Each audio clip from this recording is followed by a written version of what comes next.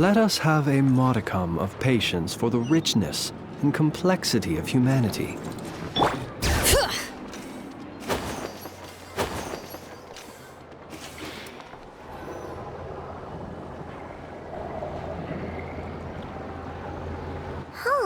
It's been a few days since we said bye to the others in Nasha Town.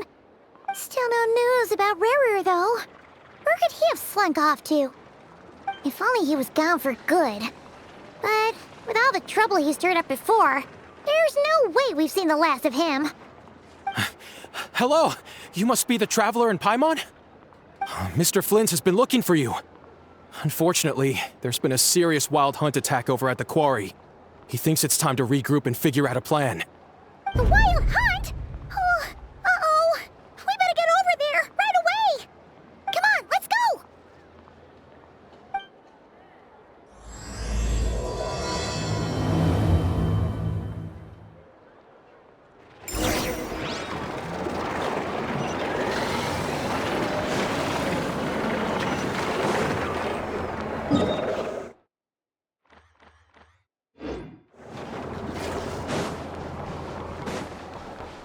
Bring it!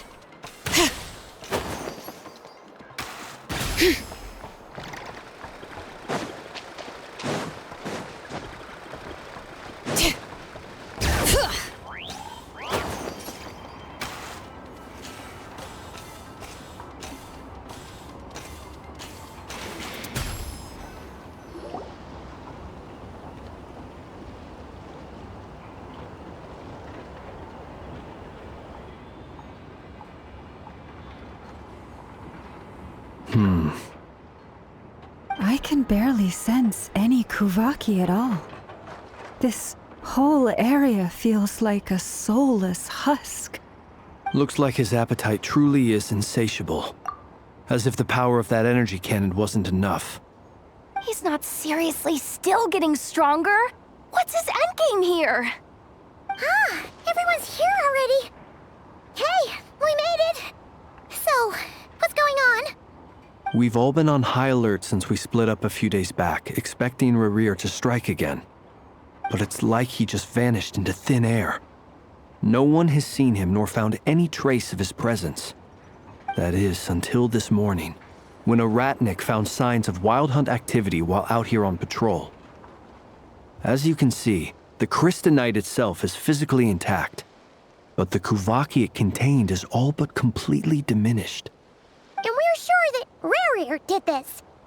Who else? He's the only one who could pull off a stunt like this. Kuvaki loss has reached critical levels. Rerir of Solnari set to maximum threat level. Warning, unless de-escalation measures are taken soon, he will pose a threat beyond our ability to contain. The consequences could be catastrophic. Traveler, do you remember when we encountered Rerir just after regaining his body? There wasn't a shred of sanity left. Nothing but madness and rage. Yeah, didn't he shout out a bunch of names? Then he started raving about how nothing in this world mattered to him. Oh, Paimon gets chills just thinking about it. Oh, but the thought that he's still out there, lurking somewhere in Not Cry, waiting for his chance to strike? Oh, even chillier. Last time we fought, we were already at a disadvantage. If he has such overwhelming strength, why would he suddenly go into hiding? Yeah, if I were him and I wanted more Kuvaki, I'd just take it by force. No point staying in the shadows. Unless something went wrong. His whole resurrection thing didn't exactly go smoothly. The other thing is, how does someone who's completely lost their mind still have the wherewithal to cover their tracks so perfectly? Beats me. According to certain medical studies, insanity does not always entail a complete loss of rationality. It may be that he is simply living in a world of his own. That actually sounds about right. He was ranting away to himself the whole time, like he had zero interest in talking to us. There are many unanswered questions here.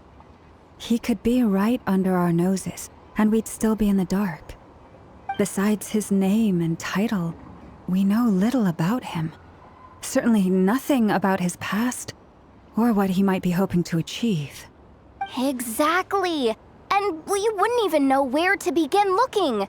Even Boss hadn't heard of the Rerir of Solnari before all this.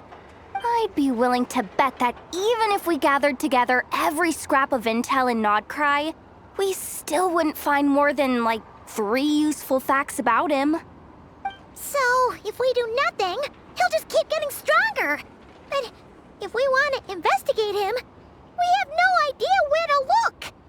Last time we had Marionette and her big robo-buddy to help us, and we still barely held our ground. If we had to face him alone... Oh, Paimon's head hurts just thinking about it. What are we supposed to do against a threat this big? Well, I do have a little hunch about his next move. Given that he attacked the Quarry, I'd say it's likely he'll target other places rich in Kuvaki. Somewhere like the Eye of Krati, or the Pillar of Embla. One thing's for sure. If we just sit back and let him keep absorbing Kuvaki, we really won't stand a chance against him. A perfectly reasonable hypothesis. However, it is worth noting that these 2 locations are quite far apart. To investigate them both, we'll need to split up. I agree, we should split up. Right now, Rerir's goal seems to be gathering Kuvaki, not fighting us directly. Once we're done, let's regroup on Hiisi Island. Wait, why Hiisi Island? If I recall correctly, your largest goddess statue was carved from Kuvaki-rich ore, was it not? That's right. Yes, it could well be a potential target of his. I should head back and start evacuating the pilgrims.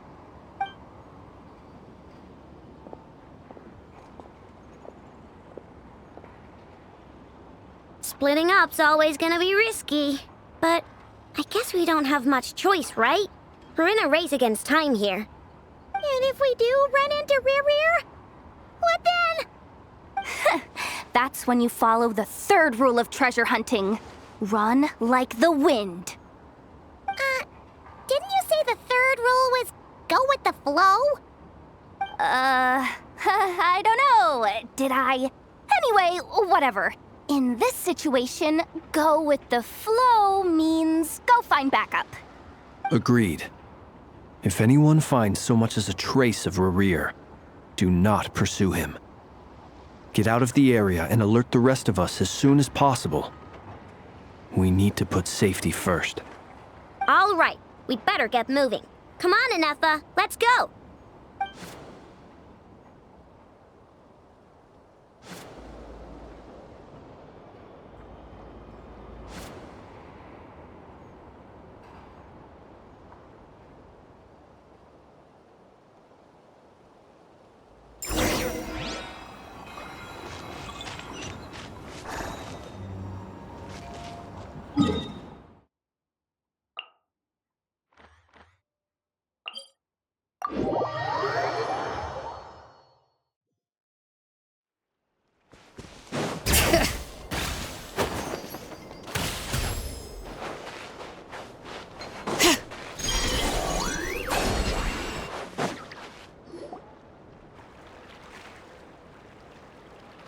Any leads? Nope. Diddly squat. No clues to where he might be hiding. It's like he's a ghost. It feels like we're sitting on a powder keg that could go off at any second. Oh, I hate this feeling. I'd rather face him head on than be left hanging like this. So, you guys didn't find anything either? Not loving the word either. How about you, Flins? I questioned a few Ratniki and eventually narrowed my investigation down to one suspicious individual. But by the time I got to his place, he was already gone. Almost as if he knew someone was on to him. Either that or he's just extremely cautious and doesn't stay in one place for long. He's been biding his time for a while now. The question is, where or what is his next target? No idea. Since regaining his body, he seems to have lost all interest in the fragment in my possession. If he did still want it, he's had plenty of chances to take it. All we can do now is hope that Ino and Anefa turn up some leads. Darn it, Rerir! If you've got the guts, come face me one-on-one! Wait, he's actually here? I didn't mean it! I swear! No, it's coming from Silver Moon Hall. The Lady Kutar might be in danger. Let's get over there, quick!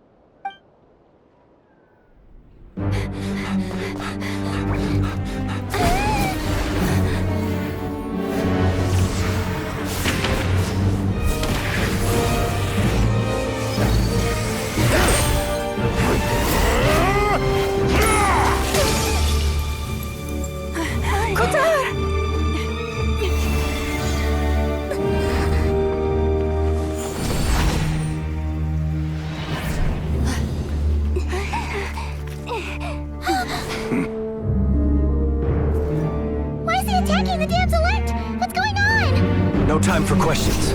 Stop him!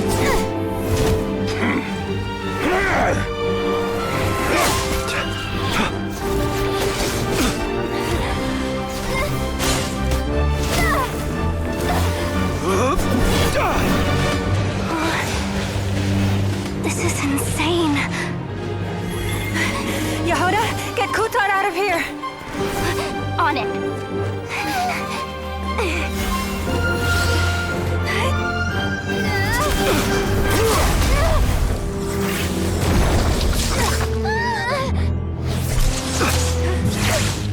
Look where your feeble light has gotten you. Now, you shall plunge into darkness. Tholindis, soon, I will find a way. Watch out!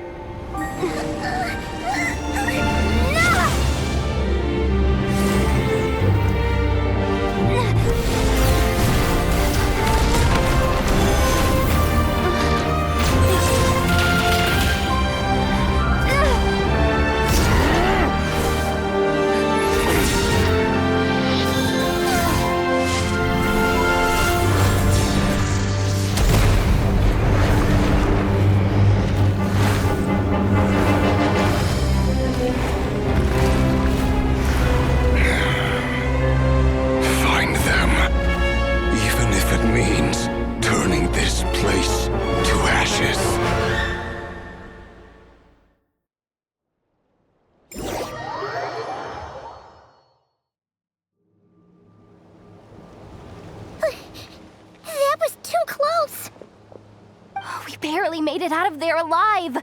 What's that guy's deal? How'd he get so crazy strong? He's a threat to this entire nation. I doubt his strength could even be measured by conventional standards. I have a question. When me and Anefa showed up, we saw him chasing after this lady like he wanted her dead. What was that all about? We weren't there for the whole thing either. They were already duking it out by the time we arrived. Yeah, we didn't see how it all started. It all escalated so quickly, we had no choice but to step in. Kutar, can you shed any light on the situation? Kutar. Cross-checking database. I see. So you're the one that the Frost Moon Scions refer to as the Moon Goddess? Wait, she's the Moon Goddess? Oh, no wonder she looks just like all those statues. There are many reasons why people might worship the moon, and just as many why they might despise it. I've never met that person before, but there was no mistaking his deep-seated hostility towards me. Why he holds me in such contempt, I cannot say. But since he hunts the power of the moon, it's no surprise that I am a target. Kutar. There are many potential motives. For instance, you help the traveler escape his grasp. This could be his way of taking revenge. It is also possible that he covets the Kuvaki inside you and seeks to take it for his own. The list goes on. But right now, devising a counter-strategy should be our #1 priority. The likelihood of this location being discovered is close to 100%. A counter-strategy? But we don't stand a chance against an enemy like this. Surely our only option is to run. He's not gonna chase us to the end of the world, right? So as long as we can sneak out of Nodcry undetected. No, I can't say that. Come on, Jahoda. This is serious stuff. You can't suggest we all just chicken out. Running is our only option. Huh? You seem surprised, but what other choice do we have? We are facing an enemy we cannot possibly defeat in battle. Well, I mean, yeah, but still. It's not too late. I can distract him, so you'll have plenty of time to make your escape. Wait, what? You're gonna act as bait? Doesn't that make sense? I'm the one he's after. There's no need for you to risk your necks on my behalf. A coyote doesn't stop for bypassers while it's howling at the moon. What is it, Lauma? The Frost Moon Scions have already grown accustomed to life without their goddess. My presence here is no longer essential, and this is not my home, so you needn't ask me to stay. We can't just roll over and let him get away with this. That's not our style. Yeah. We can't just call it quits after everything we've been through together. Besides, she'd pretty much saved my life back there. If I just ditched her now, I'd never forgive myself.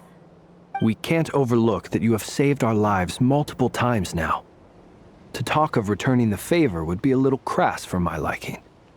But suffice to say that we are friends, and friends look out for one another. Rerir's true objective remains unclear.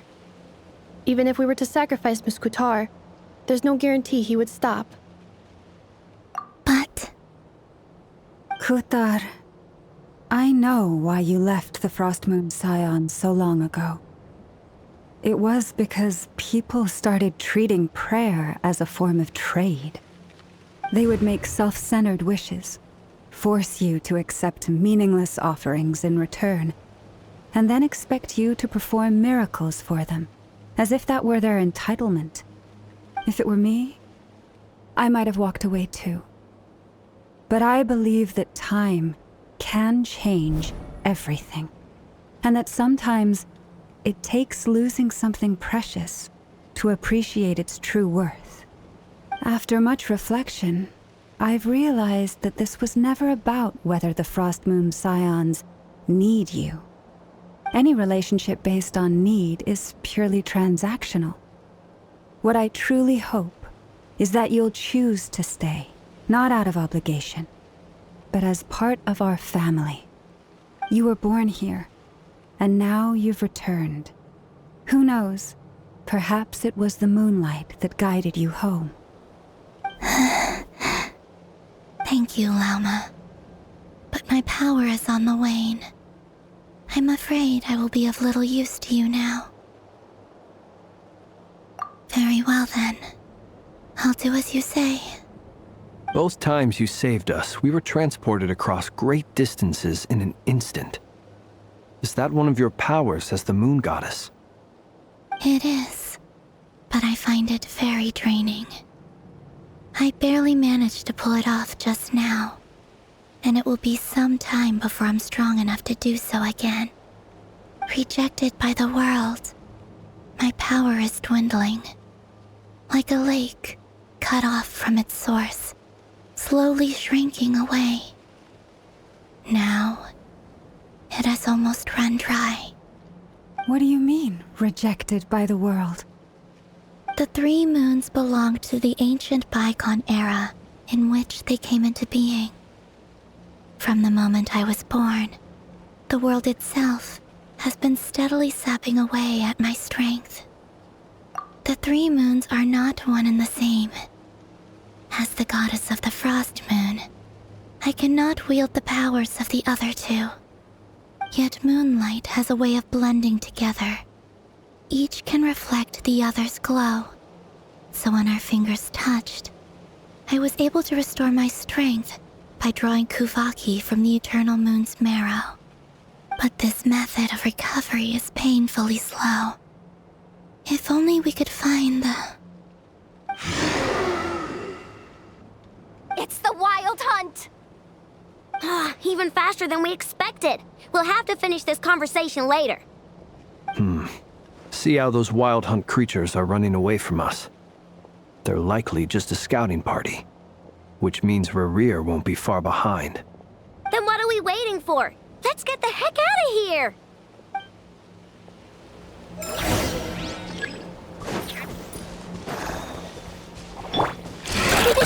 Go Claw! Being done Water Bomb! Cleanup sequence initiated. Ultimatum protocol. Observe. They just keep coming! This is driving me nuts! Rerir's closing in on us. We need to pick up the pace. There's too many of them! And this time, we can't fall back on Kutar's help to escape! This goes on much longer. Be silent. The night comes. Close your eyes. Feel the dark. Observe. Ultimatum protocol. Installation chamber. For the everlasting place, leave this place. Beware the creatures of the night. Close your eyes. Be silent. Night falls. Annihilation mode. Being done Water Bomb! By the Frost Moon hold, you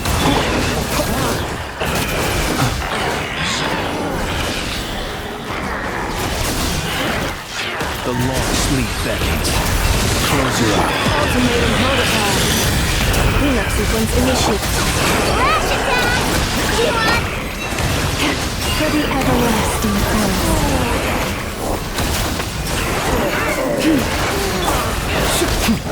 Observe. Beware the creatures of...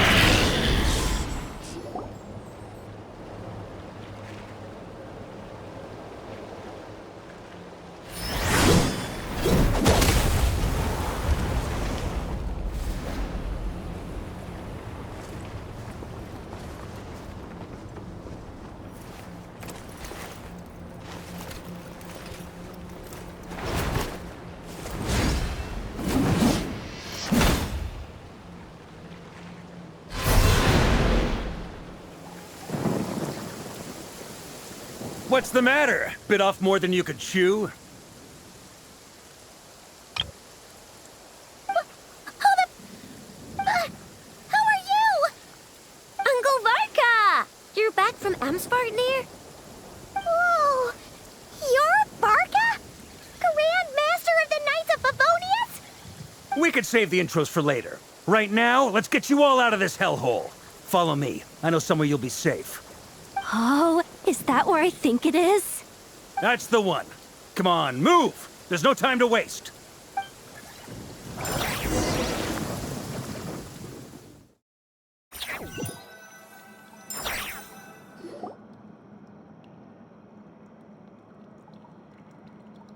Wow!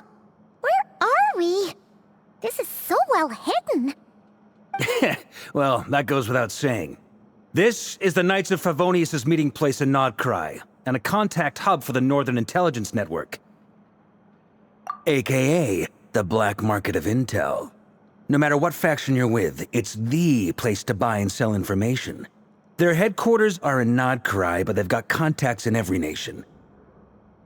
As an expeditionary force on foreign soil, working with them has offered us the most effective way of getting our hands on reliable local intel. This is where we meet. So naturally, it's secure. Anyway, where were we? Folks from Nodcry should be pretty familiar with me by now, but I believe this is the first time we've met. Allow me to introduce myself. I am Varka, Knight of Boreas, and Grand Master of the Knights of Favonius. We've heard all about you. This meeting's been a long time coming. You look way younger than Paimon expected, but you definitely have that Grand Master vibe. Well, I'm no spring chicken. Just not showing my age yet. Definitely feeling some of that back pain today, though. Rushed back from Amsfartnir without a wink of sleep, only to get right into another fight with that freshly revived maniac.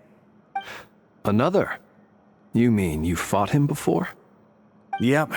He wasn't nearly as strong back then, but he was still a formidable foe.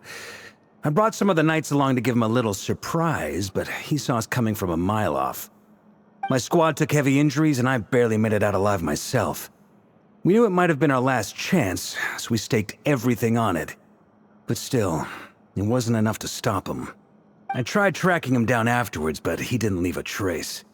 Even in his unhinged mental state, he's as cautious as any trained operative.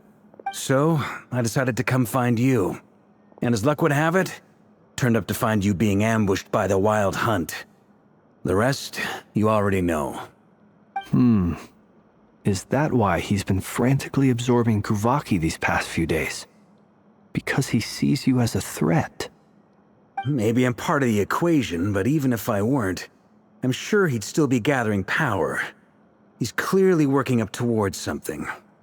Note to self, Uncle Varka's strength rating officially upgraded. Guess it's my turn to ask questions now. So, what exactly has been happening in Nodcry? Why is the Wild Hunt returned in humanoid form?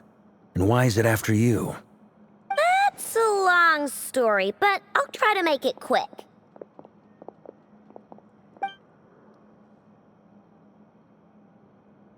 Wow, I had no idea so much had happened. Sounds like you guys have really been through it. So, the Kutar is actually a Fatui Harbinger. And all this Wild Hunt activity in Nodcry is the work of the Rerir of Solnari, one of the 5 sinners. That's a lot to take in. Need some time to wrap my head around it all. I'm truly sorry, Mr. Varka. You stood with us against the Wild Hunt, and did everything you could to stop it from escalating into a full-blown catastrophe. And then, the one time you're away, it all comes to a head and all your hard work gets undone. You've got nothing to apologize for, Miss Moonchanter. You can plan 100 steps ahead and still slip up. That's just life. No one knows what tomorrow holds. You can't predict which way the wind will blow next. And, to be perfectly honest, I can't say I'm surprised. For all the times we've defeated the Wild Hunt in the past, we've never been able to completely wipe it out. Turns out, we were just delaying the inevitable. But now that a new variable has come into play, fate may well take a different course. A new variable? You mean us? Who else? And in a strange way, I think his resurgence might not be an entirely bad thing. The Wild Hunt is like an unrelenting force of nature, but Rerir is an individual with an agenda. He's gotta have a weak spot somewhere. That said, while I was explaining everything just now, some of the points that Mr. Flins added caught my attention. You mean about our mystery ally? That's right. From what you've said, not only did they lead you straight to some key files, they also shielded Hiisi Island from a lethal Kuvaki blast. I don't know who or what could pull something like that off. Heck, even Miss Columbina doesn't have a clue. I hadn't heard the story about those files. Would you mind repeating their titles for me? Wild Hunt Phenomena Log, a Nodcryan Ratnik's Field Journal, and Kuvaki Survey Log. Oh. No. Still doesn't ring a bell. Another dead end. Guess all we can do now is hope that our mystery ally keeps showing up when we most need them. Still, it's safest to assume they won't be intervening again. From here on out, we'll have to resolve this crisis by ourselves. Your intel also explains something else I've been wondering about. The reason I led my team to Amsfarnir was because we'd had reports about a possible source of the Wild Hunt showing up there. But once we looked into it, it turned out to be a red herring. I don't know who was behind it, but clearly, it served its purpose. I doubt it's by chance that he happened to make his comeback while my attention was diverted. And from everything you told me, it sounds like his scheming began well before his return. So maybe luring me away was all a part of his plan. But is it even possible that he orchestrated all of this by himself? The Moon Maiden and the Rerir of Solnari, Nodcry of all places. The way everything is unfolding, it can't be a coincidence. So, what do we do now? Got any ideas? Right now, we've got at least 3 things to consider. Let's go through them one by one. First, we need to figure out how to take down Rerir. If we can't beat him in a straight-up fight, the rest won't even matter. To my knowledge, the bulk of Nodcry's fighting force is already gathered here. But even with everyone united, we're still no match for Rerir in his current state, let alone with his power still growing. What if there was a way to tap into a new power of our own? How so? Have you thought of something, Columbina? 3 moons once watched over this world. The Eternal Moon was the largest, the Frost Moon was the brightest, and the Iridescent Moon was the most mysterious.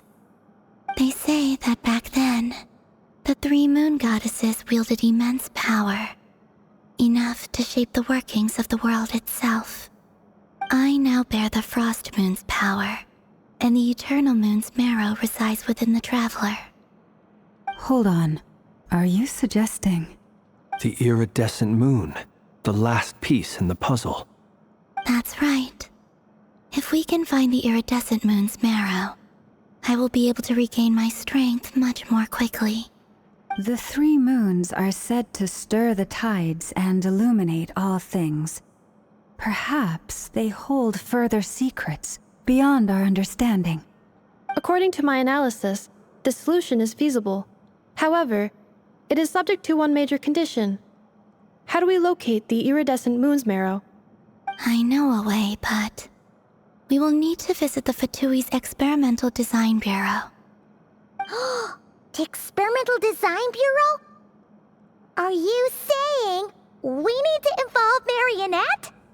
Yes. I must speak with Sandrone. It's a long way from here to the Experimental Design Bureau. There's a high chance you'll be spotted. You shouldn't go alone. Then that's settled. Next up, our second priority. Somehow, we need to figure out Rerir's end goal. As you saw for yourselves, when he was still in his Wild Hunt form, everything he did was for the sake of recovering his body and resurrecting himself. His first act since then, after laying low for a while, was to try and assassinate this young lady.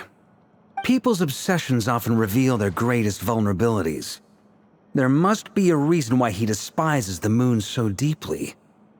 Perhaps it sheds some light on his title, the Rerir of Solnari. The Wild Hunt has plagued Nodcry for centuries now. If we want to stop it for good, we have to get to the root cause of what's driving it. It's true. We still know very little about him. If Kuthar hadn't given us that lead, we wouldn't even know his name. But where would we even start? I doubt even the Intel Queen of Nodcry has a clue, and she has info coming out of her ears. Oh? That's a rather hasty conclusion for someone who's so painstakingly meticulous when it comes to dealing with machines. Ah, she heard me.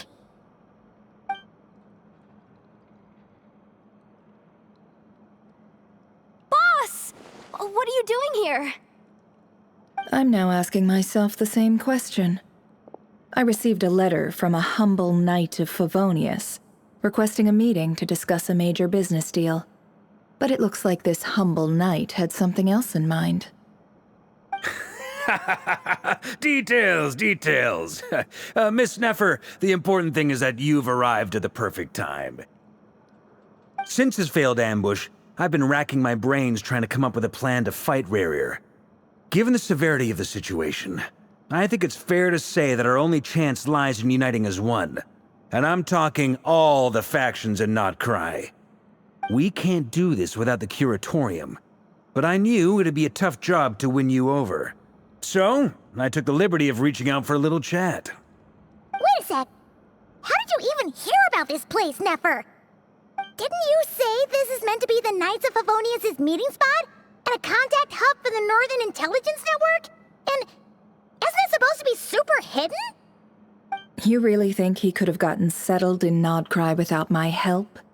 Besides, I'm the one running this gig. Of course I know where the meeting place is. Allow me to introduce the current head of the Northern Intelligence Network. If it's intel you're after, she's your woman. Pretty much seen and heard it all. Please spare me the flattery. Let's cut to the chase. Seems like you've run into some trouble, huh?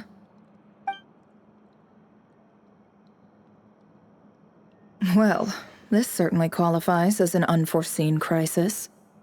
On behalf of the Curatorium of Secrets, I wish you all the best of luck. So you're just going to sit this one out? Why should I get involved? What could possibly be in it for me? What if we told you we can't do this without you? Oh? Then I'd say you'd better make it worth my while. I don't work for free. I can't put a price on something like this. It's just not in my nature. But then again, you and I have always been polar opposites in this regard, so I can't exactly say I didn't see this coming. If you insist on compensation, I will pay you. Consider this a formal commission. Sound fair? You just don't give up, do you? Too bad. I know you well enough to know you can't afford my prices. The riskier the job, the more it'll cost. And a Moonchanter's stipend isn't exactly generous. Unless you're planning to start passing the donation box around among the faithful. Boss, just a thought. If they come up short, maybe you can take the difference out of my next few paychecks. Things got really dangerous during the fight with Rerir. If this girl hadn't saved me, I'd be leyline fodder by now. I'd be gone for good, boss. If there's any way we can make this work, I'd really like to help her. Please, I'm begging you.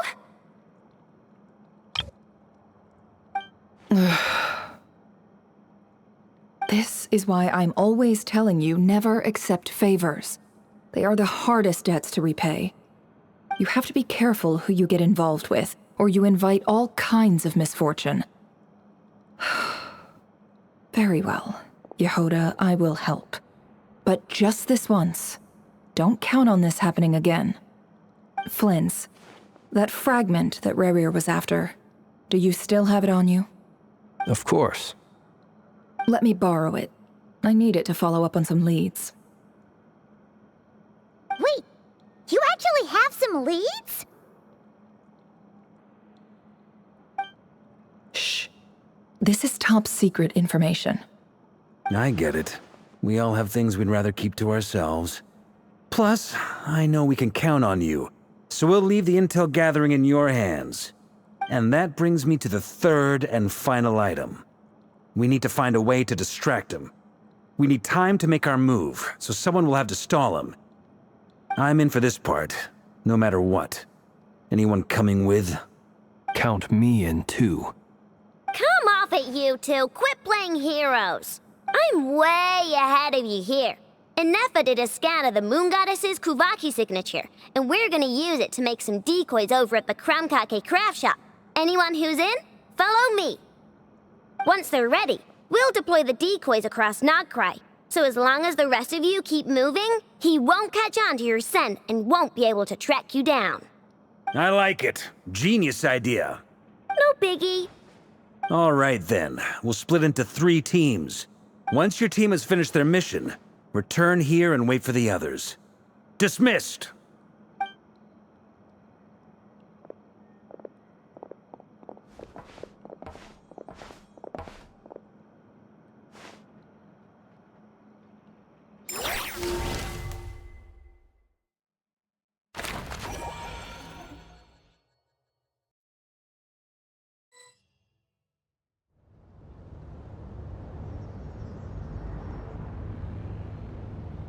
Lady Damselette. Wait, and you two? What are you doing at the Kuvaki Experimental Design Bureau?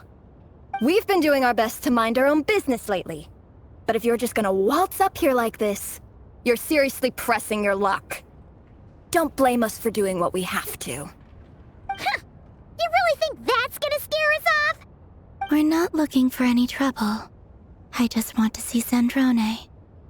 Do I need to remind you that you're still a wanted fugitive for deserting us? Out of consideration for our former ties and the crisis we're all up against, we'll let you leave in one piece. But don't even think about trying to get inside. Let them in. But... Are you going to make me repeat that? No, my lady. Sandrone seems to be in a good mood. Must be maintenance day.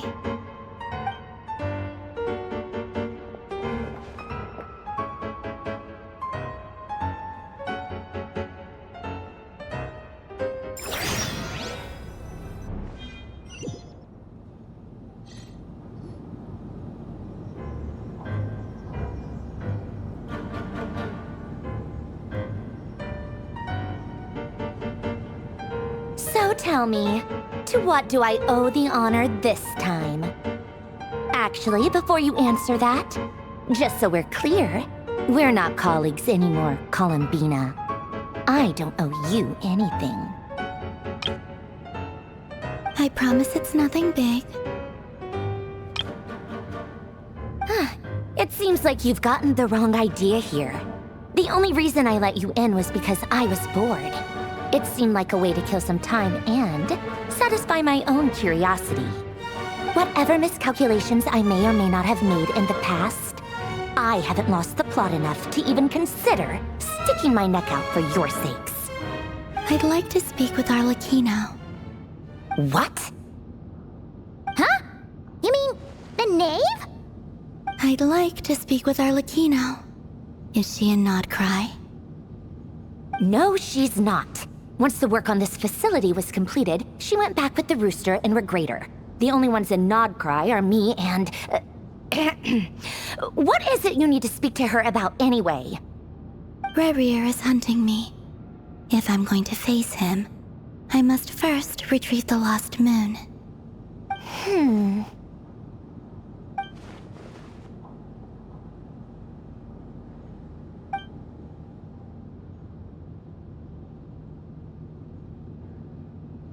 Is that a no, then?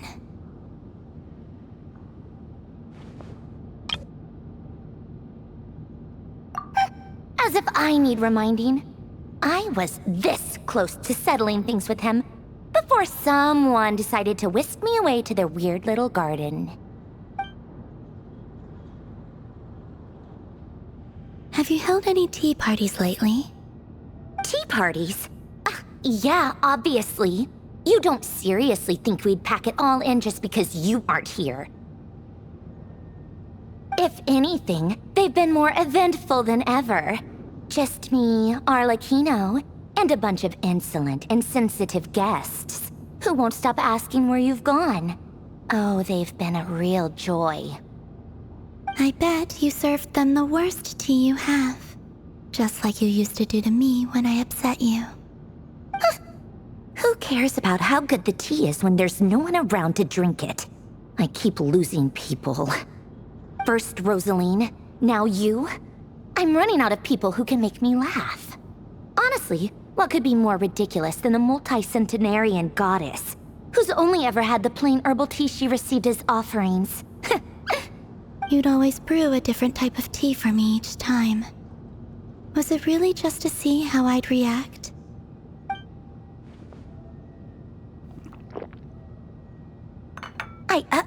Well, duh. Why else? Watching you squirm was practically my only form of entertainment.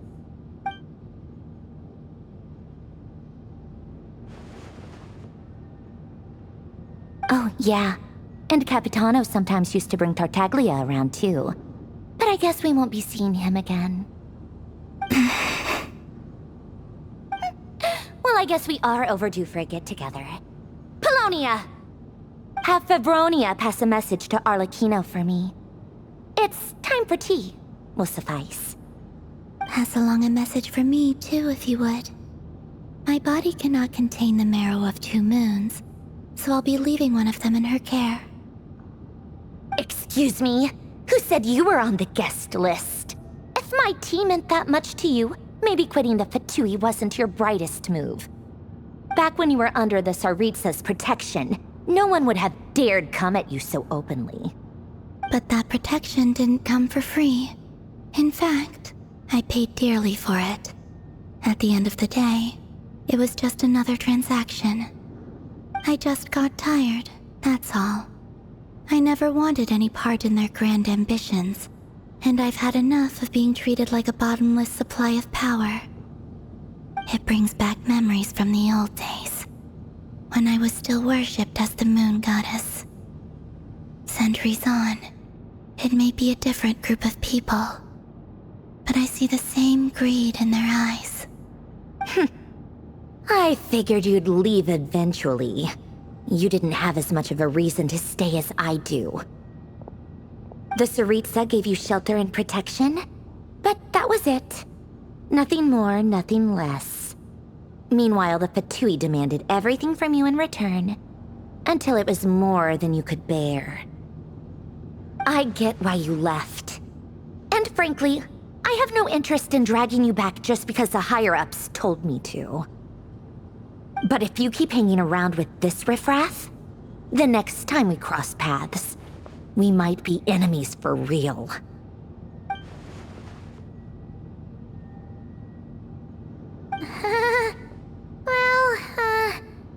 Guess that's our cue to leave.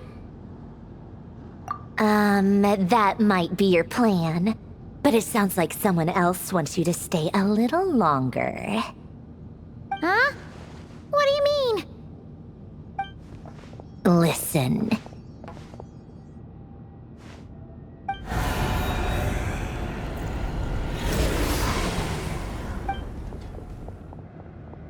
My lady, it's the Wild Hunt. A horde of monsters is headed straight for the facility. Another uninvited guest trying to crash my tea party. Clear the area. I'll handle this. Wait, what? You want us to leave you here by yourself? Huh, you'll be lucky to make it out of this alive. You really think you can afford to worry about me? Go on, get out of here. You may have stopped Polonia from crushing him last time, but I've made sure that won't happen again. The entire Experimental Design Bureau is rigged for war. Stay and watch if you want, but it'll be at your own risk. You're not flagged as friendlies in a weapons system. Don't tell me what to do! Look, if you're leaving, make it quick, or you'll just get in my way. There's a secret passage on the 2nd floor. It'll take you right to the plains out back. Stare all you want, Columbina. You're not getting another invitation to my tea party. I know. But thank you anyway, Sandrone. This is exactly why you shouldn't hang around with those people. All their melodrama and sentimental nonsense is rubbing off on you.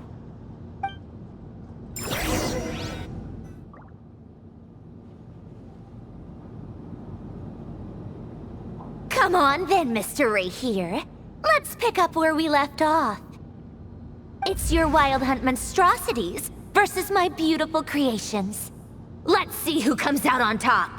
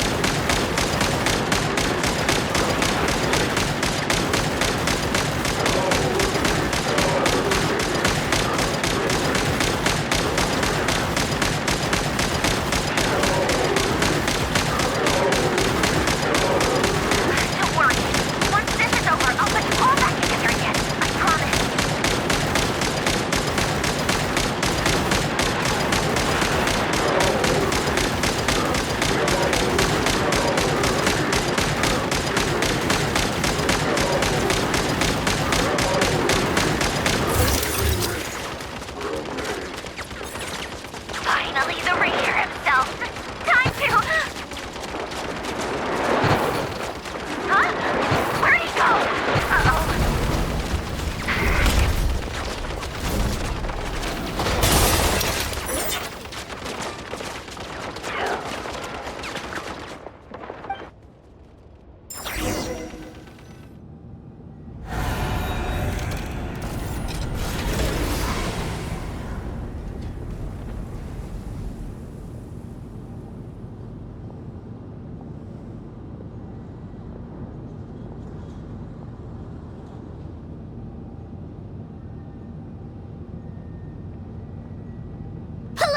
Get him! I've upgraded Columbina again since our last encounter, and uploaded every last scrap of your data. So let's finish this, once and for... She's not here. Where did she go? Hey! Over here, you big... Cursed moon. Go. Keep searching. She cannot have gotten far.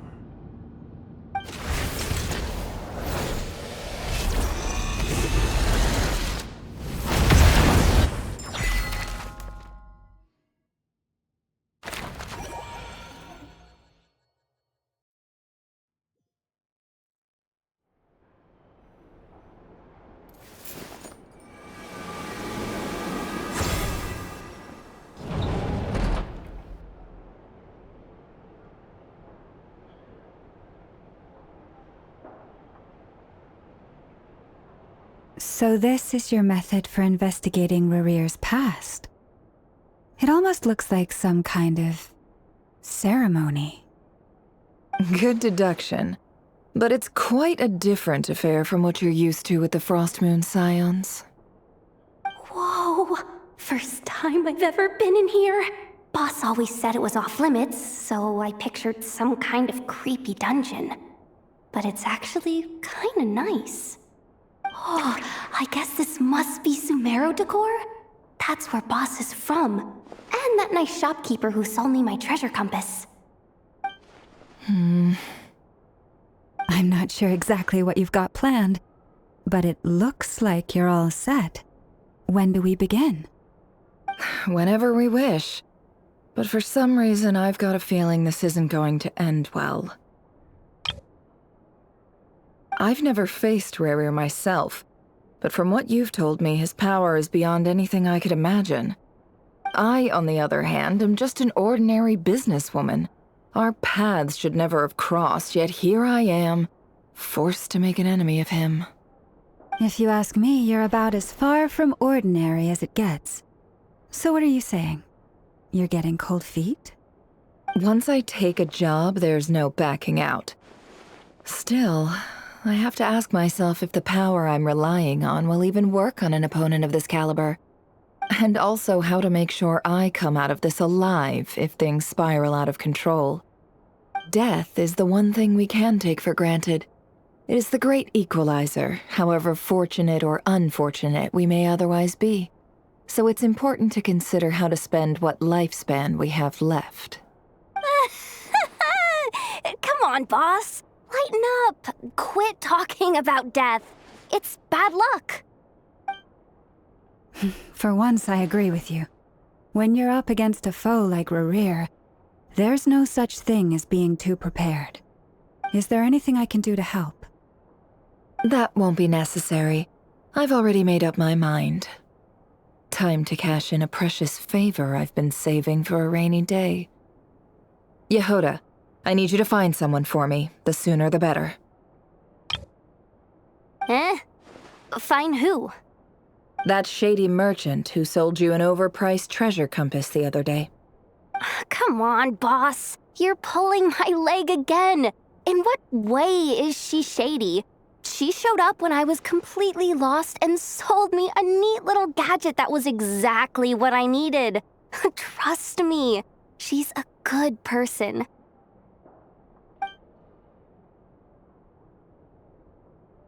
Anyway, I know who you're talking about. Don't go anywhere. I'll be right back.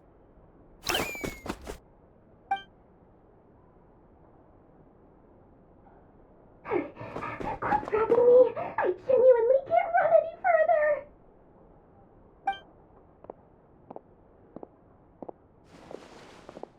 Hey, aren't you? What is it? What's the big rush? You dragged me out of a dream where I was literally swimming in Mora. I'm charging double my usual attendance fee. See, look how easygoing she is. After that rude awakening, she could have completely snapped at us. But instead, she kept it together and just asked for an extra fee. Dori Sangama Bay? I never would have pictured you two doing business together. If you want to make it big in Nodcry, it's all about connections. Lady Nefer just so happens to have a lot of intel that interests me. And she also did me a big favor in the past. It was back when I first arrived in Nodcry. My trusty assistant, the genie in my lamp, had an adverse reaction to the Kuvaki and fainted. And when you know it, that's when I suddenly find myself in a life-or-death situation. Good thing my compatriot was there to swoop in and save the day. I've been giving her a 30% discount off all of my goods ever since. Now, so that no one here feels left out, I'm willing to extend a 20% discount to fellow friends of Boss Nefer. Plus, any other friends you send my way will enjoy 10% off. What can I say? The great Lord Sangama Bay is nothing if not generous. So, let me guess. You've run into some trouble? I've got everything you could possibly need, and the more you buy, the more you'll save. You guessed correctly. What have you got in the way of survival gear? The one type of gear I've never been short on. What are you looking for? A jetpack fresh from the Academia's labs? An ancient suit of armor dredged up from the bottom of the sea? At the very least, I need to know what kind of opponent you're dealing with here. If even you're worried about staying alive, it must be pretty serious. What if I told you it's someone with the power to bring a nation to its knees? Is that so? Then we really are talking top-shelf treasures. I don't have anything like that in stock right now. I'll have to ask my supplier. Your supplier? A powerful woman, make no mistake. I can't reveal her identity, but luckily for you, I hear she's planning to visit Nodcry in the near future. If you're willing to wait, I can ask her when she's here. Can't say exactly how long that'll be, though. Then, let me put it another way. What would you do if you encountered an enemy like that? Roll over and serve yourself up on a silver platter? Course not. I have a handy little trinket from one of my generous suppliers, which... Hold on. What exactly are you getting at? No, this is for my personal use only! Let's just say I'm borrowing it, all right? Just for insurance purposes. You'll get it back later. Favors are the worst kind of debt to owe, and now you've got a chance to repay one. A win-win situation, don't you think? Fine. You can borrow it for 5 days. No, make that 3. And for every extra hour after that, I'm charging you 1,000,000 mora. Deal? Deal.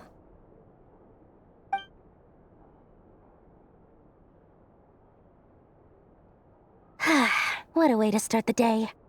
Now, was there anything else you wanted? Or can I go back to bed now?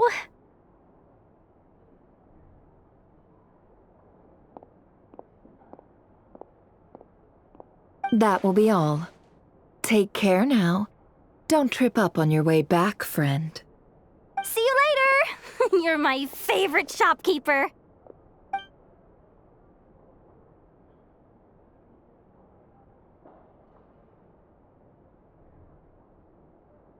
Excellent.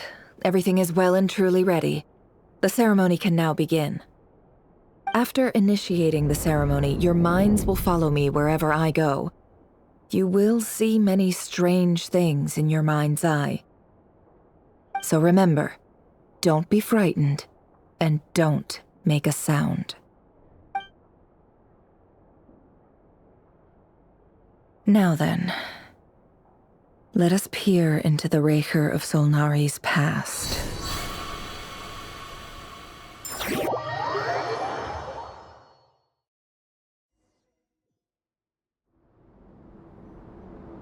I made it. I don't recognize this style of architecture. Must be Conrian. Simple furnishings, table and chairs. It's a more ordinary house than I might have expected.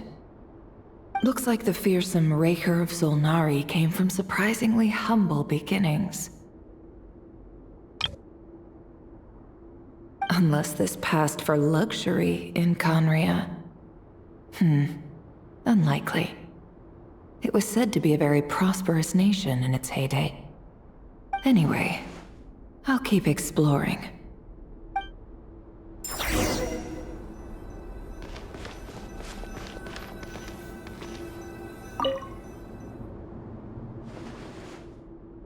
Hi, Rerir. Since you're working extra hours tonight, I thought I'd keep myself busy by checking out that new kebab shop. I've heard good things about their menu.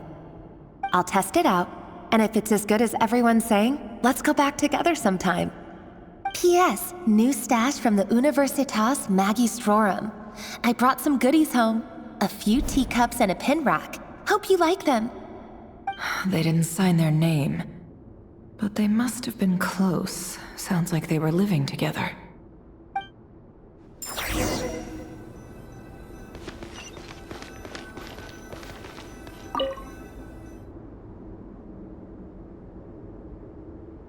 I went over to Joseph's for drinks today. They have a fine collection, but I went alone.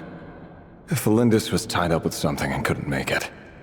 Joseph asked why I came alone, but I didn't really have an answer. He then went on to ask about other things. If you ask me, someone who asks that many personal questions is too nosy for their own good. But if he invites me again, chances are I'd still go. Tholindis. That's the same name Rerir mentioned. Grain imports keep falling. If things don't pick up, we'll soon be back to meat and mushrooms only. Honestly, I'm not a huge fan of that new type of mushroom everyone's been into lately. Didn't it start out as a lab-grown variety? I heard it's even mildly corrosive. Seriously, why would you even eat something like that? I don't care if it's an impressive feat of alchemy. That just isn't the kind of thing I like to eat. Grain has to be imported, and they're eating a diet of mostly meat and mushrooms. Could it be because Conria is underground, so it doesn't get much sunlight? That would explain why they use so much stone in their buildings. They even use alchemically modified strains for food. Seems like the people of Conria don't have many options when it comes to dining. I've just about saved up enough now. Time to buy it and keep it somewhere safe. Making a big purchase. I wonder what it is.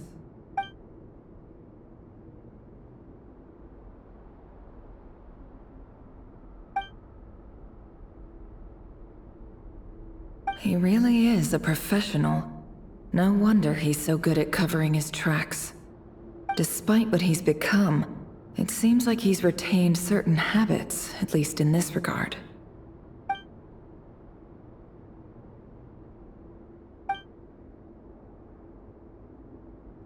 Did Rerir rip it out himself?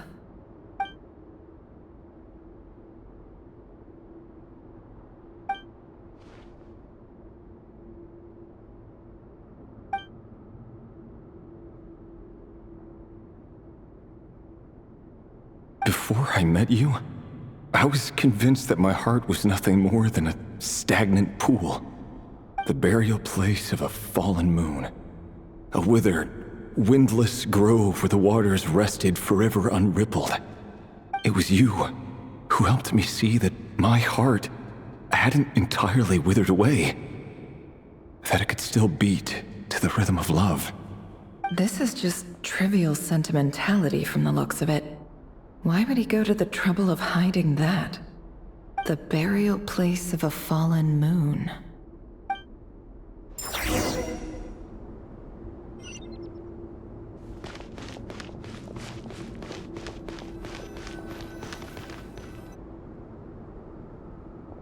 Rerir, over here.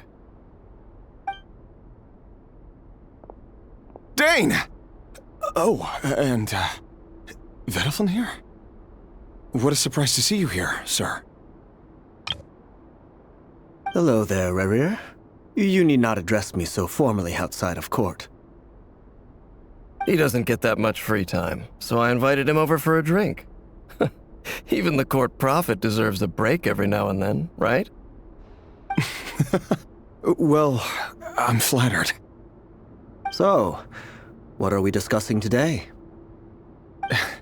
Hey, don't look at me. As far as I see it, we don't need an excuse to have a few drinks.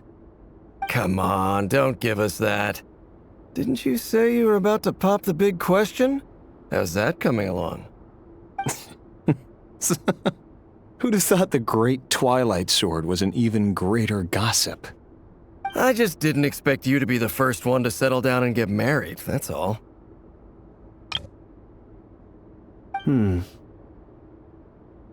Yeah.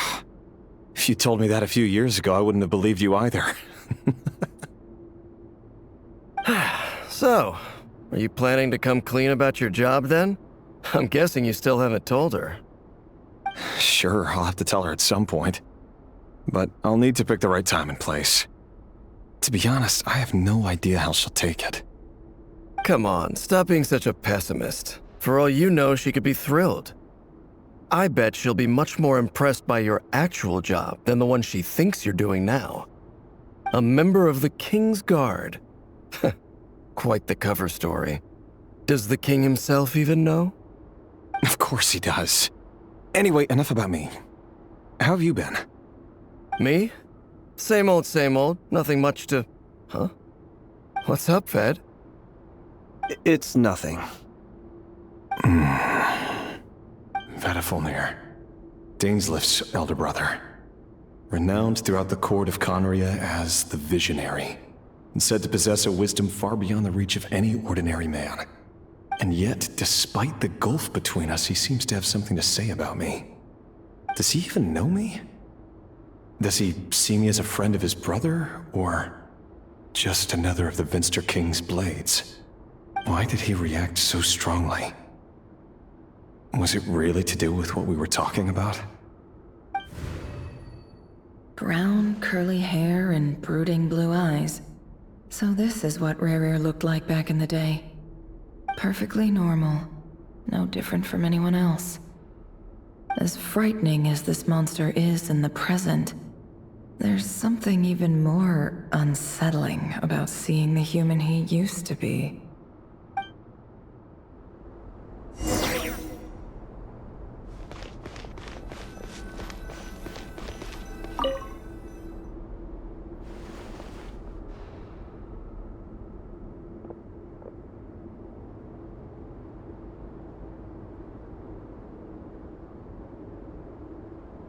Tholindis?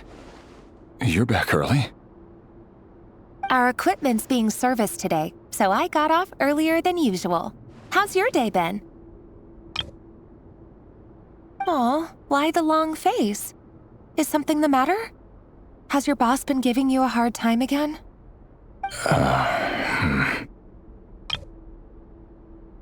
Went for a drink with Dane and the others after work. Isn't that a good thing?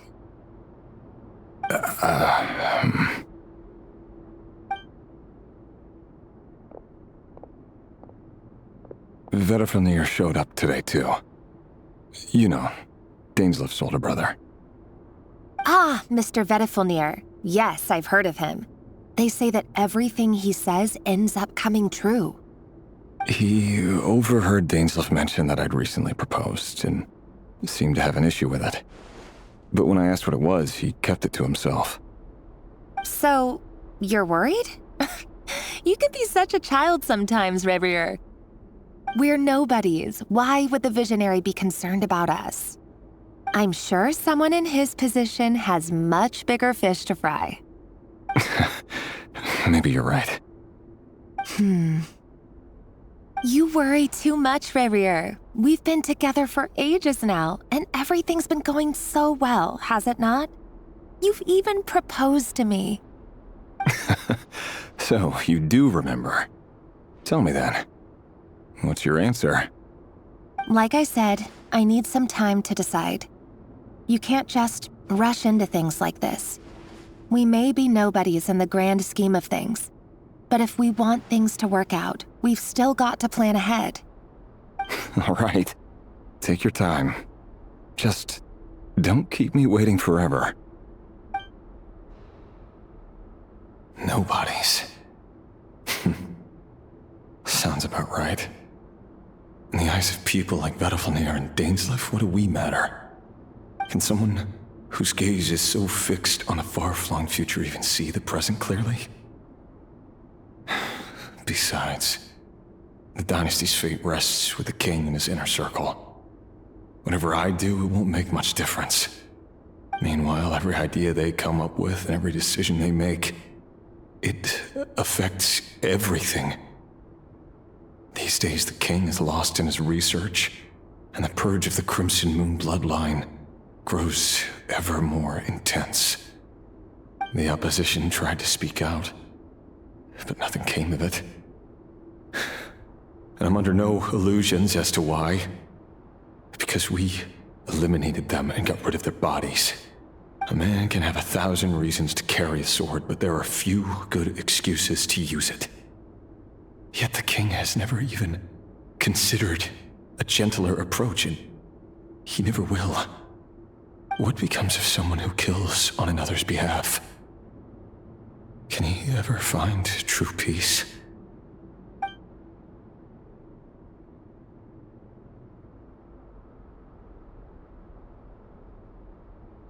Tholindis?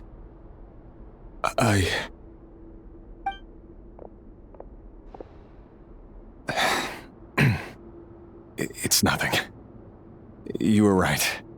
Fate has never smiled upon nobodies like us.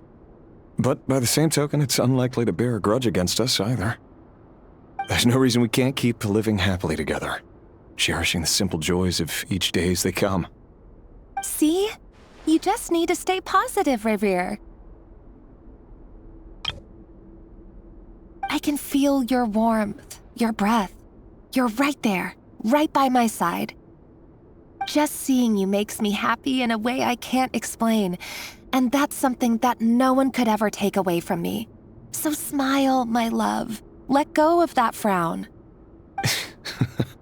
You're right, Tholindis. I've just been overthinking things. That's better. Getting caught up about things like this will only ruin our evening. Speaking of which, all set for the ball tonight? I need to go get ready. You go ahead. I just have a few things to take care of, then I'll come join you. Even busier than the big shots, huh? Fine, I'll go get started. But don't be late. If you keep me waiting too long, I won't be a happy bunny. Relax. I'll be there. Seriously, though, you drive a hard bargain. You're really gonna leave my proposal hanging and still expect me to take you to the ball? Well, that goes without saying. I already told everyone I'd be coming with a dance partner. Besides, they're two completely different things. Let's take it one thing at a time, all right? All right. White outfit it is. It seems like Rerir was deliberately hiding his ties to the intelligence services by giving the impression that he was just an ordinary member of the Venster King's Guard. He clearly doesn't want his would-be fiancée to know about his other life. Then again, that's hardly surprising.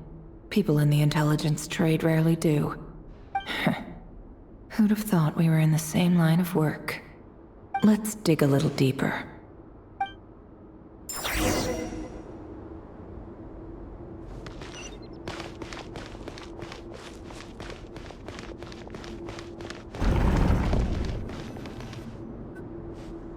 Our last operation was a resounding success, and all thanks to you, Rerir of Solnari. In total, we apprehended 32 dregs of the Crimson Moon, and 67 accomplices.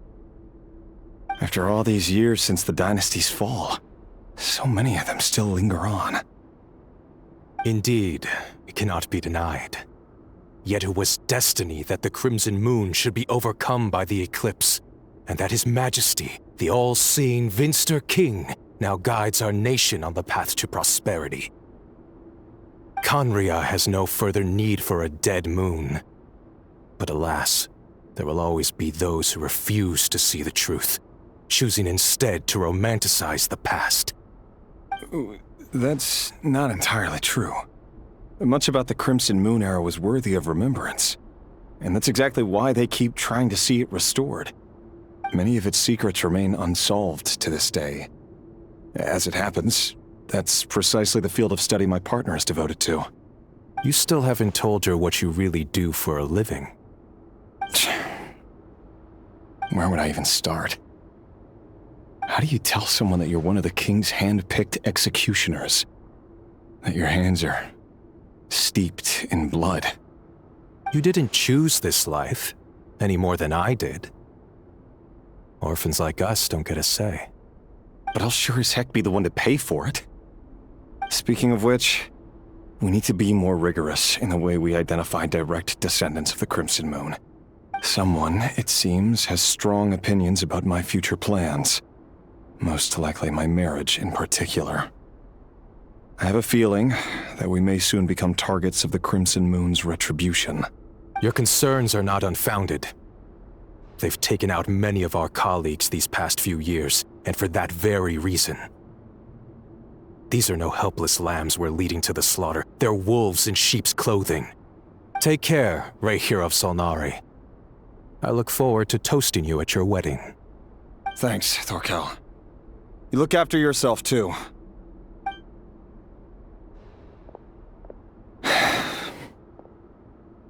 Tholindis, I never wanted to keep this from you. You're the last person I would ever want to lie to. But that's exactly why I can't tell you everything. There are things you shouldn't know. Things you cannot know. The Moonlit dynasties are a thing of the past. Yet even now, with the sun shining high in the sky, there are those who would call forth a dead moon's ghost. Could that be why Vedalfnir held back? Or was it because of some court secret he's not at liberty to share? I have to get a clear answer from him. No matter what happens, I will protect Tholindis. Rerir seems to be very concerned by Vedalfnir's reaction. Vedalfnir and Dainsleif, the Visionary and Twilight Sword. So that's what they were really like. I've investigated this whole area now. There doesn't seem to be any other memories here. Should I try somewhere else? Wait a second. What's this black smoke?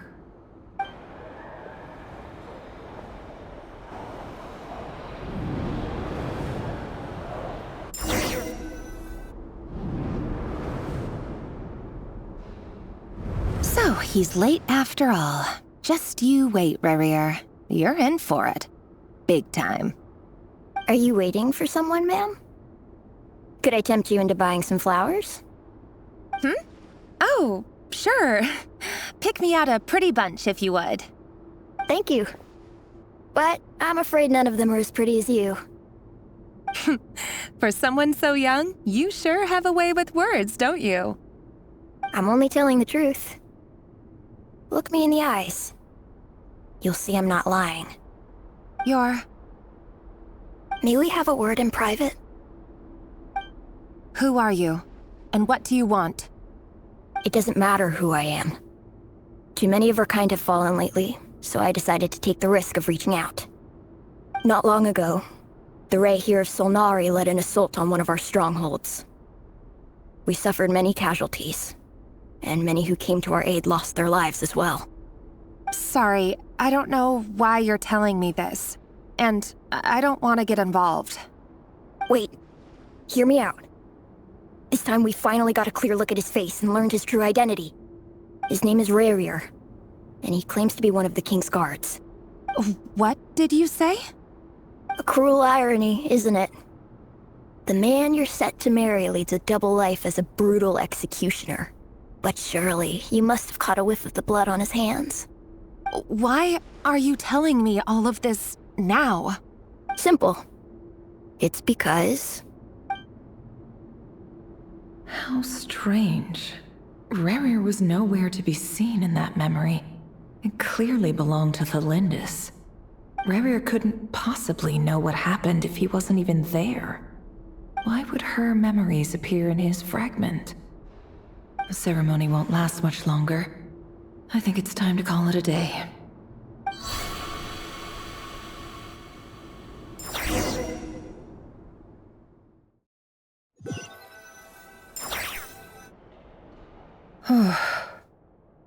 So that was your doing? Did you just pull us inside Rerir's fragment to spy directly on his memories? Any more questions, and I'll have to start charging. I had no idea you could do that, boss! Seriously, that was amazing! We're not worthy. We're not worthy! I gotta admit, though, I'm itching to see what happens next. Feels like we barely scratched the surface. I'm just as curious as you are, but the ceremony only allows for limited time inside. That's all we can see for now. Luckily, we managed to learn quite a lot. So far, so good. I just hope the others are doing okay too. Especially the group with the Traveler. Their mission is a risky one. Let's hope it's all going smoothly. If you're worried about them, go see how they're doing. If I know boss, she's gonna need some time to write up all the details and make sure it's all coherent. I'll stay behind to lend a hand, but feel free to head back and meet up with the others.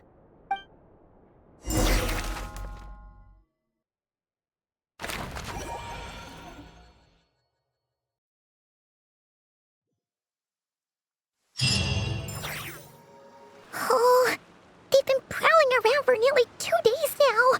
These things just won't quit. Oh, they might not have seen us yet, but them constantly sweeping the area, our way out is completely blocked. Oh, that's never gonna work. One little slip up and it's game over. If they spot us, they'll run straight back to Rerir. And once he knows we're here, it won't be long before he's breathing down our necks again. Oh, guess you're right. All right, time to zip it.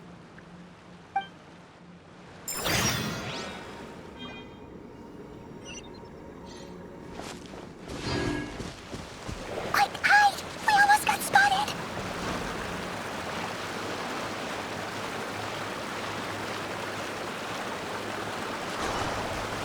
Phew!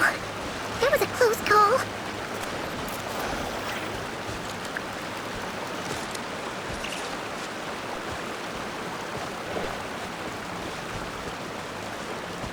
Watch out! He's coming this way!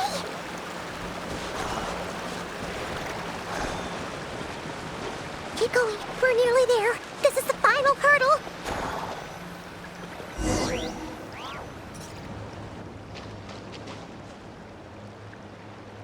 Oh, there's no end to these things.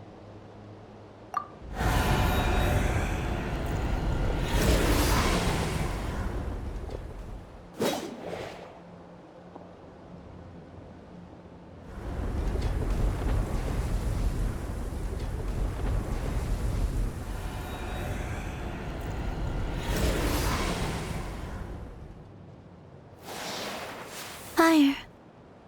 Fire? Wait, what's that smell? Oh no, there's a fire!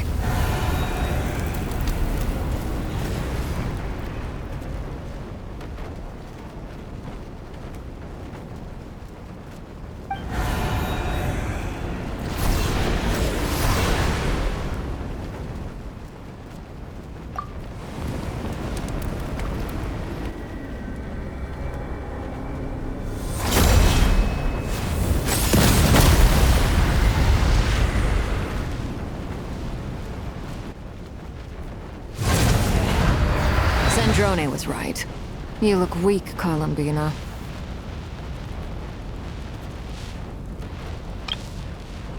The old you would never have let such lowly creatures bar your way. Word has it that you did something for the Tsaritsa, and that's why you've lost most of your power. Freedom comes at a heavy price, doesn't it? It's Arlecchino! You came! Hello again, Columbina. And greetings, guests of the House of the Hearth. It's been a while, Arlecchino.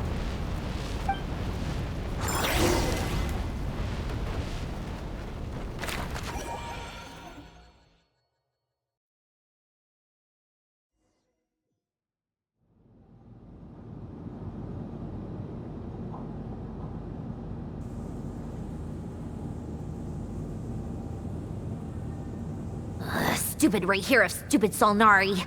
Ugh, whatever. I've got all the data I need. Next time we meet, you're finished. He sure doesn't pull his punches. Excuse me, do you need a hand? You can do me a favor by staying out of my way. Can't you see I'm busy? Wait a minute. I recognize that voice. Hello, Miss Sandrone. Father sent us over to help. Huh. How considerate of her. Hey, Fremine, get over here and help me fix this. Lenny, you do your thing. Just keep your sister away from my machines. Nearly every machine that cat girl touches ends up going haywire. Go put her on cleaning duty or something.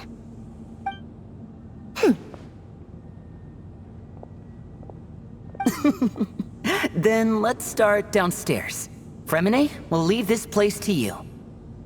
You've got it. Wait a second. Pretty sure there's still some tea in the cupboard. If you want some, you'll have to make it yourselves.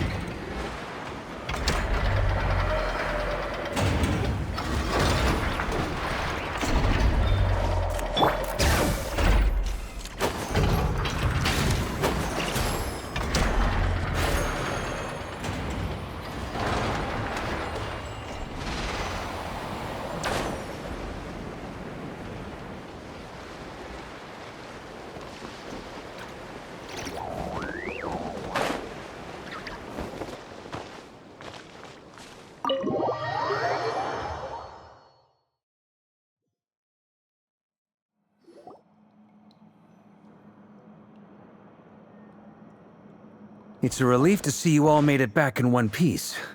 Huh? Feels like there's quite a few people missing. Where's Flins and the others? And what about Nefer? I returned ahead of them.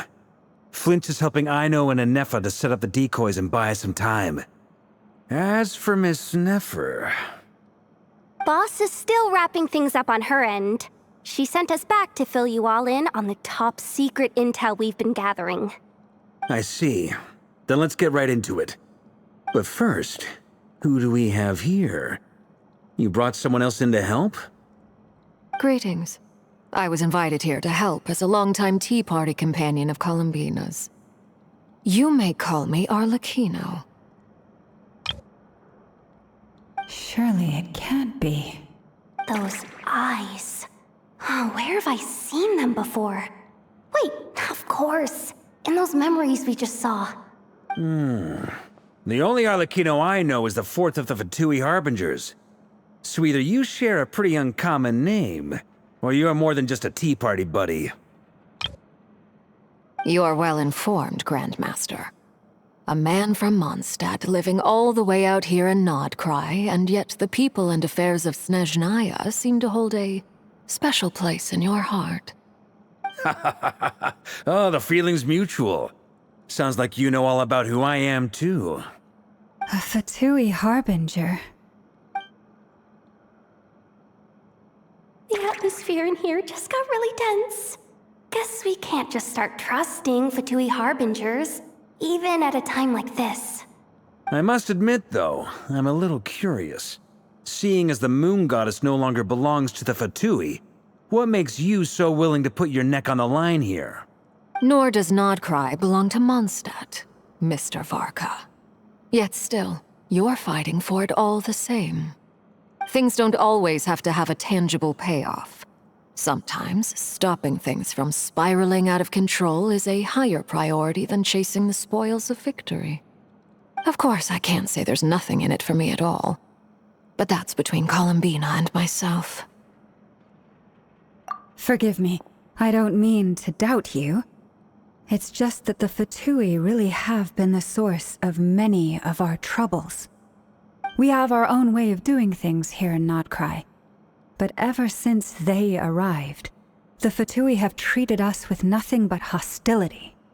I know there's been a lot of bad blood between us in the past. I've done my utmost to avoid friction whenever I could.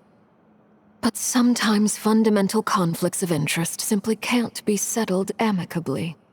That's why I'm here solely in a personal capacity. This has nothing to do with the Fatui. As a gesture of good faith, I'll be frank.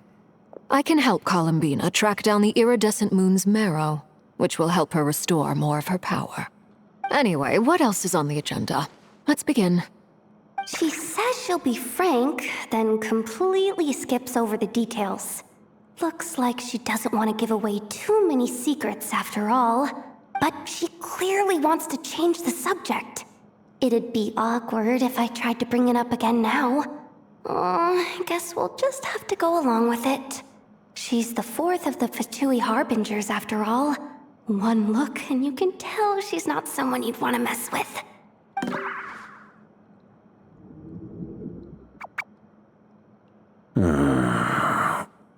Well, since Miss Arlecchino sounds confident in her ability to handle that, we'll proceed to the next topic. Jahoda, time to share that top-secret intel.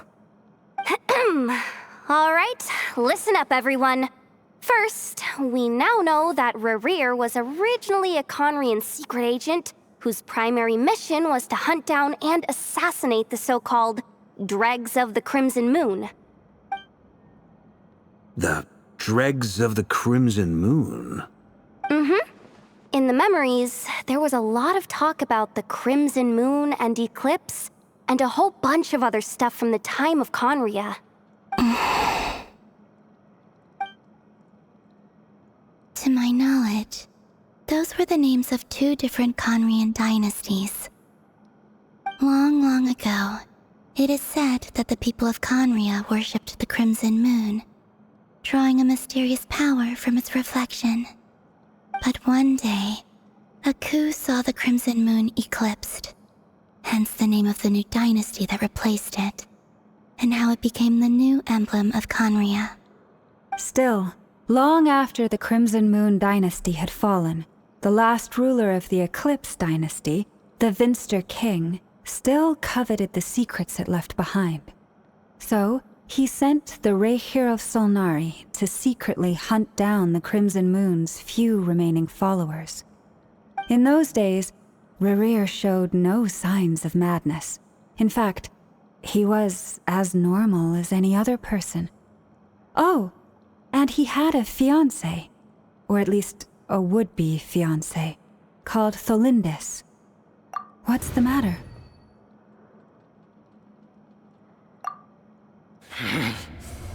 Verfnir, Freindaughter, Flins.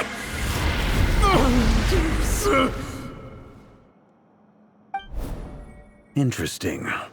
Anything else? What about this would-be fiancé of his? Do we know anything about her?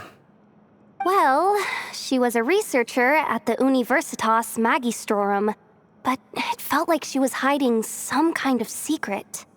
Oh, and one more thing. For some reason, Rerir's fragment also contains some of Tholindis' memories, though only a very small portion. Well, no shortage of potential leads, I'll give you that.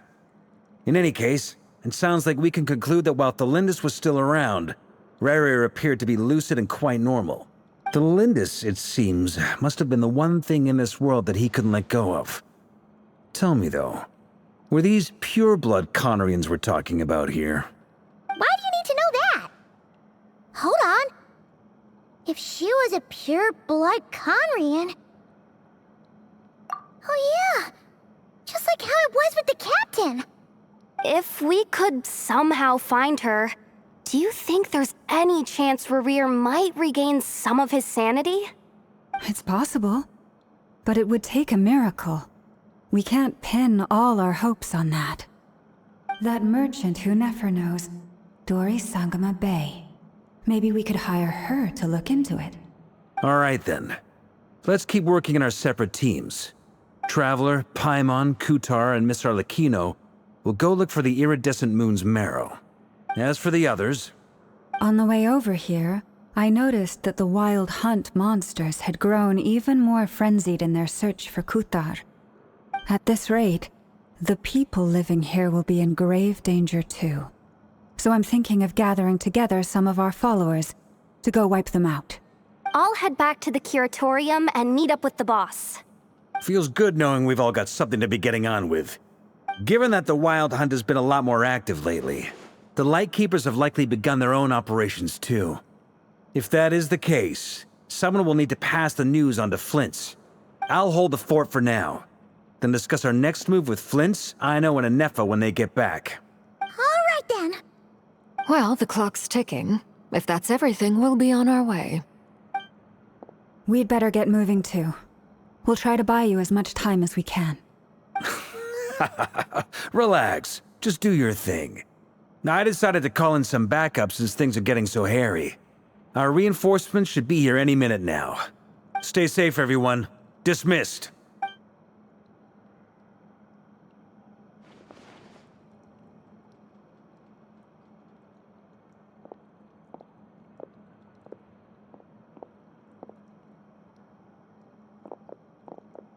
We're back. Did we get here a little early? Or a little late? A tad late. The others have already set off. To summarize, our resident moon goddess has found us a new ally, and Boss Nefer has uncovered some promising info. Everything going smoothly on your end? Not great. I don't know how long we can stall them for. The decoys are getting taken out way faster than we imagined. I'm gonna make some more later, but I need a timeout first. I'm so tired right now. Oh, right! Inefa, could you fill in Uncle Varka on what we just discussed with Flins? Sure. Uncle Varka, you previously told us about how when you went to investigate a source of the Wild Hunt in Amsvartnir, you discovered that it was just a diversion. But according to Flins's intel, several outbreaks of the Wild Hunt had already occurred in Nodcry in the period leading up to that. That was before Rerir had regained his body, when he was far from regaining his full strength.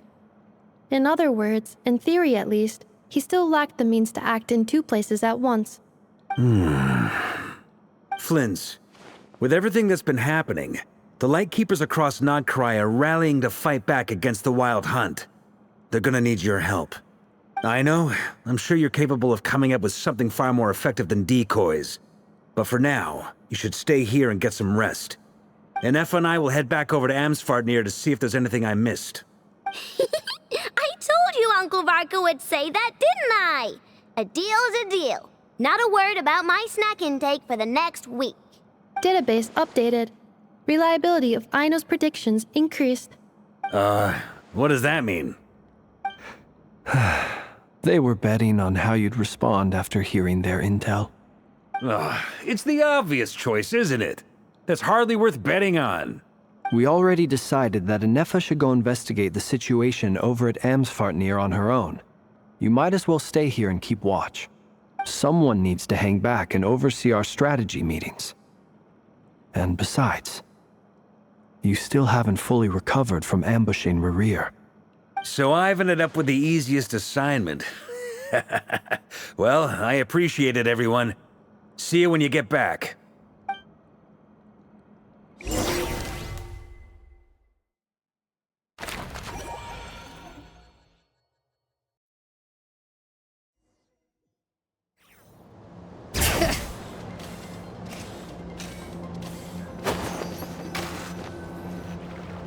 Here, this will serve as a good spot to cross over. Arlecchino, since you brought us all this way, would you mind telling us what you've got planned? We still haven't got the slightest idea what's going on here. And if even Columbina doesn't know where the iridescent moon's marrow is, how do you? Simple. Because I am an inheritor of the royal bloodline of the Crimson Moon, and one of the last surviving embers of the Two Worlds' flames.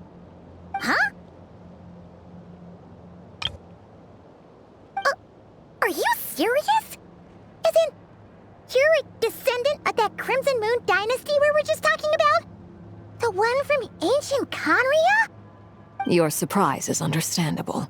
I was also taken aback when I first learned of it. But the more I thought about it, the more I realized the signs had been there all along.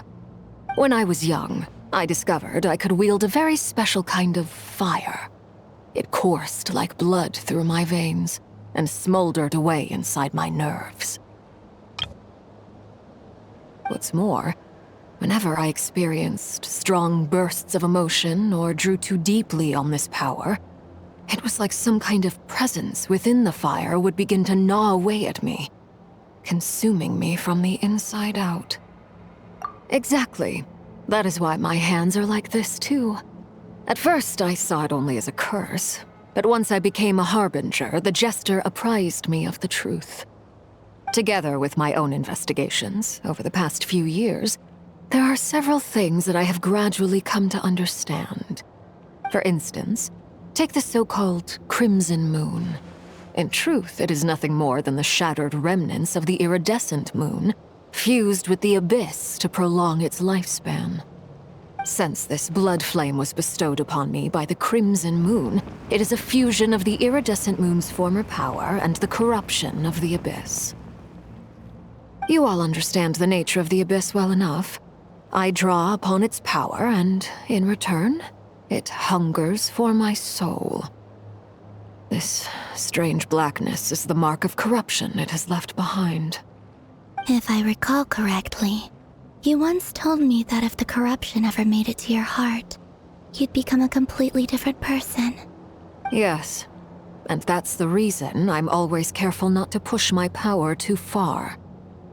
It's essentially a never-ending tug-of-war. Whew. Sounds intense. Anyway, the rest of my story can wait. Is there anything else about the Crimson Moon or the Iridescent Moon that you're unclear about? Paimon has a question. So, the Crimson Moon that the Carians used to worship was actually the Iridescent Moon, right? Which was one of the three Moon Sisters.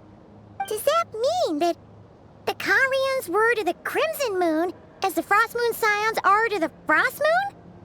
So much of that history has been lost. We have no way of knowing exactly what they were like. But I would suspect that the Conrians weren't as devout in their moon worship as it might appear. The iridescent moon's remains simply served as their link to the abyss. Later on, perhaps someone discovered a way to make direct contact with the abyss. Or maybe there was some kind of ideological divide. Either way, a dissenting faction staged a coup and drove out the royal heirs of the Crimson Moon dynasty. Still, even with the dark sun looming high overhead, the Crimson Moon's glow never truly faded. If you want living proof, it's standing right before you. The first time we met, I sensed something familiar in your presence. When I looked at you, I felt I could see that mysterious red moon in the corner of my eye. In your flames, I saw its broken image, surrounded by a strange black aura. Well, I appreciate that you kept it to yourself. Much about the Crimson Moon is still a mystery, and I'd prefer not to end up as the object of an insane research project. Anyway, time is against us here, so if there's any other questions, they'll have to wait. I just want to make sure I've got one thing straight.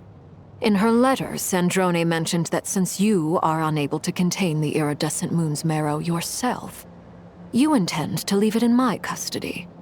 Correct? That's right. For now, it's the only way I can pay you back for your help. The iridescent moon is already part of who you are. So with its marrow in your possession, you'll be even more powerful than before. Deal. Then let's get started. Get what started? What does this place have to do with the Crimson Moon? When I first became a Harbinger, the Jester gave me a book called Paranhari, also known as Leobranto Inamorato. You should be able to buy a copy next time you're in Fontaine. It's a love story set in the Crimson Moon era, but setting aside the tangled romances of its characters, it also records a few interesting details. In the Crimson Moon era, or so the story goes, there was an orphanage that received children from beyond the bounds of this world, and subjected them to a peculiar induction ceremony. Beyond the bounds of this world? For real? And what kind of induction ceremony? The Crimson Moon sages looked beyond this world for beings with powers that surpassed the gods. But fearing they might lose control, they subjected these children to a process of refinement. They made these children crawl up a fireplace and kept asking them, "Have you died? Did you see it?" Until they finally admitted to having died and seen a crimson moon. The adults embraced the children who passed the ritual, telling them, "Within the fireplace, you have traversed the flames between two worlds. Here and now, you are born anew." The book leaves much unsaid, but I suspect that this was their way of branding the children they had enrolled, leaving an indelible mark upon them so that they would forever live in the Crimson Moon's light. That explains why I can't sense the Crimson Moon's marrow in this world. It makes sense that it would be sealed in a special space that can only be accessed temporarily through some kind of ritual. But there's no fireplace here. Do you see a chimney anywhere? Oh, are we supposed to build it ourselves? Okay, fine. Paimon will go find some bricks. That won't be necessary. The fireplace is purely symbolic. The key to the ritual is crossing the flames between two worlds. In other words, the flames that burn within me. Those burned away by such flames leave behind a kind of ghostly afterimage in the world. In the days of Conria, people believed they could be used to bridge the gap between the two worlds of life and death. In short, I can open a passage to that space for you. That's the easy part. The catch is I'll need to stay on this side to keep the passage open, so I won't be able to come with you. Once you're inside, you'll have to find your own way. Very well. Then I'll open it up. Traveler, spare me a little more moonlight if you would. I may need it.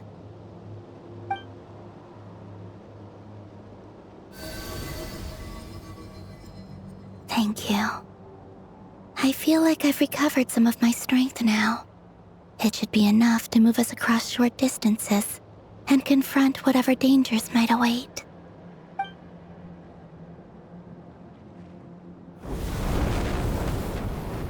Mistress of the seven hues of ages past, great mother of the present, crimson-clad sovereign of the two realms, by fire severed, by fire renewed, I offer myself now and beseech your descent.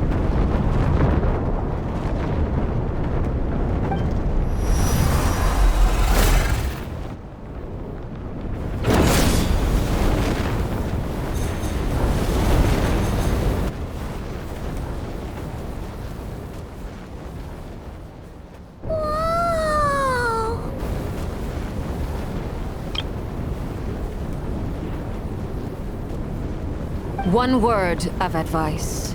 As you're crossing over, no matter what voices you hear, do not answer. Got it! I sense a sinister gloom inside, but also the familiar light of the moon. I feel that I am about to meet an old friend who has changed beyond all recognition. All right, let's Let's go.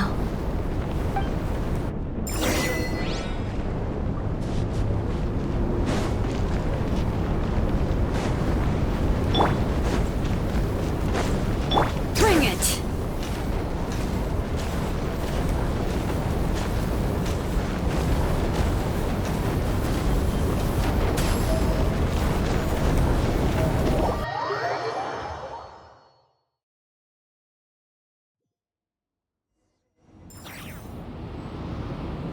I sense your presence and bring you death and rebirth.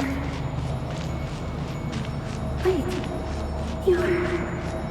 why are you? You have crossed over from another world, transcended fate itself. I have no right to.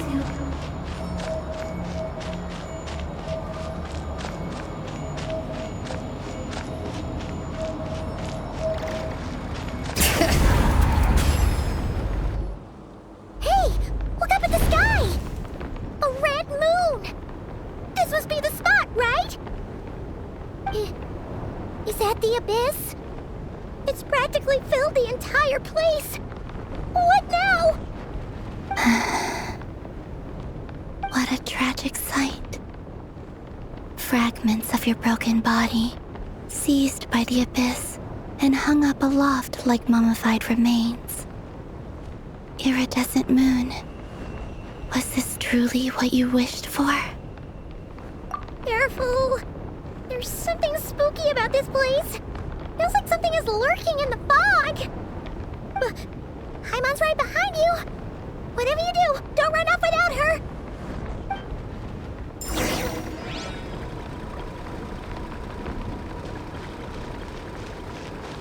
By the way, Columbina, didn't you tell us that the iridescent moon had shattered into pieces? The moon up there looks pretty whole to Paimon. How is that possible?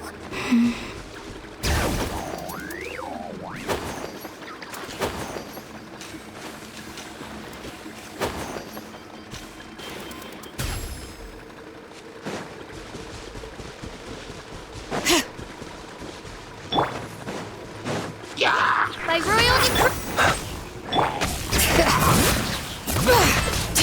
Observe. Be silent.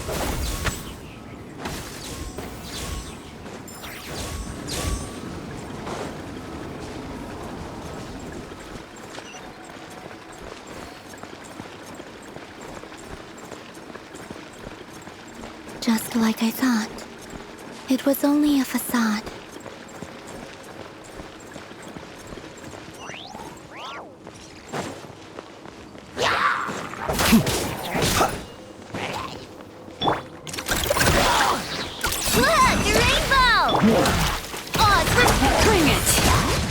Close your eyes.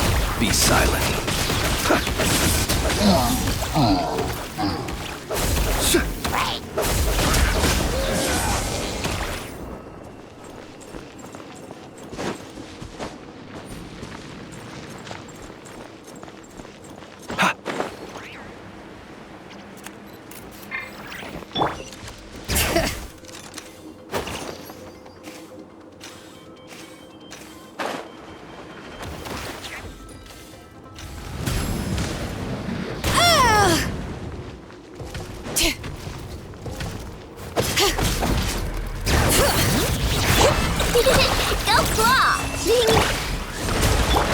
Close your eyes. Beware the creatures of the night. How do you fear the dark?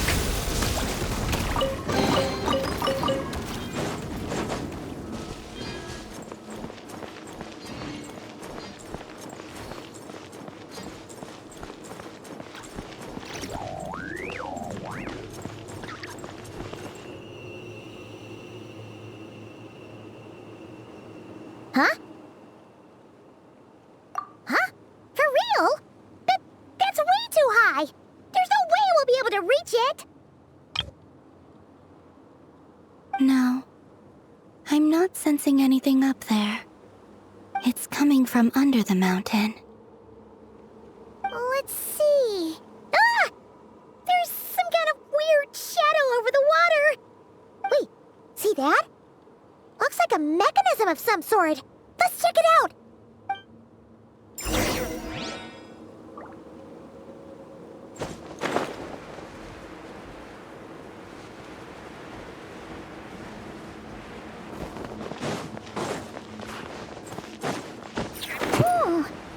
Looks like a device from the time of Kalia. Maybe people once came here to study the Crimson Moon's domain, and they left this behind. Oh, if we can activate it, we must find some clues.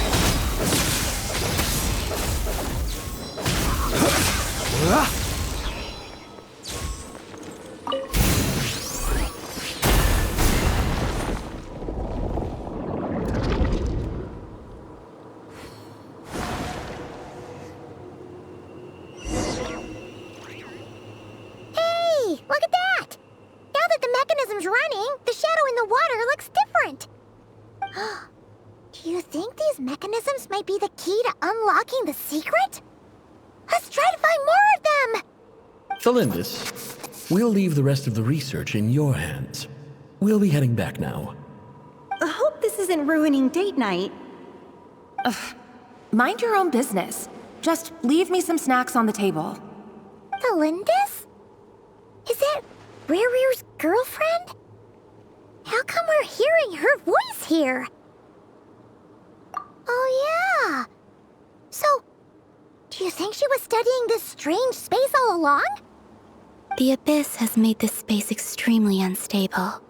Maybe that's why some of the things she said and did were preserved here. Like echoes. Or after images. Whenever I see this view, it takes me back to a poem from my childhood.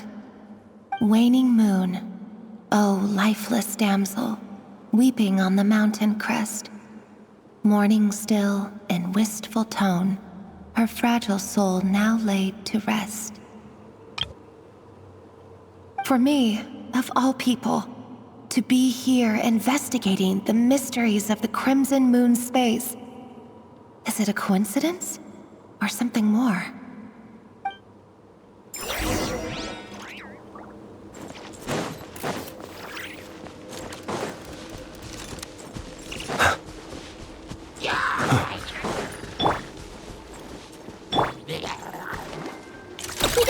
Go Claw!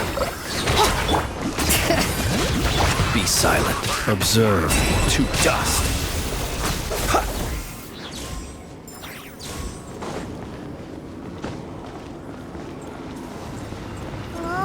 Looks like the Abyss has messed up this mechanism.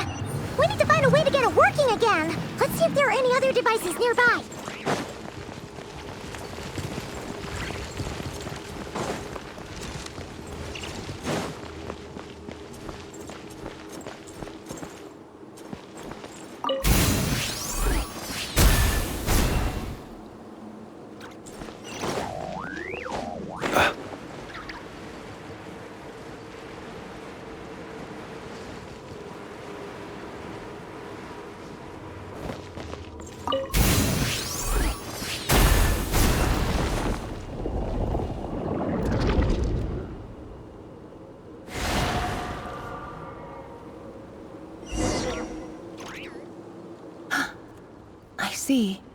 So the moon marrow, or rather the power of the 3 moons, is the key to unlocking.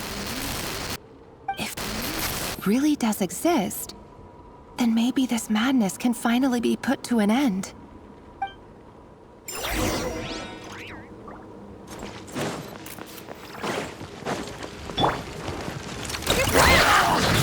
Wings of darkness! Be silent. Night falls. Observe.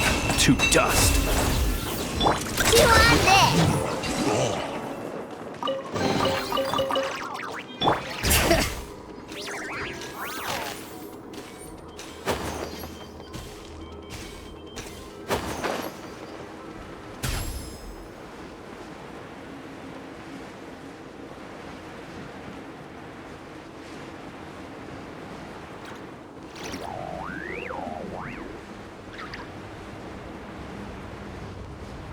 Take cover behind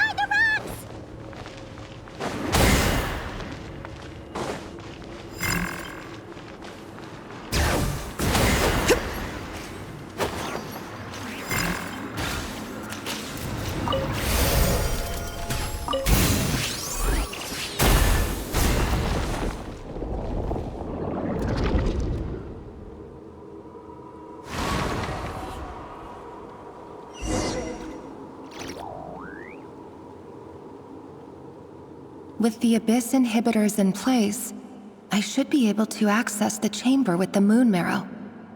Oh, Rerir, with every step you take, you're drifting further from what you truly desire. But you're not the root of the problem. Ever since that outsider set foot in Conria, the Vinster King has sunken deeper into madness. If only I could get my hands on that outsider.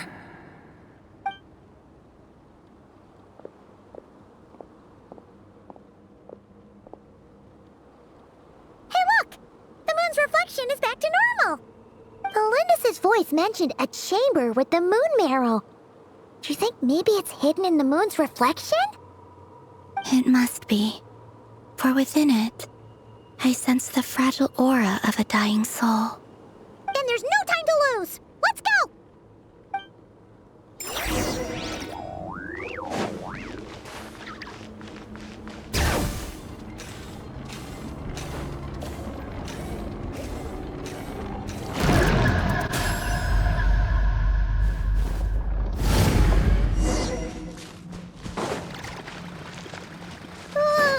These things are so creepy! Oh, looks like we'll have to destroy them if we want to get to the iridescent moon's marrow.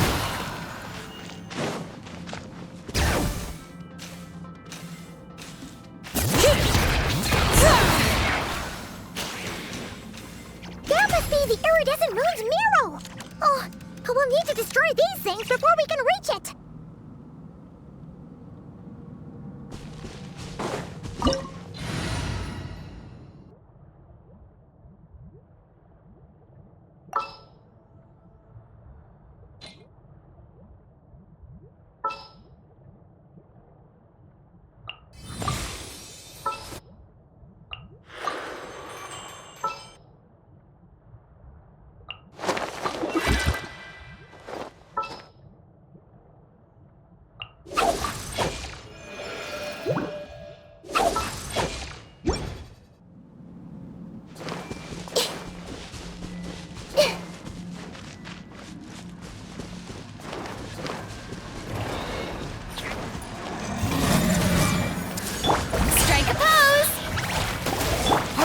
Strong! Let the world collide! For the everlasting forest.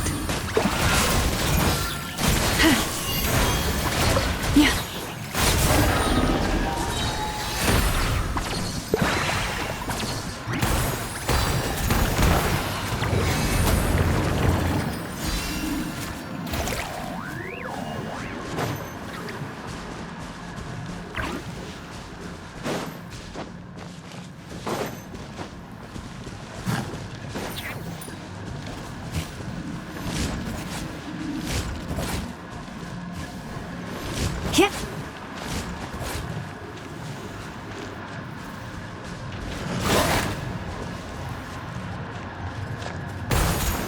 Leave this place.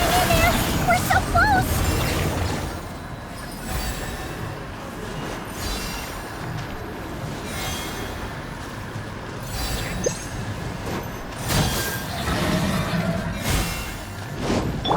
Shower me with prayer!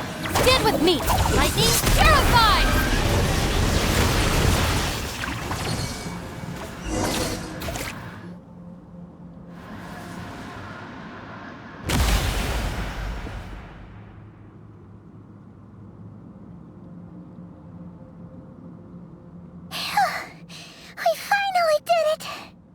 The iridescent moon's marrow, still burning away like an undying flame, yet now contaminated by the abyss. It has taken on a new form entirely. If we can purify the abyssal power within, we should be able to obtain its untainted essence.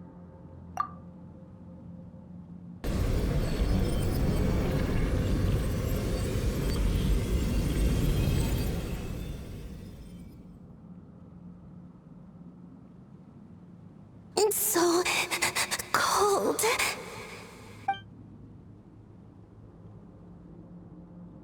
Is it you? Are you here? Huh? Are you talking to us? At long last, I can see you once more. Our fates have crossed, and I am finally free. I'm sorry. I lied to you. Even knowing what was to come, I still couldn't let go of the fear in my heart as death drew near.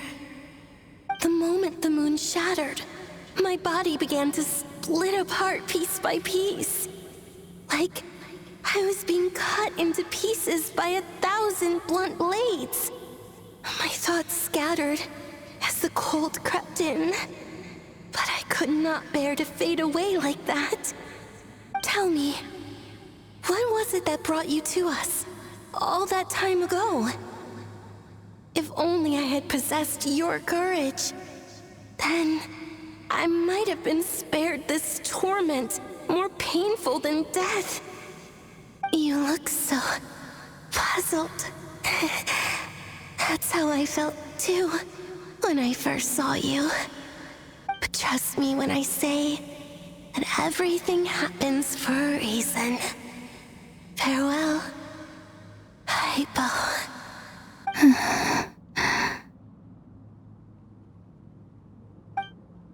What was that all about? Was that the goddess of the iridescent moon? Oh, it sounded like she was speaking to a long-lost friend. But none of us have ever met her before, right? Perhaps. She took me for the goddess of the frost moon she once knew. For a fading soul like hers, our auras must be too similar to tell apart. But anyway, we've got the iridescent moon's marrow now.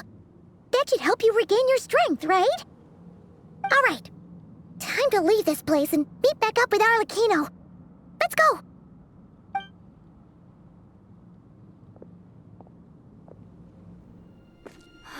That's odd. This place looks different than when we came in. Waning moon, oh lifeless damsel.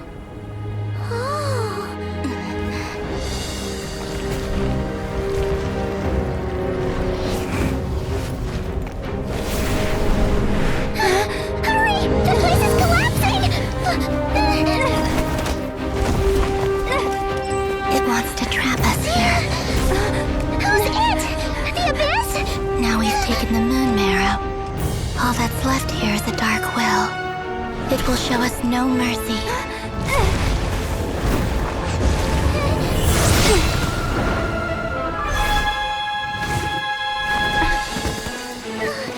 Give it back! The crimson moons! My marrow! My heart!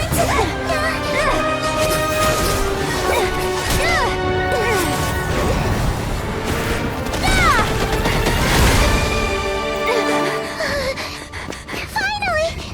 Huh? Oh no! The exit's blocked! They're back! Now what do we do? This is where you fall. Witness my rise. Hey, What are you waiting for?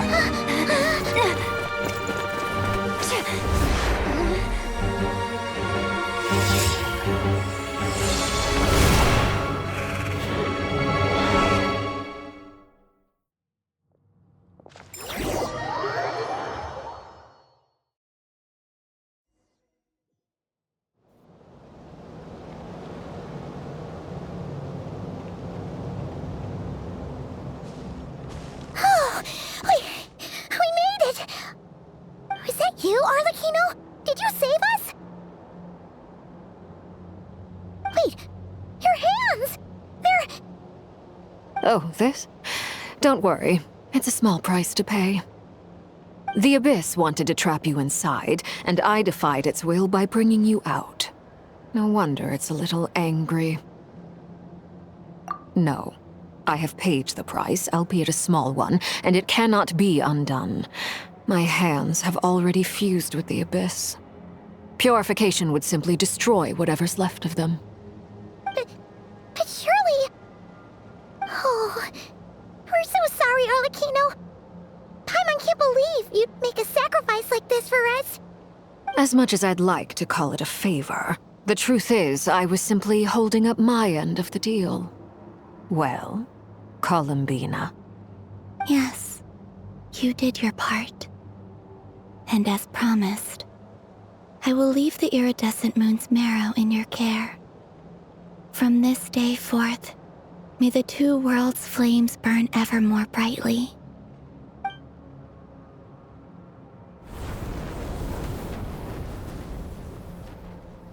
I'll take that as a blessing. Now, Columbina, give me your hand. Accept this moonlight I offer in return.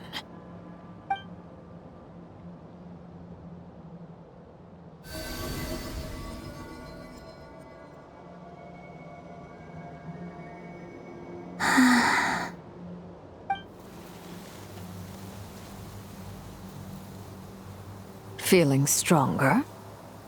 Hey, Columbina! Are you okay? I'm fine. Our powers are a little at odds, that's all. By the Frost Moon's authority alone, wielding the power of the other moons was always going to be a stretch. Still, I think it's fair to say that your strength has returned, at least to the level it was at as Third Harbinger. It's still not enough. There's no way I can hope to challenge Rerir like this. Just one more ray of moonlight, if you would. It's okay. I can take it.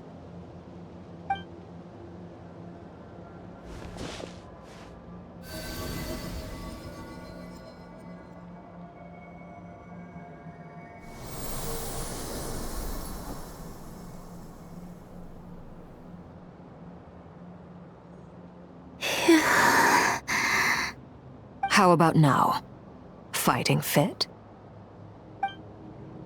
At the very least, I won't have to stay hidden like before. I want to see him gone from Not Cry. The Rerir of Solnari and his wild hunt must be sent back where they belong. Well, it's good to have something to aim for. You certainly seem more alive now than you did earlier. When I first met you, you didn't strike me as a ray of moonlight. More like a wisp of fog drifting in from who knows where, ready to scatter at the first sign of a breeze. But now, you're full of vitality. Just like the Frost Moon, once the brightest of them all. May you keep shining, Columbina. This is who you are. Thank you. Look after yourself too, Arlecchino. I know you have plans of your own, and that's why you're always seeking to grow stronger. But whatever you're after, don't let the Abyss take a hold of you. I do not wish to see you go down the same path as Rerir. I appreciate the concern, Columbina. Although perhaps it's time you took a new name. A new name? Kutar, the Moon Maiden, Columbina, they're nothing more than code names. They describe who she is and the roles she's played, but they're not her real name. We often use code names in the House of the Hearth, too. But it's knowing your real name that keeps you grounded. Up till now, you've been living a wandering life, so you've probably never really cared. All I'll say is this. Once you've defeated Rerir, give it some thought. All right, that's it from me. I'll get you back safely first, then go meet up with Sandrone. You're the best! I appreciate the gesture. It speaks to your good character. Anyway, let's get going. There are more urgent things to do right now than trade compliments.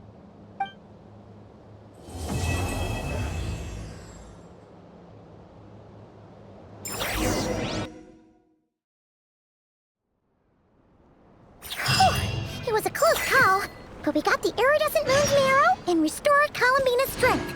And that's all that matters. In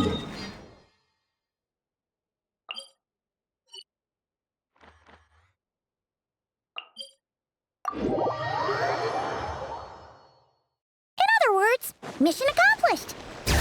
Paimon wonders how everyone else is doing.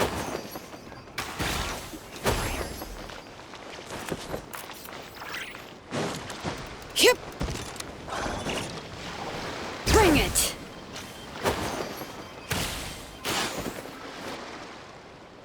Oh, do you think the others are making good progress? Hope it's all going smoothly. Oh, hey look! They made it back as well! Flins! Lauma! How did it all go? All is well, thank you. Nefer and Jahoda had to stay at the Curatorium to wrap things up, so they won't be joining us for now. I ran into Miss Nefa and Miss Aino on the way back. Their work is still in progress, so I suspect they won't be back for a while either. You seem rather cheerful today, Mr. Flins. I certainly am. I achieved what I set out to do and came away with more than I bargained for. Fighting alone can get quite tedious, but I had the good fortune to run into a pair of brave young warriors. We meet again. How have you been? Albedo! What are you doing here? That would be a natural assumption to make. It's also the correct one. These two courageously lent me a hand while I was fighting the Wild Hunt. When they told me they were Sir Varka's colleagues, it all made sense. And given how people of outstanding talent tend to cross paths, it's no wonder you're already acquainted. So, who's your travel buddy, Albedo? Why don't you come and introduce yourself?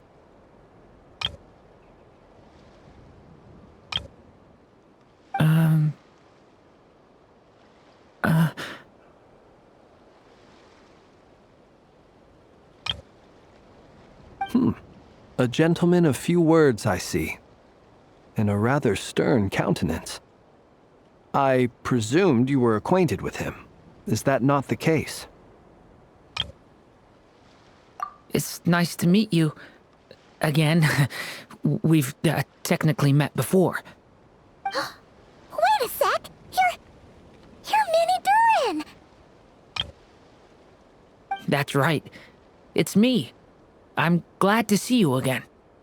By the way, he says it's okay if you drop the mini.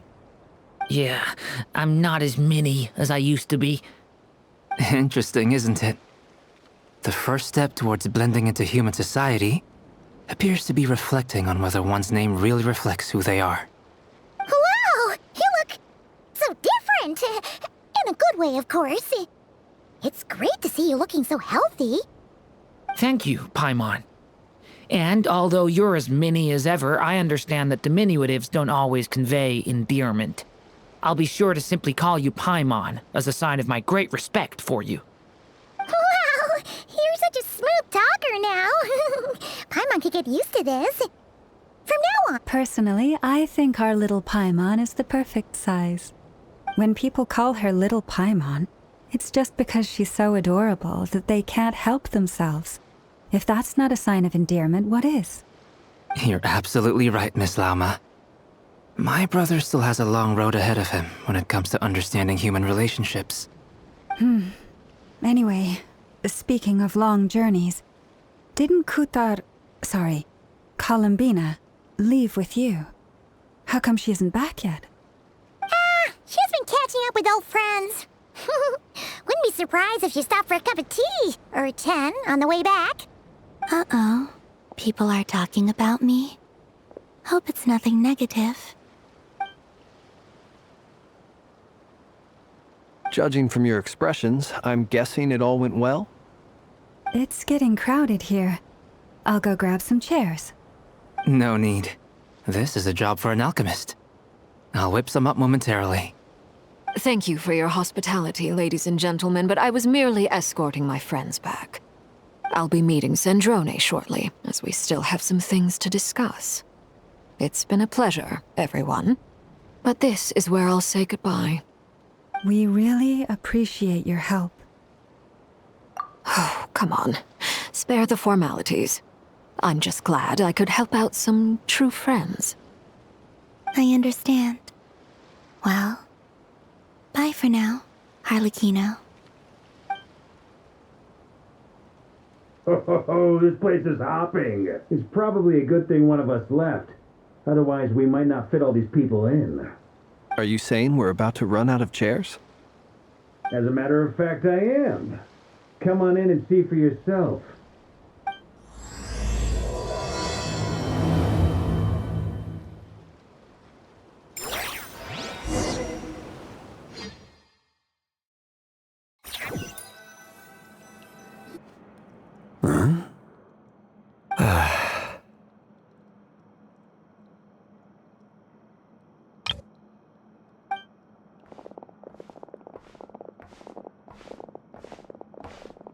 I overheard your little chit-chat outside, by the way.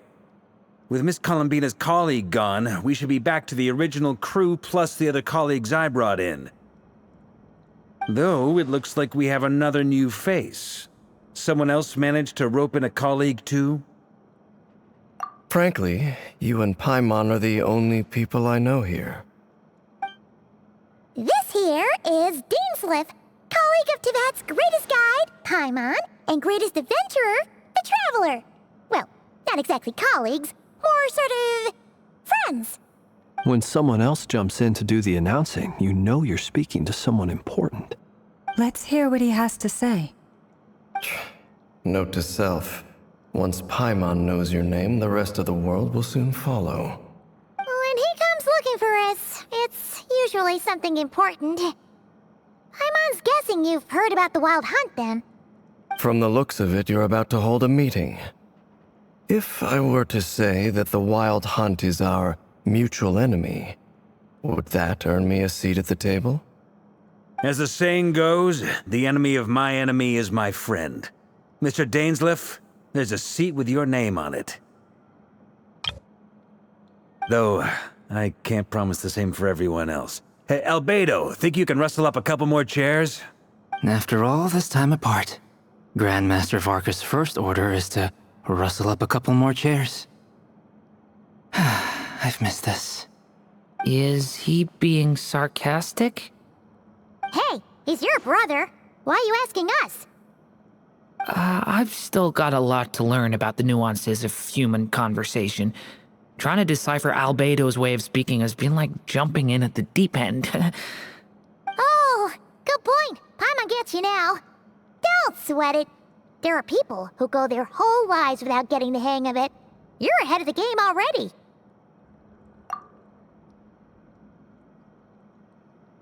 I wonder what's taking Nefer so long. Perhaps you should go and check in with her. If anyone can hurry her along, it's you. I just got back from the Curatorium. Besides, aren't you curious to see what's taking her so long? Miss Nefer doesn't strike me as the type to share secrets.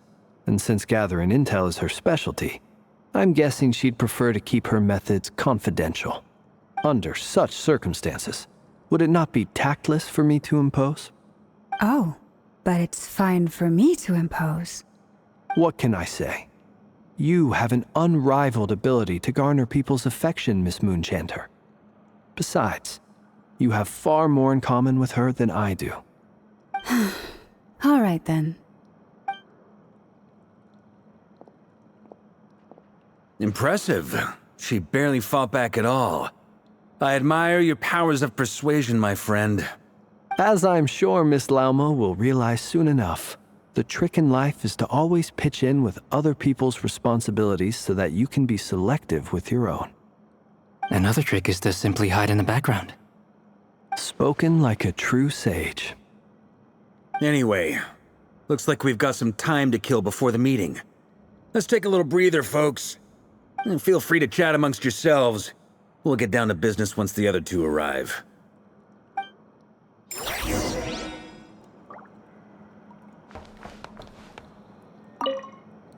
You're both awfully quiet. Why don't I start us off with an icebreaker? Much obliged. Have either of you ever had your portrait painted? If not, I'd be glad to help. That sounds like a lovely idea. You know how to paint, then? I dabble occasionally. He's an excellent painter. Tables, chairs, people, dragons, you name it. He'll paint it for you. I'm flattered. If I ever get the chance, I'd like to give it a try myself. I'll bear that in mind. Anyway, how about you, Durin? What sort of portrait would you prefer? Oh, I'd be fine with anything. Whatever style feels best to you. Very well. Then I'll play it by ear. You can replicate any style I want? I can try. If you show me a sample, I'll do my best to match it. Thank you. In that case, I'll dig up some reference material for you.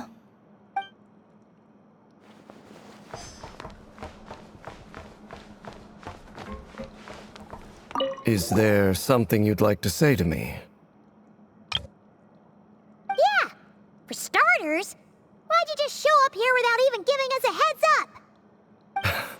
If you think back to our previous interactions, you may recall that that's hardly out of character for me. You do have a point there. Oh yeah! You'll need to find somewhere to stay the night too, right? Want to tag along with us? You never know. We might get a group discount. Sure. Let's do that. Great! Paimon will handle it! And in return, we can get Dainsleif to be our very own personal bodyguard. If that's what you had in mind, you should have said so sooner. I'd be happy to help. Oh, okay then. Paimon was only kidding, but good to know. Anyway, since we're all here together, we might as well watch each other's backs. That's just what friends do, right? Indeed. Thank you.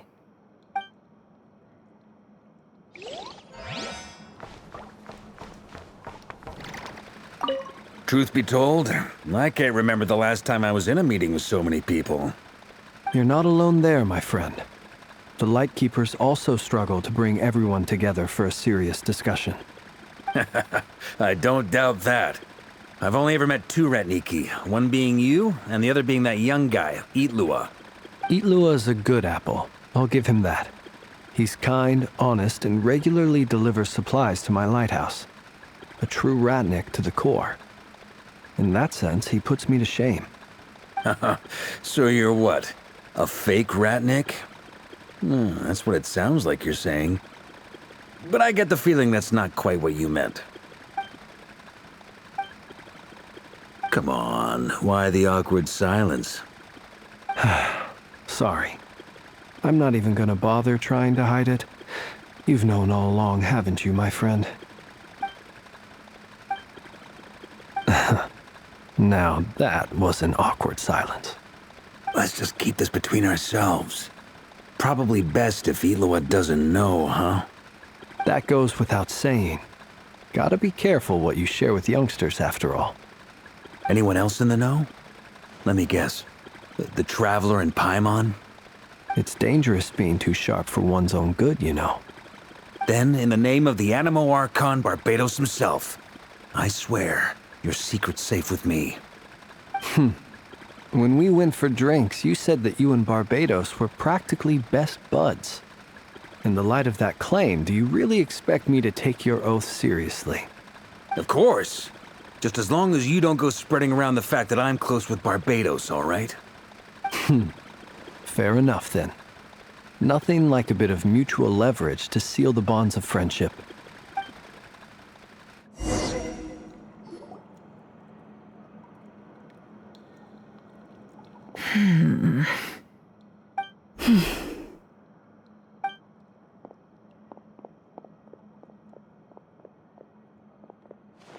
Ah, Miss Nefer. You made it after all.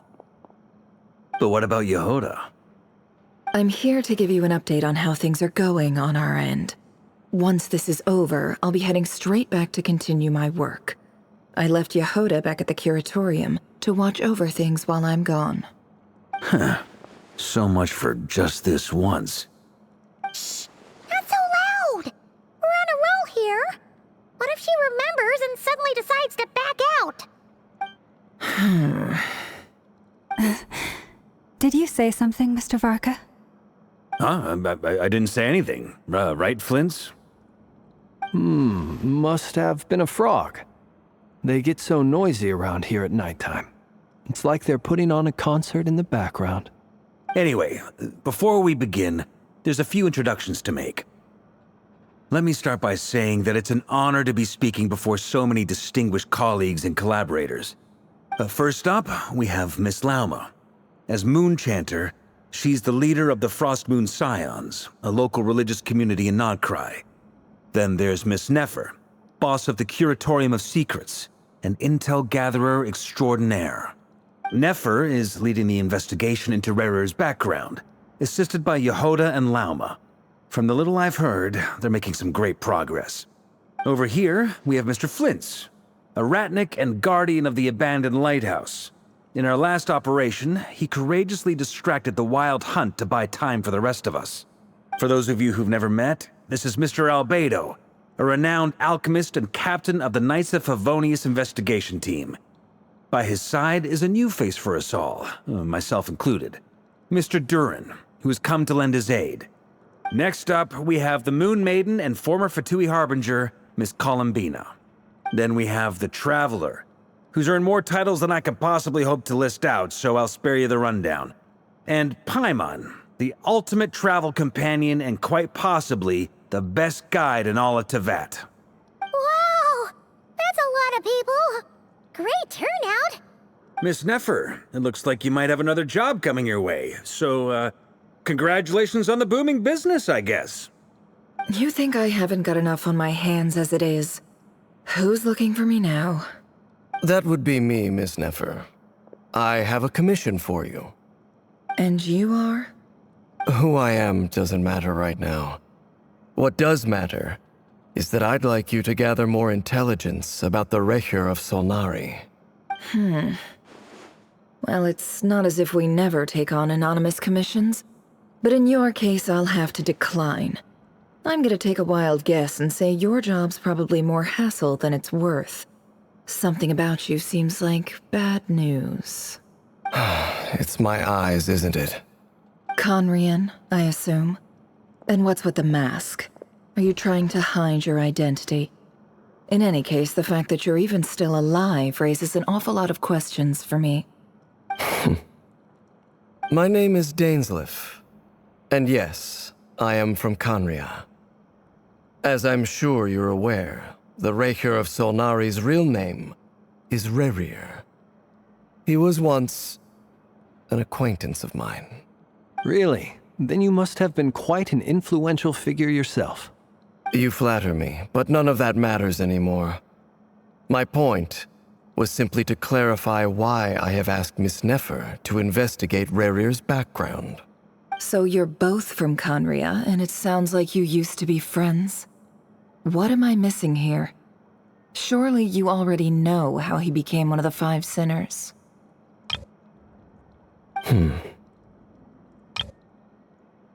I'll tell you everything I know. The history of Conria, the names and identities of the 5 sinners. I remember it all like it was yesterday. I have never spoken openly of this before. But the truth was exactly as people say.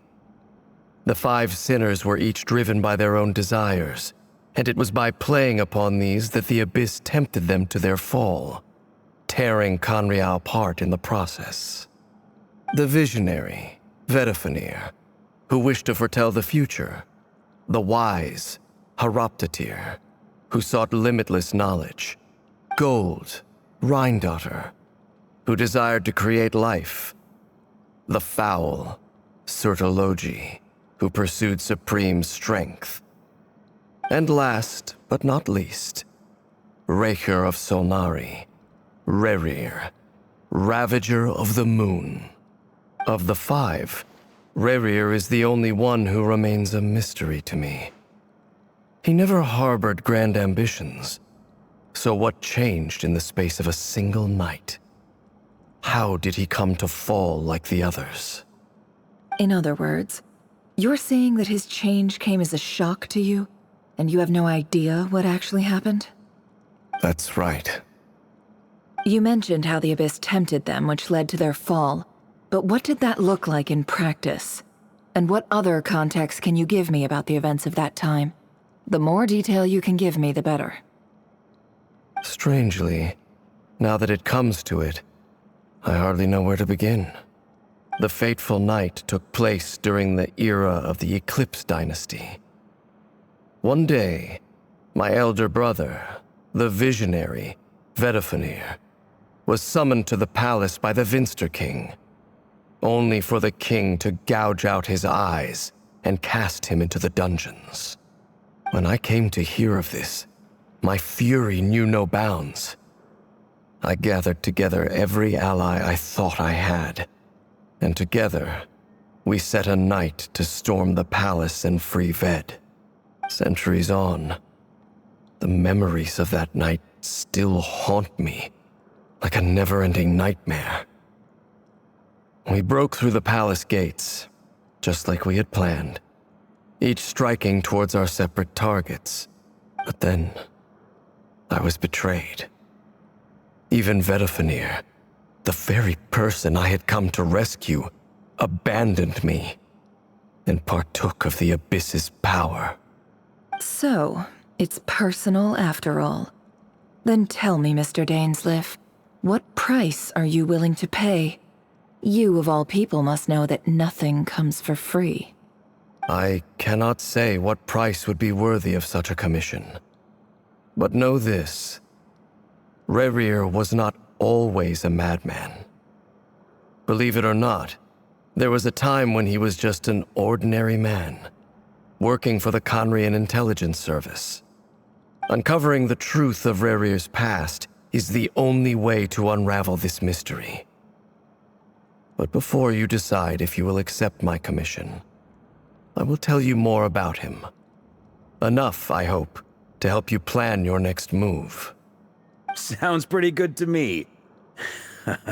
Feels like we just flagged down a random passerby, only to discover he's actually a master strategist who has a score to settle with our enemy. Can I borrow your halo? It could be useful in the lighthouse. Hey, enough with the wisecracks! Besides, isn't that lamp of yours bright enough already? Relax. It was meant to be a compliment. If that was a little over the top for your liking, I'll make sure to tone it down next time. I'll give your proposal some serious thought, Mr. Dainsleif. Let's speak in private once the meeting is over. Before that, there's a few things I'd like to share.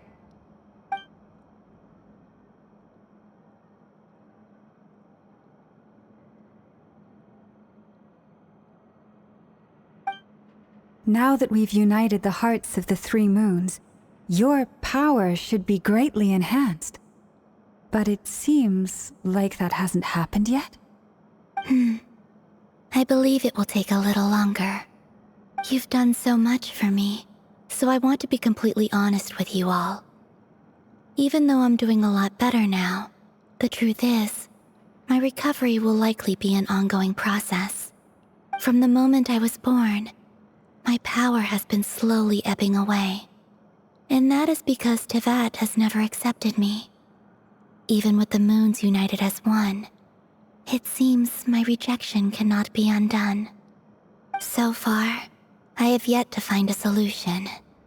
It may turn out to be a problem that will plague me until the day I finally leave this place behind. Even so, I will do everything in my power to help you drive out the Rerir of Solnari. As Arlecchino put it, this is not about chasing the spoils of victory. It's just a gesture of heartfelt gratitude.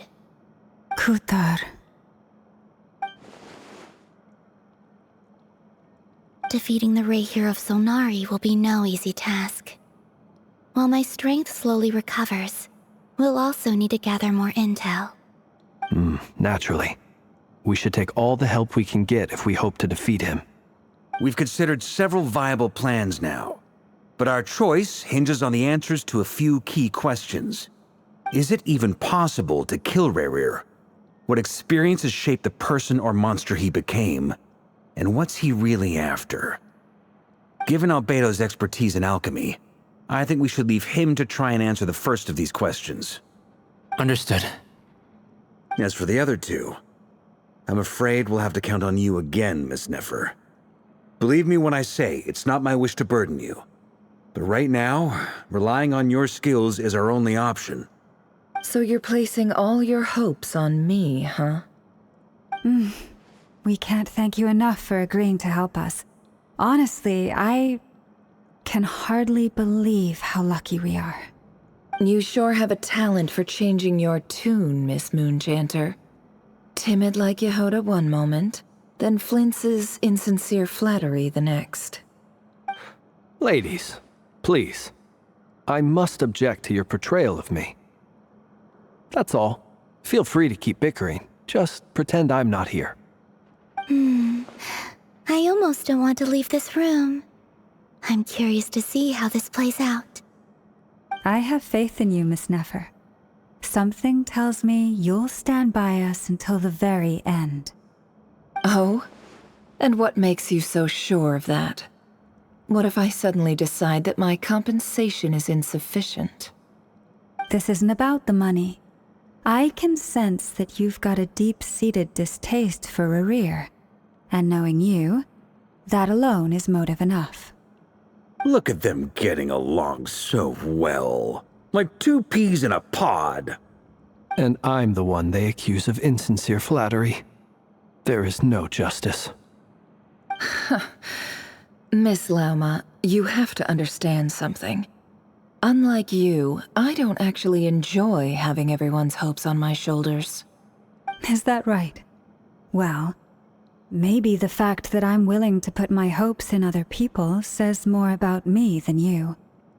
But the fact is, I also trust you. And that's because I know that you're someone we can count on. Anyway, we've got our plan, so let's get moving. Mr. Dainsleif, let's talk. And Traveler, once we're finished, if you've nothing else planned, I'd like you to come with me. This whole experience is teaching me a lot. For instance, I now know that when other issues come up in the future, I'll have far more luck getting Lauma to convince Miss Nefer than trying to do it myself. Hate to say it, friend, but that's one of the funniest things I've heard in a while. Why? You think I've got it wrong? Quite the opposite. But what makes it so hilarious is how long it's taken you to realize.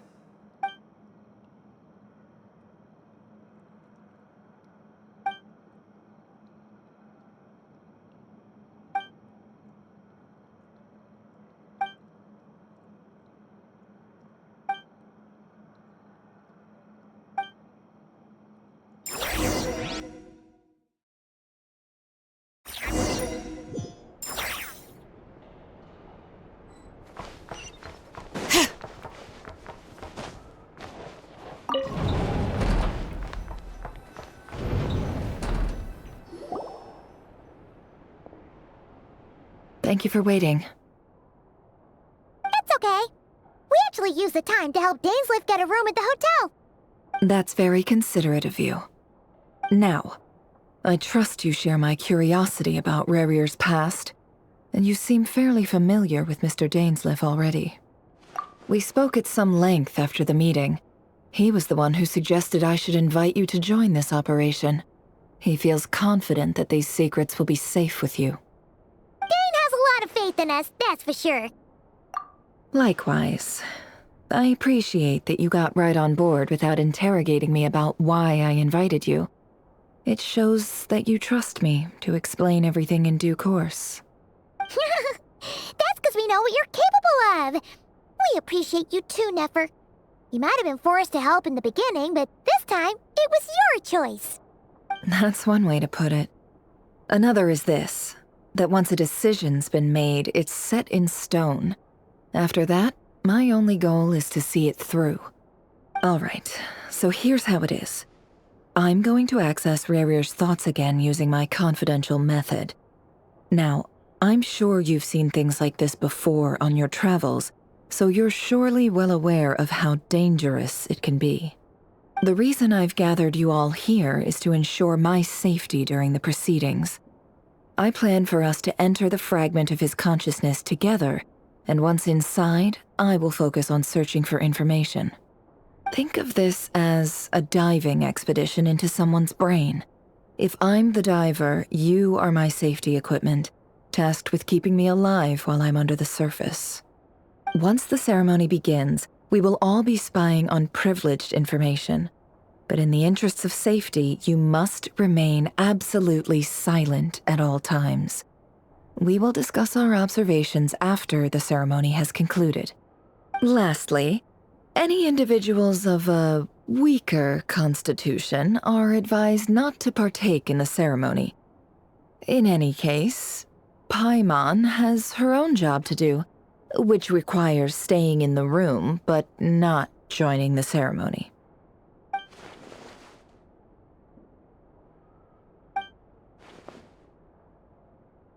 Well, good luck, everyone! Sounds like all Paimon can do is cross her fingers and root for you guys. There's a little more to it than that. I was being serious when I said you have a job to do. While the rest of us are inside Rerir's mind, it's imperative that we have a team member on the outside. In the event that something goes wrong, you will be our first responder. I don't anticipate any issues, but the extra level of safety will be greatly appreciated. I second that. This is a dangerous operation here, and you're our whole rescue team. That's pretty much the most important job in the crew. So, Paimon's like the lifeguard? Yeah, that makes sense. All right, got it. Good. Please, take a seat. We'll get started momentarily.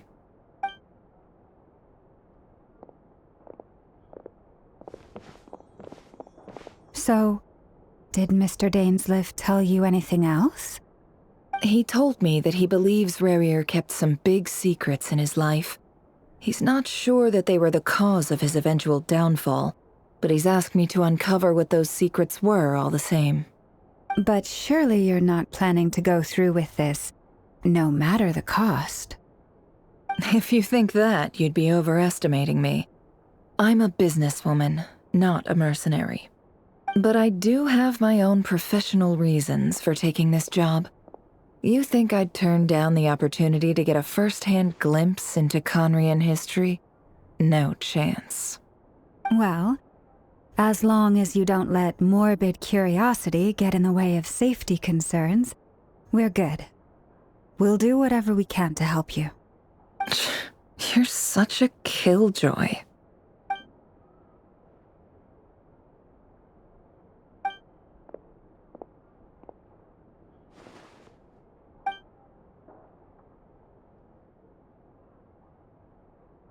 All right, I'm good to go.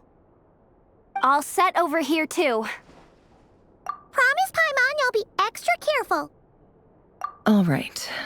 Let your whole body relax. We're about to begin. Close your eyes.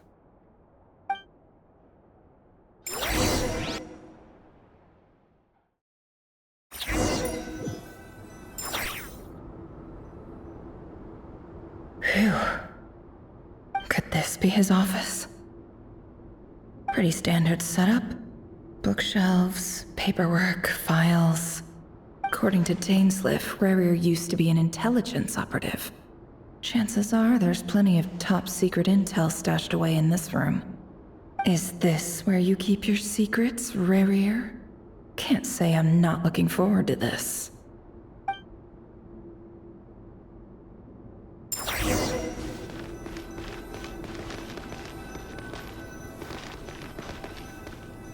He looks even gloomier than last time. I wonder what's changed.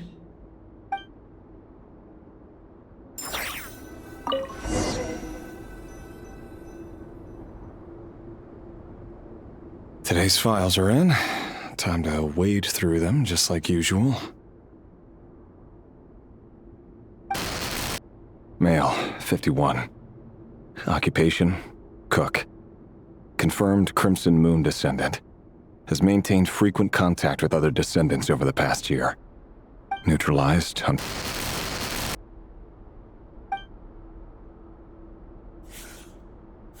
This one should be archived under purged targets.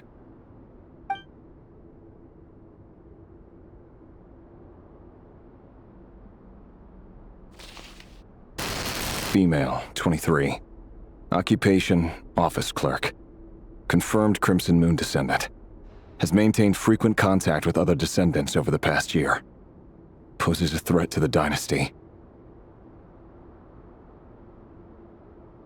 Neutralized on...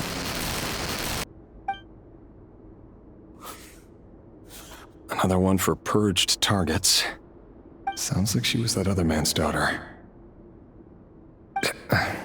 Never mind. What's it got to do with me?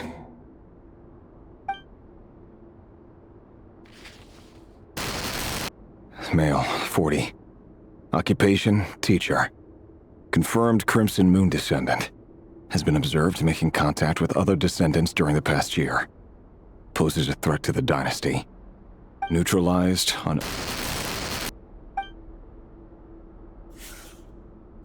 Just another nobody for the archive. Come to think of it, I remember surveilling this man. A case like his never would have been considered a priority in the past. Huh. He barely even interacted with other Crimson Moon descendants.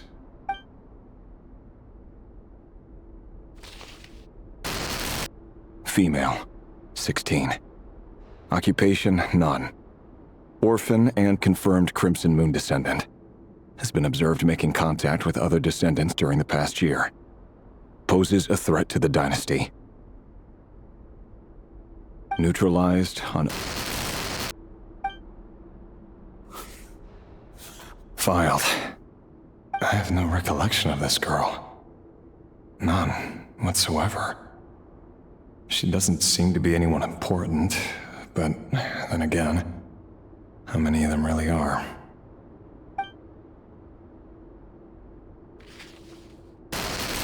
Female, 13. Occupation, none. Orphan and confirmed Crimson Moon descendant. Has been observed making contact with other descendants during the past year. Poses a threat to the dynasty. Neutralized on...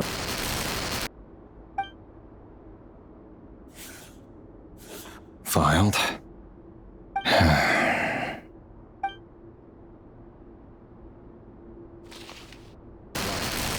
Male, 11.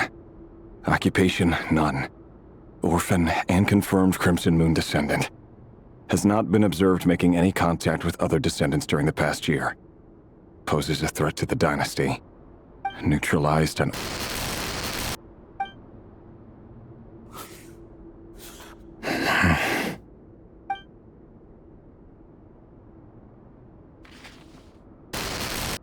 Male. 6. Occupation, none. Orphan and confirmed Crimson Moon descendant. Poses a threat to the dynasty.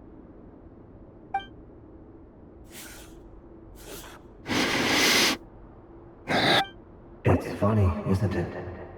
Your job is becoming both harder and easier at the same time, depending on how you look at it. Sooner or later, the Crimson Moon descendants will be completely wiped out. But as their numbers dwindle, they become harder and harder to track down. That's not how it is. Fortunately, however, most of the able-bodied adults have already been taken care of. The remaining weaklings will be increasingly easy to deal with. No! No. My job is to ensure the survival of the Eclipse Dynasty. And the only way to do that is by eliminating any and all potential threats. It's a perfectly legitimate line of work. Every single one of my colleagues can attest to my fairness. And if my friends were aware of the facts, I know they'd back me up too. Assuming, of course, that they were aware of all the facts.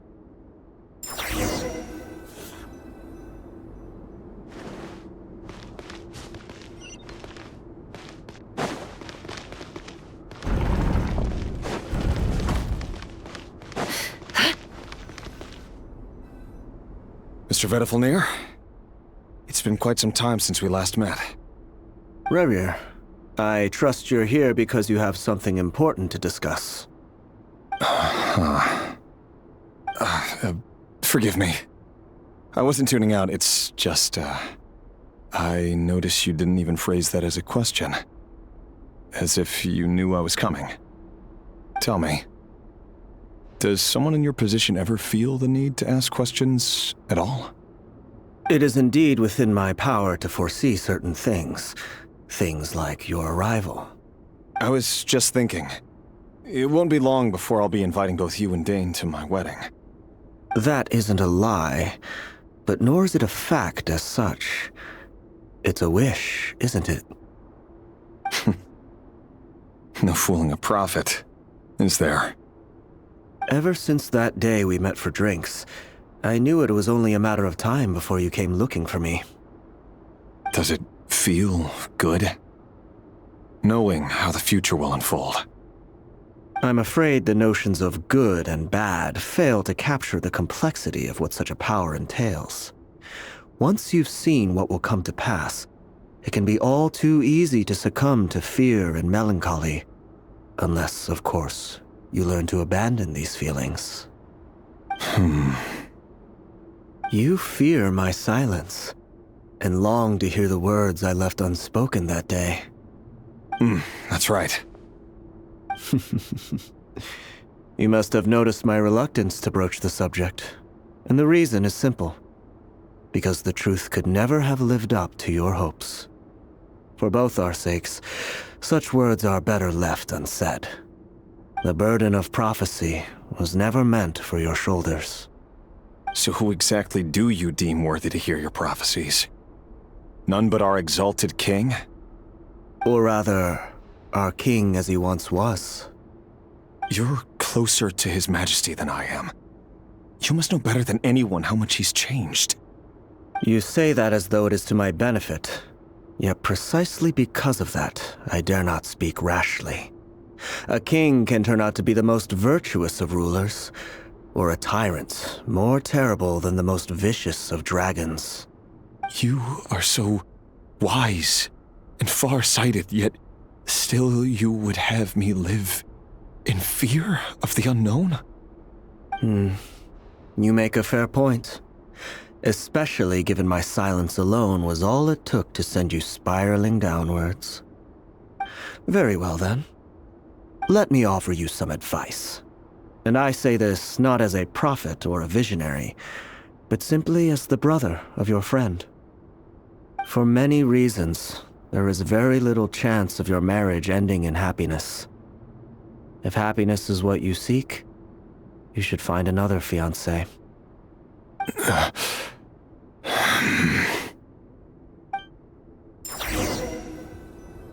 Hold on. There's that same black fog again. Could this memory belong to Tholindis?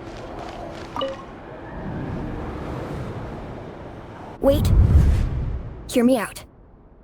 This time we finally got a clear look at his face and learned his true identity. His name is Rerir, and he claims to be one of the king's guards. What did you say? A cruel irony, isn't it? The man you're set to marry leads a double life as a brutal executioner. Why are you telling me all of this now? Simple. It's because I want you to kill him. You are the only person he would never suspect. No, absolutely not. I would never dream of doing such a despicable thing. So you'll just stand by and watch him slaughter us to the last? Do not forget that the blood of the Crimson Moon flows in your veins too. The blood of the Crimson Moon? What does that matter now? The dynasty has long been dead and gone. You think that alone is reason enough for me to throw away everything I have? Why wouldn't it be? You two were once a child of the Crimson Moon, just like me. Don't tell me you've never felt so much as a flicker of fury for the way we were trampled into the dust. As long as you promise to abandon this pipe dream of restoring your dynasty, I can try to persuade him. Or have him persuade the Vinster King. Persuade the Vinster King? Do you even know why he's so obsessed with hunting us down? Why he keeps trying to force us to hand over our secrets? Over and over again? Or why we refuse to give up on restoring the dynasty? The Vinster King. A blind fool. His eyes clouded by powers from beyond this world. A petty little man with a miser's heart. And he dares to sit upon the throne? Mark my words. Sooner or later, Conria will fall. And it will be his doing. If you can't bring yourself to do it, so be it. Just you watch. It won't be long before calamity descends upon us all. The Rerir of Solnari. That really is quite a secret you've been keeping from me, Rerir. But who am I to talk? Am I really any better? I've kept my own past a secret this whole time, too. Love should be built on honesty. But ours was born from lies. And yet, is it really so wrong to hide things that would only make life harder? If we don't cover up the parts that no one else should see, how can we go on pretending to be normal? Vedifulnir must have known all this. And that's why he made his prophecy. In the end, nothing stays hidden forever. But I won't just sit by and watch this disaster unfold. I'll do everything in my power to protect what I cannot afford to lose, no matter who I have to face.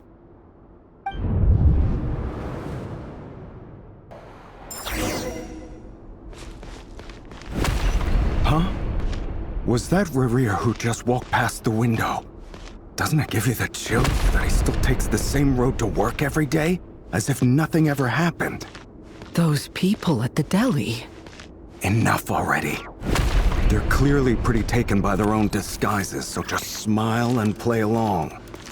Pull the rug from under beasts like that, and you'll risk having your throat torn out. Deli? Oh. They're talking about those people from the opposition. Right. I'd almost forgotten they used to run a deli. People... But surely you can see he's not the man he pretends to be! So many have died already, and they say that the king's madness grows with each passing day. We're not going to survive this, are we? But why does it have to be this way? Do we really deserve to die just because of the blood that runs through our veins? Tholindis, are you even listening? Sorry, Freether. My mind was off wandering. I heard you, though. You're talking about what Rerir said. He's just following the king's orders. He's a secret agent, and it's his job to hunt down rebels and dissidents. By the time you first met him, he'd already taken lives. Maybe he was using you from the very beginning.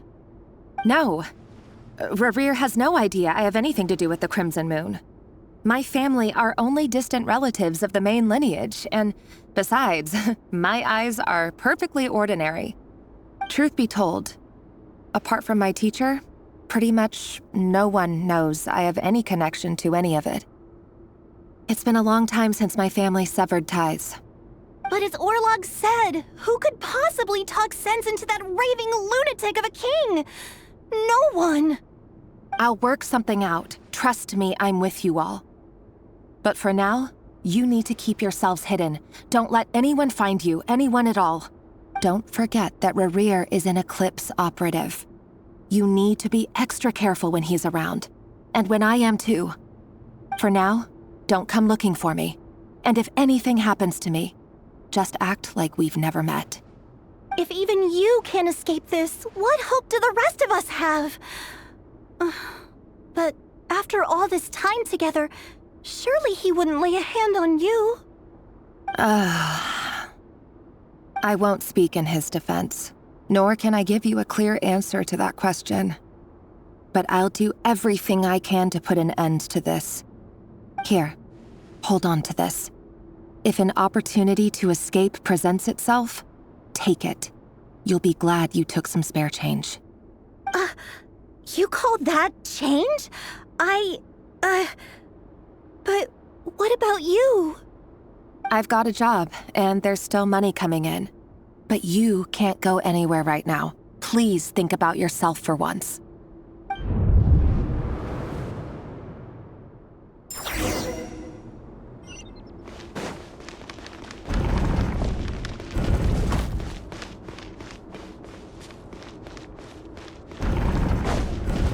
Another day, another round of assassination training.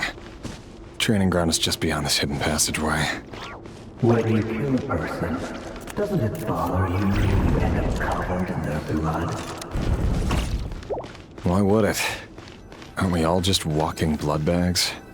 But not everyone is accustomed to hunting down others like prey. You've been a hunter for so long now, you seem to have forgotten that most people don't just go around killing one another. Make sure you have a firm grip on the handle. And choose your angle well. Keep your movements light and brisk. And the prey won't sense a thing. I'll bet no one's ever died of death at your hands. I work clean. No traces.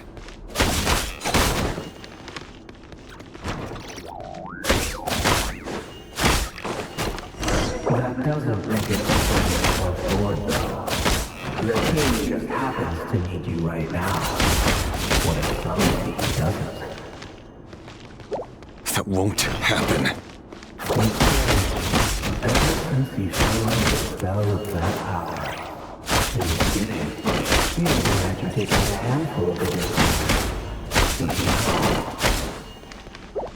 The ones I've dealt with have always been guilty. And I've carried out my work flawlessly.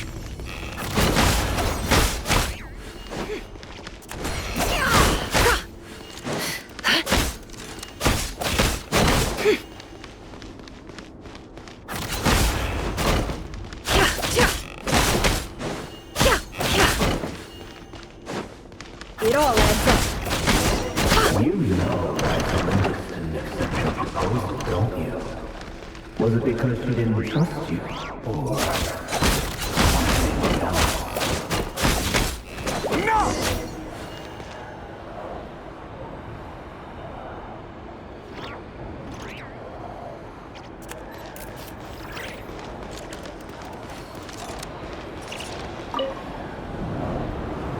Tholindis, do you still remember Orlog?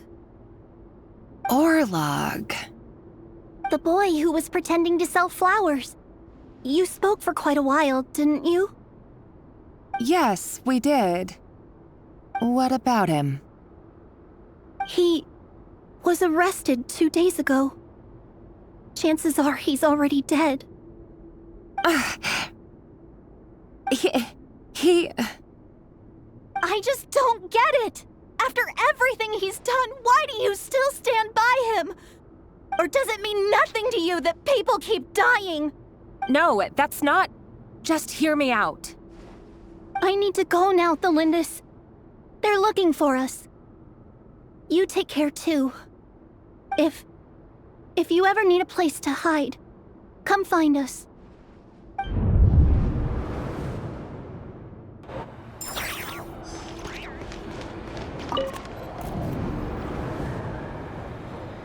Author Tholindis. Over the course of this week, the research object was subjected to interference for a total of 47 hours for experimental purposes.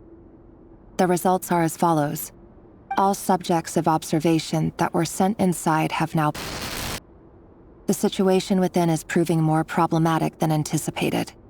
No progress whatsoever. What now? Won't you give me even a glimmer of hope? Things are getting worse by the day. I have to find a way or we'll all be in danger. But I... If all this research comes to nothing, what then? Sooner or later it'll be my neck on the line. But could he really bring himself to kill me? No. Surely he wouldn't have the heart.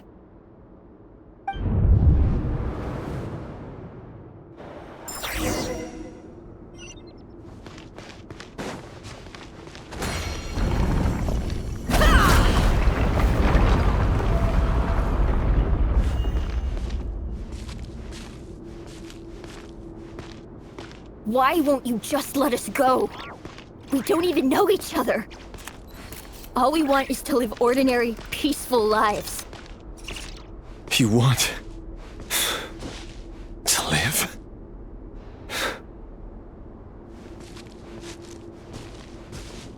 Yes. I just want to go on living. Is that really such an unforgivable crime?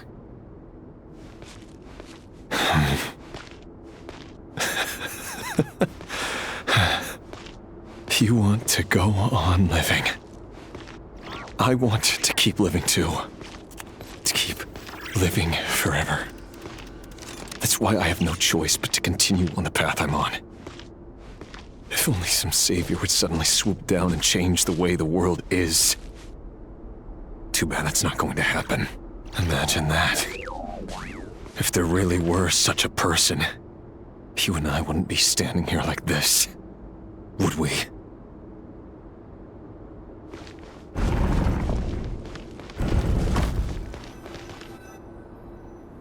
Today's files are in. Time to wade through them just like usual. No, I don't get tired of it. It's my job. And not only am I lucky to have it, I'm good at it too.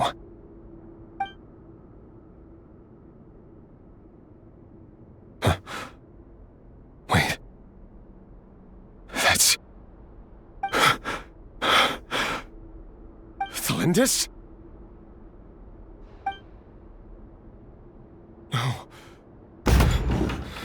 No. No! Why? But you bear no mark of the Crimson Moon. How could you possibly have anything to do with them? It cannot be! A diluted bloodline. Carefully concealed. I see it now. You've been living in the shadows just like me. What a fool I've been.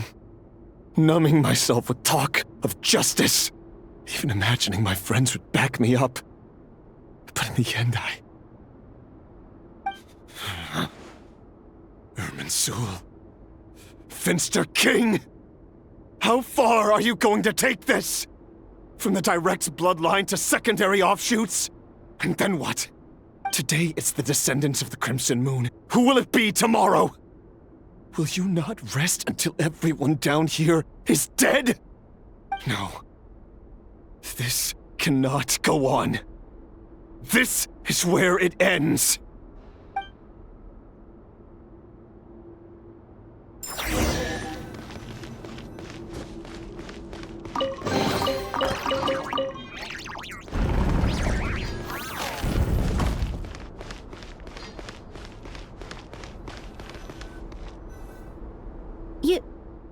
You're really letting me go? I am. As long as you can guarantee that no one will find you. Don't worry, I'll be extra careful. No one will know I was here. But... what about you? Me? If you let me go, you won't be able to complete your mission, will you? Good point. In that case, maybe you should stay. No, please! I just want to see the outside world again. To... Go on living? Yes. I know you're a man of your word. So please, just let me go. If I let you leave, what will become of me? Just kidding. Go, now. But remember, don't let anyone know you were caught. We'll be seeing each other again very soon if you do.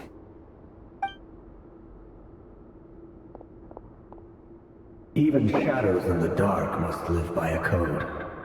But you can't save everyone. You've been whispering in my ear for days now, Vedifilnir. What are you trying to do? Break me down? I only say this because you long for an answer to your problems. Let her go, Rerir, or you risk losing everything. I will not abandon Tholindis. Then you'll need a little more vigilance and a lot more power. The world is changing, Rerir. Keep your eyes peeled for your moment of opportunity. That voice used to be so unclear, but now I know exactly whose it is. It's Vedalfnir. He won't tell me how to actually resolve any of this, but he keeps trying to manipulate me like a puppet. What's his game here? Tell me then. What will this moment of opportunity look like? And no answer. He's like a ghost. Always disturbing me when I'm on edge, but never answering when I need him most.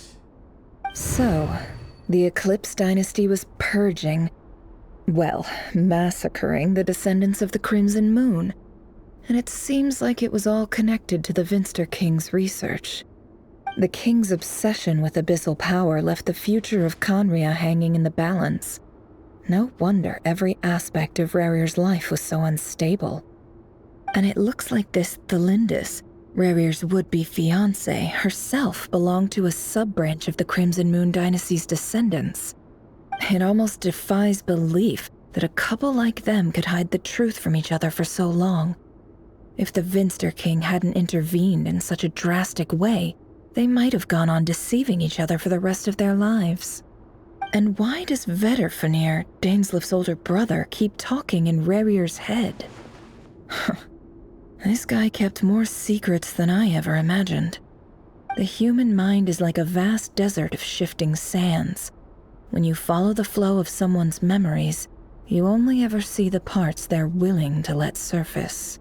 Time for something a bit more creative. We've been inside Rerir's mind this whole time, building up a picture of his psyche. There's already enough clues on the board to start reading between the lines and mapping out the rest. Now, we can finally begin to put the pieces together. Sure, it'll only be a reconstruction, part simulation, part reasoning, but it's usually pretty accurate. Once we've built up a cognitive profile, we just need to cross-check the logic behind his actions. And then we'll be able to take a sneak peek at whatever it is that Rerir has really been hiding.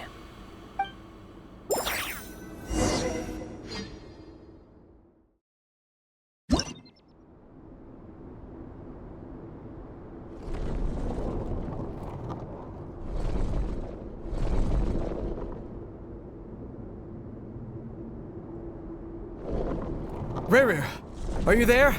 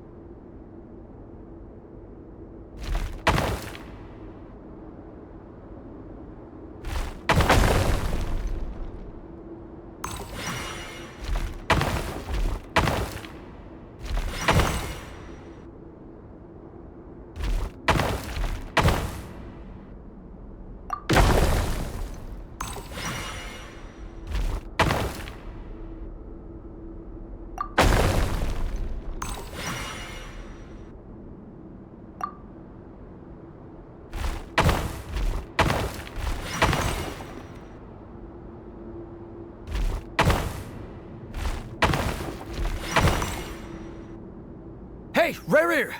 Come out, it's urgent! Dane? What's wrong? Quick, come with me. I'll explain everything once we've met up with the others. Okay. I'll come. But Tholindis is still over at the Universitas. I'll need to leave her a note. All right then, but make it quick. I've never seen Dane so worked up before. Whatever this is, it must be big trouble.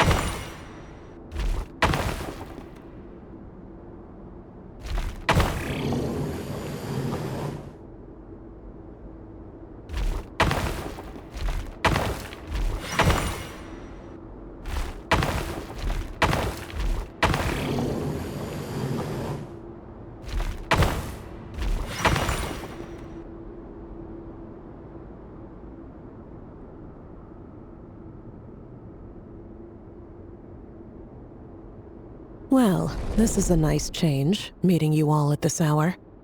When men and women of ambition can speak face to face in broad daylight, I say that's a big step forward for our dear Conria. Don't be ridiculous. We do not fear the day. Why would we seek refuge in the night? You might ask your blade that same question. I'm told it prefers the cover of darkness. The word on the street is that Sir Elegy only strikes when he has an unfair advantage. But that is patently false. I see you're missing an arm and a leg. Surely only a fair fight could explain that. If this is your way of offering me replacement limbs, believe me, I'll take them. Oh, we can certainly discuss that. With bioalchemy, anything is possible. Assuming I have your full support in my research. Lunatic. Robtatir, what brings you here? Why, Dainsleif, of course. He invited me. Please, cast aside your apprehensions, Miss Rhine-daughter. Whatever the rumors may say, I am but a humble servant of the king, and I can assure you he affords me no greater convenience than he does you. Well, the Universitas Magistrorum won't stop fawning over you, so at least some of the rumors must be true. You're clearly doing well for yourself, so drop the humble servant act. It endears you to no one. You're president of the Universitas Magistrorum, the chief royal mage known as the Wise by royal appointment, and by far the most favored among the 4 pillars of Conria. Vice President Veit doesn't even try to hide his envy when he sees you. My success is the product of hard work and good luck. It's as simple as that. Were the king not such an extremist, I hardly think I would have received a senior post at my age. Of course, no job is without its gripes. Serving a king like ours can be a challenging task, as I'm sure you can imagine. And as for Efterveit, in missing out on the presidency, he's dodged a mountain of stress. Like everything else in life, it comes with pros and cons. You're all here. I apologize for the short notice, but it was an emergency.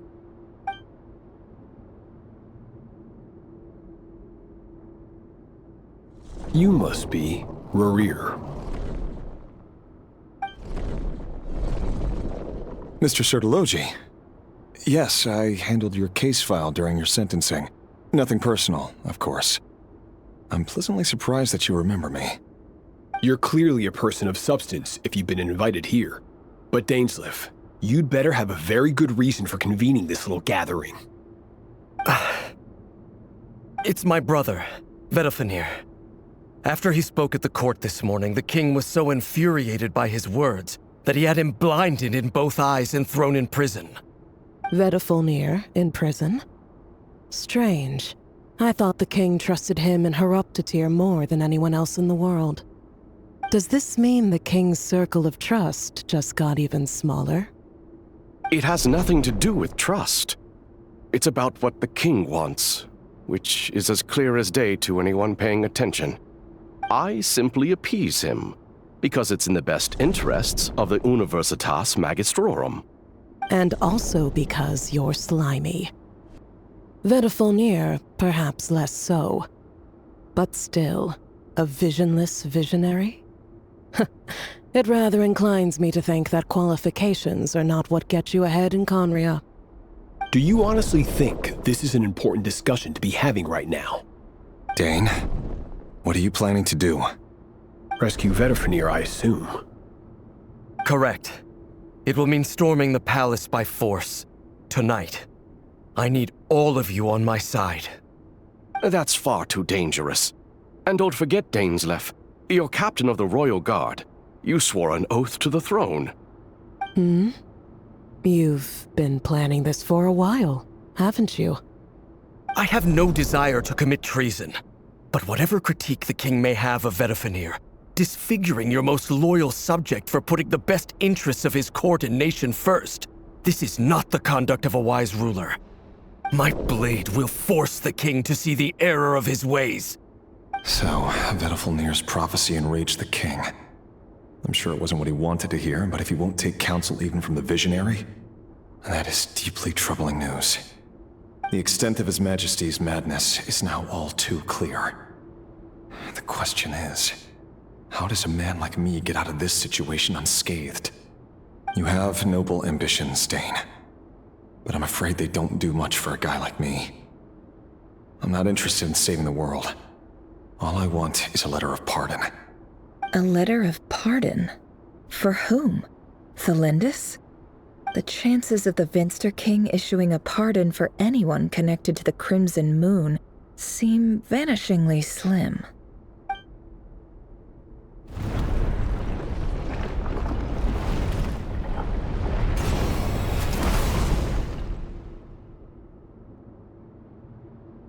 This black fog over the board must have some connection to Tholindis. But why is it taking this form? Does it have something to do with Rerir's past? Another mystery I'll need to unravel.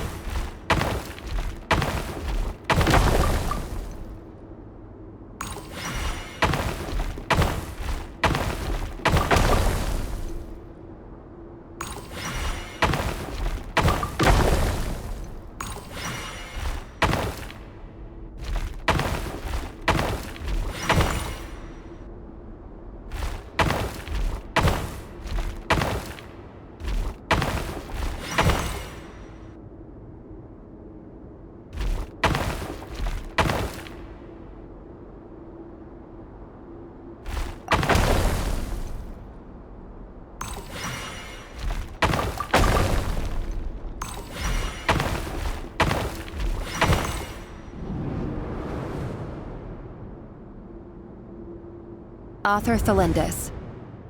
Over the course of this week, the research object was subjected to interference for a total of 60 hours for experimental purposes. The results are as follows. Research dating back to the Crimson Moon Dynasty has established 2 points regarding moon marrow. Firstly, its origins have something to do with a god's power. Secondly, it serves as a portal to an as-yet indeterminate location. Moon marrow can thus be defined as a spatial gateway. However, there are a number of hurdles to overcome before we can answer the question of where it leads to. To start with, opening the gateway requires a specific power source, which the relevant literature indicates. An enormous amount of power is then required to keep the gate open. Currently, the total power output of our instruments remains in the single digits. To make matters worse, I am now the only staff member remaining in the Moon Marrow lab. The Universitas Magistrorum recently decided to move most of its personnel into abyssal energy research, which has stymied all Crimson Moon-related projects. This is not a wise move. I have always maintained that placing all our hopes in a single source of power is risky, especially one as poorly understood as this. As well as making ourselves overly reliant on a single resource, we are neglecting other promising technologies. I apologize if this comes across as disrespectful. But as a Moon Marrow researcher, I desperately want to see the world beyond the gateway. If we really made it there one day, what would we find? And how would we go about taming the unknown? My imagination is endlessly fueled by questions such as these.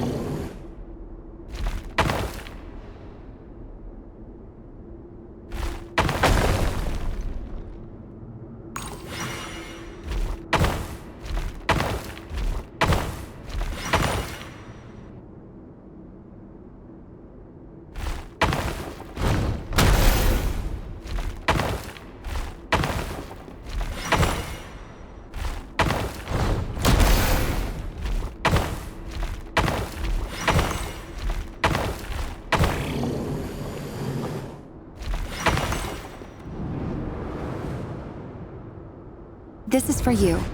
I heard you're gonna leave the city with your parents. Tholindis, did you hear about what happened? I've heard nothing. Rerir got back very late last Friday, and he was acting a little unusual, but he slept pretty well, so I'm guessing whatever he did was a good deed. You never saw him, and I don't know what he did. And this conversation never happened. You understand? What if he finds out that you pried into his secrets? Don't be silly. I don't know what secrets he does or doesn't have. All I know is he's just a normal guy who happens to run some errands for the king. Are you scared of him? I don't know. The Rerir I know doesn't match the person you all describe. Logically, I should be scared of him. And yet, I don't want to lose him. But enough about that. You should get going, and be careful with the package I gave you. Keep it secret. Keep it safe. What's in it? A piece of the moon. All you need to know is that as long as you keep it safe, then in the future, everyone will be able to see a red moon. A red moon? You mean our moon? That's right. Our moon.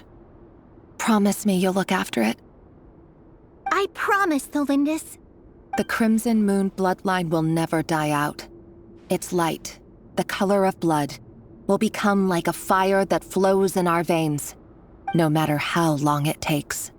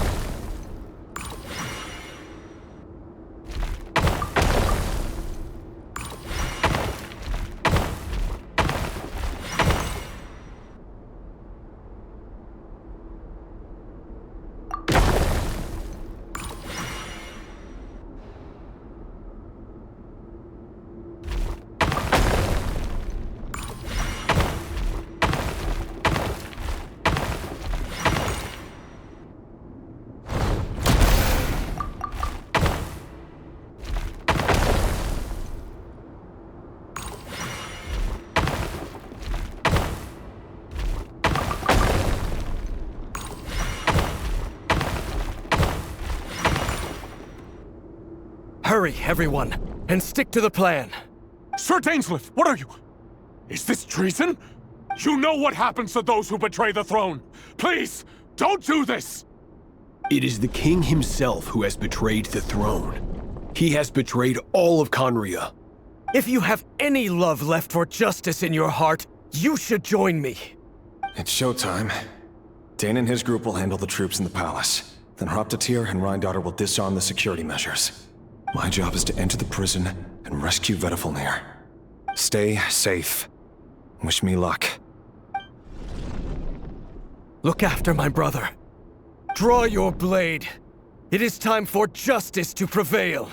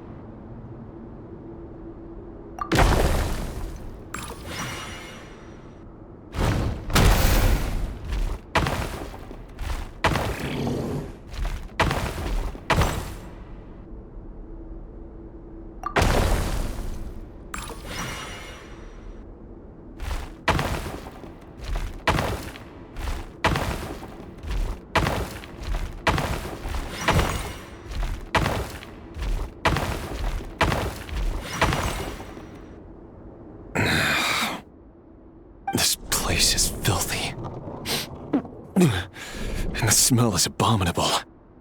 Clearly, the king doesn't allow his prisoners a single shred of dignity. This is dire. Found you. Hello, Mr. Vediflnir. It's you. Surprised? Oh, wait. I guess surprise isn't an emotion that prophets feel very often. I certainly felt some surprise in the moment when I was blinded. Surprise at the king's sheer ignorance. Surprise at just how unfairly this world responds to words of earnest remonstration. I'm curious. What did you prophesize this time? It wasn't a prophecy. It was a word of warning. Someone had to say it. The king has forsaken all reason in pursuit of his obsessions. I simply told him that if he continues on this path, Khaenri'ah will surely fall. But he didn't listen. Worse still, he stabbed you in both eyes and locked you away. Dane asked for my help. The court is in complete chaos now, but I'm sure you predicted that. Everything is transpiring as I foresaw, yet I am powerless to change it. Fate is an immutable force. I can but lament as the inevitable unfolds. I do wonder whether giving a man the power to see the future does nothing more for him than slowly crush his spirit. Forgive my curtness, Vediflnir, but the king did not suddenly turn on you today. His suspicions have been brewing for a long time. You can't have wisdom beyond the reach of your fellow man without attracting his fear and suspicion. There are things the king does not want to see. So, he doesn't want you having visions of them either. He blinded you because he thought this would make the visions stop. He wasn't entirely wrong. I did indeed lose my power to see the future. Right up until... Until what? Just now. I believe I saw something new. Well, tonight could go a lot of different ways. 5 of us banded together to storm the palace, also we could rescue you. This will go down as the most tumultuous day in Conrian history. I sense hatred in you. But also hope. A desperate hope that with the tyrant deposed, that will be the end of the story. But this is not the end. It is the beginning of a new chapter, and a whole new story. There are many men of honor and courage in this world, Rerir. But you are not one of them. You're not here for justice, are you? You're here for yourself. Is that a dagger? Interesting. Why not the polearm? It was always your weapon of choice. With your abilities, I don't doubt that you were able to recover some of your sight. But I also doubt that you want to make an enemy of me right now. Of course not. We're on the same side, aren't we? We could be. But I need you to be honest with me, Vediflnir. At this point, you're my only hope for the future. You mean your future? With your beloved, Tholindis? Yes. And I know there are bigger things at stake here. A dynasty, a nation, maybe the entire world. But forgive me, I care first and foremost about myself. I can't abandon the one I love to save myself. I just can't do it. But you see a broader picture of the future than I. You see the solutions to the biggest problems of our age. So tell me, what is my solution? What's the answer? In matters of fate, answers are either right or wrong. What will be, and what will not. Maybe you are willing to pay a certain price in the pursuit of happiness, but unfortunately, fate does not negotiate. That is the cruelest thing about fate. It is unmoved by your sacrifices. That can't be true. I know it's your voice that I keep hearing in my head, urging me to see how the world is changing, to seek more power, so I can protect the things I love. You show me disaster, but you won't show me how to avoid it? Why? Why are you doing all this? My voice. In your head.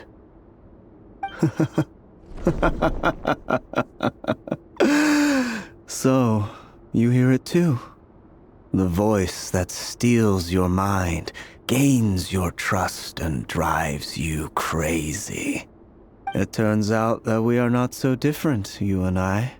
Vediflnir just broke into the strangest smile I've ever seen in my life, as if he'd discovered some monumental secret. But then he suddenly switched to looking extremely weary. Very well then. My advice to you is as follows. You must persevere. Whatever trials and tribulations you may face, be steadfast in the belief that they are your path to the future. For as long as you live, your story with Tholindis shall not come to an end. That is the only chance you have of fighting back against fate. It is up to you whether you believe my words. Regardless, that is all I will say on the matter. I have no right to intervene any further. I will hold you to your word. Thank you for setting me free. In return, I will tell you one more thing that you cannot afford to ignore. Just then, a strange wave of energy rippled through the city.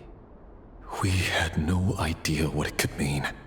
If I were you, I would head to the Universitas Magistrorum. The Universitas? Oh no! I'm sure we'll be seeing each other again very soon, Rerir. Whatever Vediflnir said, I didn't catch it. I didn't even help him out of the prison. There was no time to lose.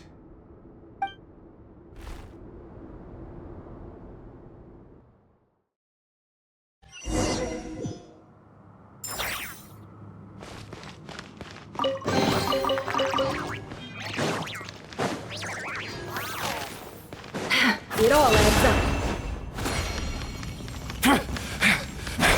Monsters? Is this Rhindaughter's doing? Or the Universitas Magistrorum? Out of my way! Close your eyes. You fear the dark! The Universitas. That reminds me of a rumor I once heard. Allegedly, the king installed secret mechanisms in the palace and around the city. No one knows where they are or what kind of power they hold. But if they were ever going to activate, it would probably be on a night like tonight. Help! Help! Hold on! Don't let them anywhere near you! Save me! I can't! Ah! That sounded like an explosion. So, the rumor is true? The king really went through with it? What other means does the king have at his disposal? They must run on power from the Abyss. And given it's a major center of Abyss research, anyone over at the Universitas will be in grave danger. I have to hurry!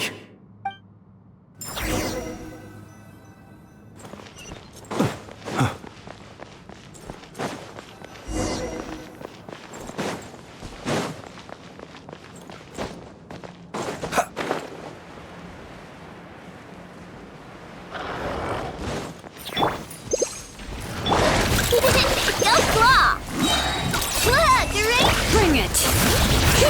Let the mountain's veins boil! It all falls into place. Can't hide the truth. The deception ends here. Be silent. Observe. It all adds up.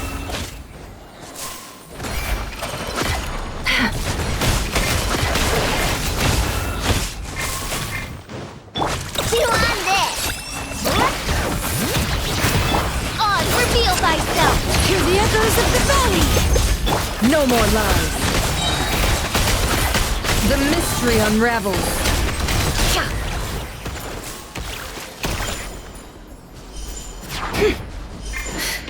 It all adds up. Good one! Ding dong! Letting crave names echo! As you wish, maybe. The long sleep beckons. Be silent. Close your eyes. Can't hide the truth.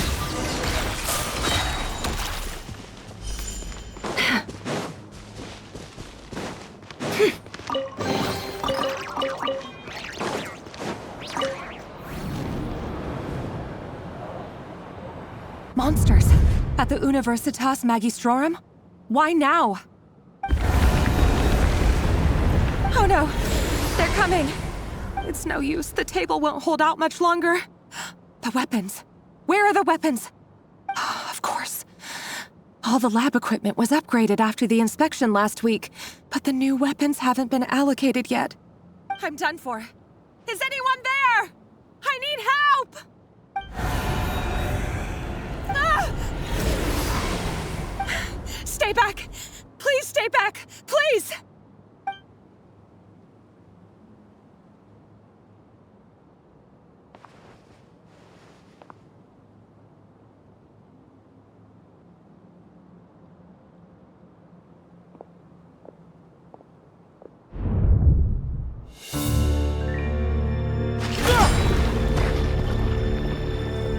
What's that? Rerir! So the rumors about your work are true. What? No! Listen, something happened at the palace tonight. We have to leave! You don't need to lie to me anymore. What do you mean? I know why you're worried, and I will respect the decision you've made. But it's okay, because I found a solution. I know how to end all this. You can have it back. The normal life you so desire. But until then, I'm afraid our wedding will have to wait. Tholindis? No, don't do it! Tholindis! Tholindis!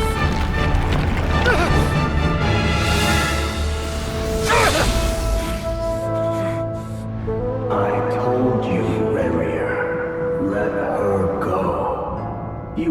find someone better. No! No, I won't do it! I have to save her! By what means exactly? A lowly pawn. You lack the power and the strength of will. Do you know a way? Tell me! Come to the palace. Join us.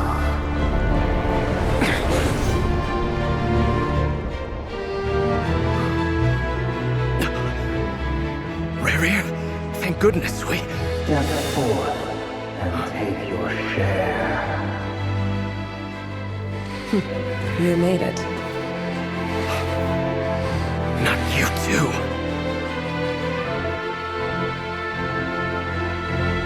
Hatred or grief, despair, desire. We all have our own.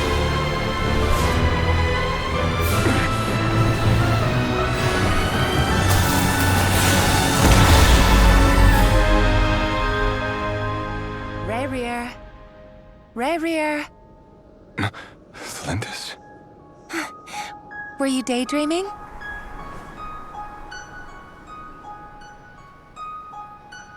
You still remember, Rerir? That question you asked me a couple of weeks ago? Oh. You mean the proposal? Yeah. I'm wondering, where do you think would be a good place to discuss it? Maybe in the garden? Or were you thinking a fancy restaurant? It's your choice.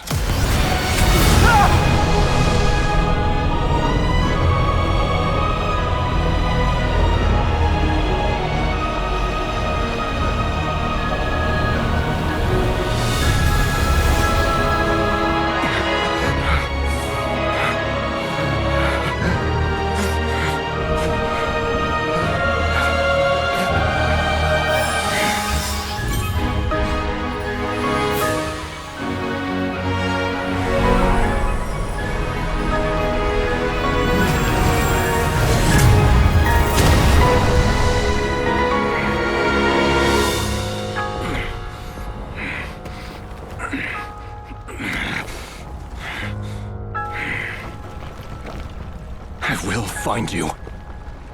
And then, you can give me your answer.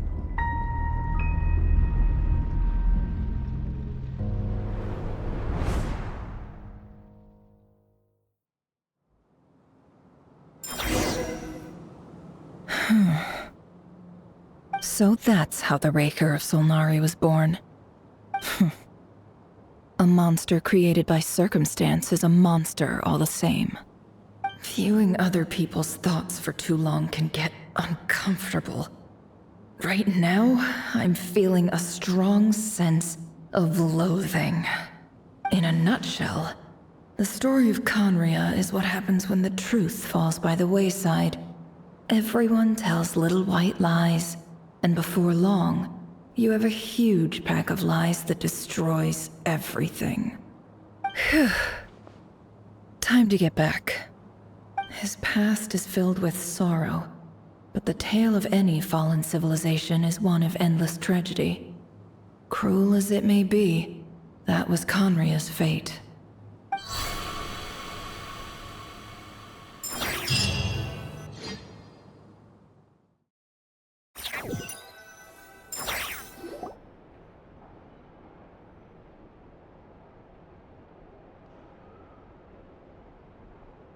Everyone, I'm back. Can I get a standing ovation? Nefer! How are you holding up? Feeling okay? She's fine. Boss is a pro. Yes, I'm fine. You will have seen the events of Rerir's life through my thoughts.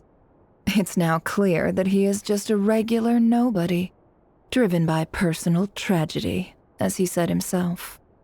I mostly agree. There's only so much we can know about him from his memories alone, but they did give us a clear glimpse into his life in Conria. However, I would not consider Rerir to be a nobody. He was deeply involved in the events of that era, Yet, when the catastrophe of a generation strikes, nobody is safe. Sounds to me like you're speaking in riddles again. Is this you urging me not to abandon the people of Nodcry in their hour of need? That's not what I meant. Although I do hope you choose to remain a part of the plan. Without you, the mission ahead will be all but impossible. Then try to remember that I respond better to the carrot than the stick. And I don't appreciate being bossed around. Now, as for you, Missy, you were excellent. You stuck to the rules of the ceremony and kept your mouth shut the entire time. Bravo. Cool! So, can you fill me in on the deets now? Most of what I saw went right over my head. Patience. You'll hear the whole story, don't you worry. But let's meet up with the others first. It will save me narrating it twice. Jahoda? Yes, boss! Let me get that door for ya. That's more like it. For a moment there, I was worried you'd forgotten about the first clause of your employment contract. Forgive my curiosity, but what does the first clause say? It says I gotta do the annoying stuff that boss is too lazy to do for herself. Like opening the door, pouring the tea, yada yada. Is that right? If something is in the contract, it's because she willingly agreed to it. Rest assured that the Curatorium abides by the very strictest of labor policies. You don't seriously think I'm cruel enough to treat her like my slave. In any case, I've hardly shied away from my share of the work today. Hope I don't catch Flins and Varka lounging about in their chairs, enjoying a leisurely cup of tea. There's nothing I dislike more than other people enjoying themselves while I'm hard at work.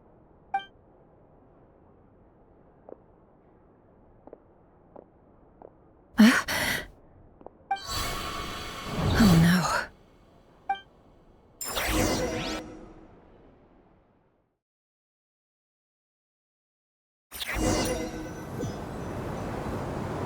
Sorry to disturb you, but we seem to have run into some trouble. Evidently so. Don't worry, I'm not about to leave you to fend for yourselves. I'm not that kind of boss. And it would go against the Curatorium's labor policy. I'm sorry. What did you hear me say? I wasn't talking about labor policy. Wait. How long have I been standing here? Not long. You just appeared by the door a moment ago.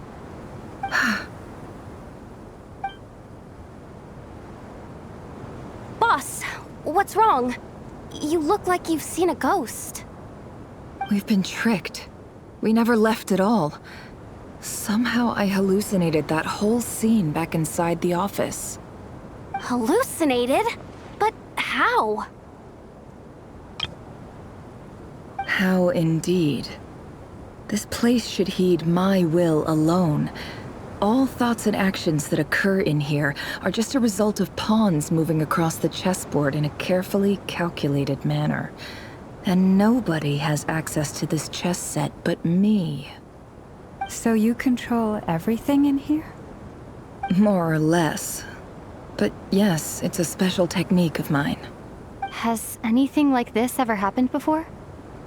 Only once. It was the first time I used the chess set. Is there any similarity between what happened then and what's happening now? I suppose my thoughts are a little turbulent, which was also the case my first time. Is there anything I can do to help? The first clause of your contract clearly states that I only need your help with things that I'm too lazy to do myself. Meaning you're not feeling lazy right now? Meaning this is not something Jahoda can help with. The chess set is a personal treasure that I alone understand. I must be the one to find our way out of here. Boss, it's fine. Really. Let me do something useful. Oh, listen to you. Whatever would I do without you, Jahoda? What? Really? Yes, really. Where would I ever find another employee as obedient and servile as you? God forbid anything ever happens to you. Oh, okay. Well, anyway, I was thinking of fetching some water. There's gotta be a source around here somewhere. I suggest everyone finds someplace comfortable to take a rest. We gotta conserve our energy. Even though all this chess malarkey doesn't exist in a physical sense, mentally speaking, it's all real. And so is our tiredness and fatigue. You don't want to dismiss mental fatigue. Just because it isn't physical doesn't mean it's any less serious. But anyway, I got your backs, so don't worry about a thing. Don't I have the best employees? Jealous much? If we can find a suitable time, I'd love to borrow Jahoda for a day to help out at the Frostmoon Scions. Would you be amenable to that, Boss Nefer? Oh, Lauma. Have I ever told you just how pretty you are? Beauty runs from the tips of your antlers to the depths of your imagination. Time to rally, everyone. Follow me. As we continue our journey, the same rules will apply. That means stay focused and no talking no matter what we encounter. And don't disturb the chess pieces. You have my word that I will get us all out of here.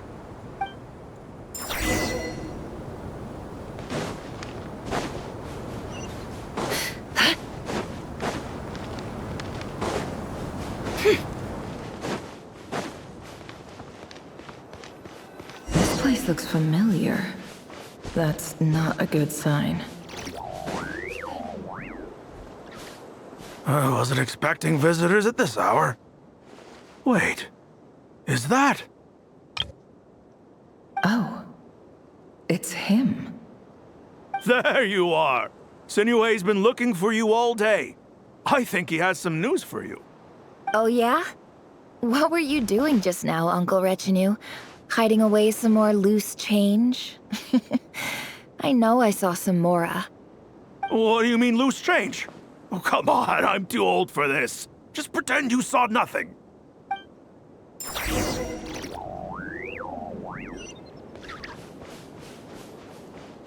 No more lies.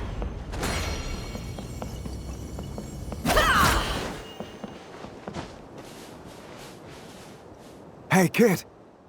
Mind telling me what Sinuhe's been up to recently? I'm trying to get in his good books and I need a way in. Get in his good books? Why? What do you want with my dad, Uncle Apepi? I've written a new song. I was hoping to showcase it at the next festival, but I'll need his approval. A new song, huh? I'd love to stay and listen, but unfortunately, Uncle Retinue says my dad's looking for me. Well, there's plenty of time and I'm not going anywhere. See that pile of stones? I'll be sitting there warming up my vocal cords. Come find me when you're done. Pile of stones. Got it.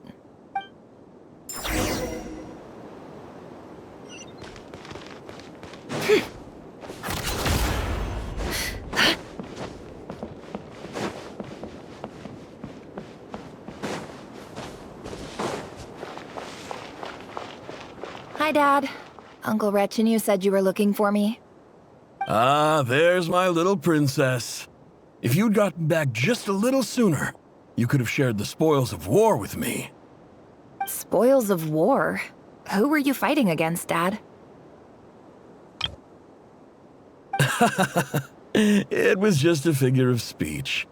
The aftermath of a sandstorm is no time to be waging war. I was talking about our war against thirst.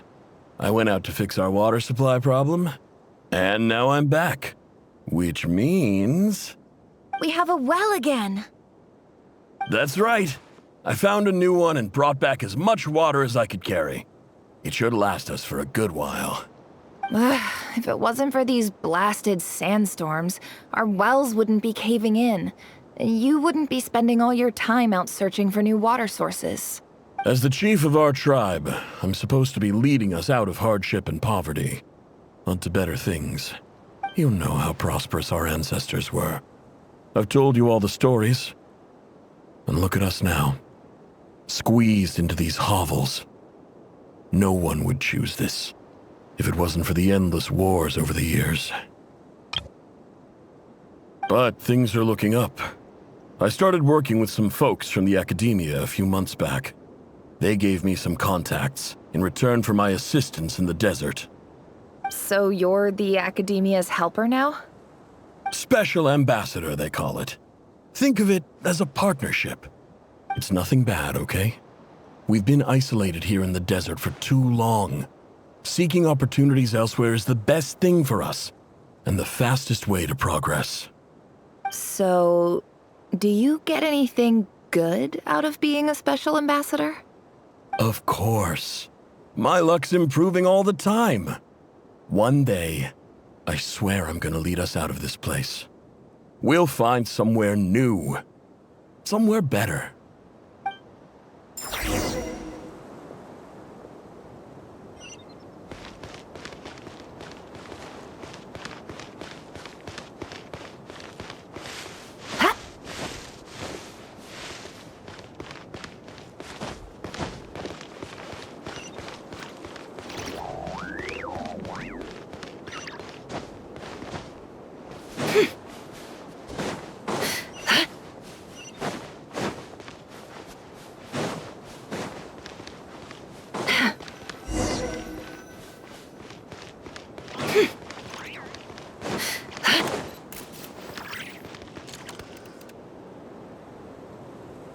That's our well, and you know it! You stole from us! Well, you've gone from chief to thief, and now you have to face the consequences! Did you really think you could take our water without permission and get away with it?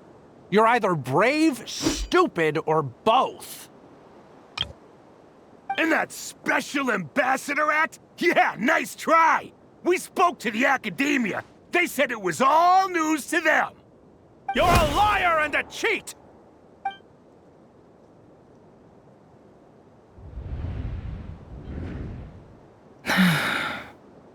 I heard Jahoda gasp, but I don't blame her. Most people are terrified by the sight of blood. Corpses strewn across the ground. The wounds are clearly from scimitars and daggers. The desert dwellers' weapons of choice. There's a handwritten note on the ground. Let's see what it says. Halil, this is Sinuhe, chief of the Shimti tribe. Surely you remember me. I was the one who helped you and your colleagues avoid the quicksand in the desert. This is my second time writing to you. I assume my last letter must have gotten lost in the mail, as I didn't receive a reply. I hope this one makes it to you safely. I'm writing to you because I need some help. That sandstorm the other day completely blocked up our well, forcing me to look for another water source in Iab and Unut territory. It was a matter of survival. Praise the gods. The well of the Iab tribe was intact. It was my last resort. I drew what water I could and left, but not without being spotted. I fear they will retaliate. You told me to write to you if I ever needed help. You said you'd be my ally in the academia. I urgently need you to formally recognize my title of Special Ambassador and send some of your people to assist me for a few days. It's the only way I can convince them that this was the academia's decision and prevent them from retaliating. This is an emergency. Please send help as soon as possible. Looks like this letter never got sent. The writer died a grisly death, and the letter was trampled into the ground. It's badly defaced. Some parts are barely legible. What a ridiculous lie the surviving Shimti tell. Their whole village was butchered over a sip of water.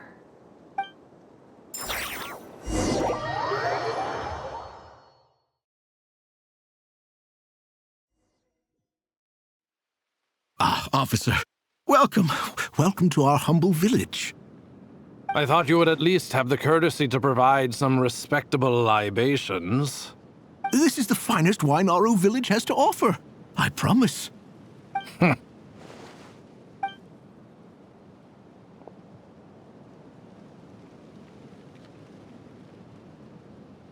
The Academia has agreed to reserve a single space for a candidate from your village. but I remain skeptical of this entire endeavor. I highly doubt anyone in this desert possesses serious academic potential. Please, have faith. If not in us, then in our god. The child we found shows great promise. I beg you, take her away from this place. Give her a chance. Don't let her talent go to waste. I don't recognize her. New arrival? She showed up here a few days ago and we took her in. She's a really bright kid. Please help. I'm begging you. So, where are you from? Nowhere special. Just a sand dune. What about the rest of your family? How many of you are there? Just the one. It's only you? Correct. So, no brothers, no sisters, no mother or father? Any who have slept on a bed of sand, I call my brothers and my sisters.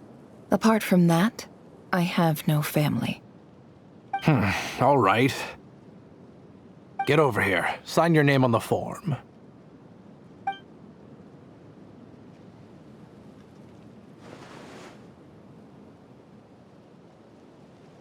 Nefer?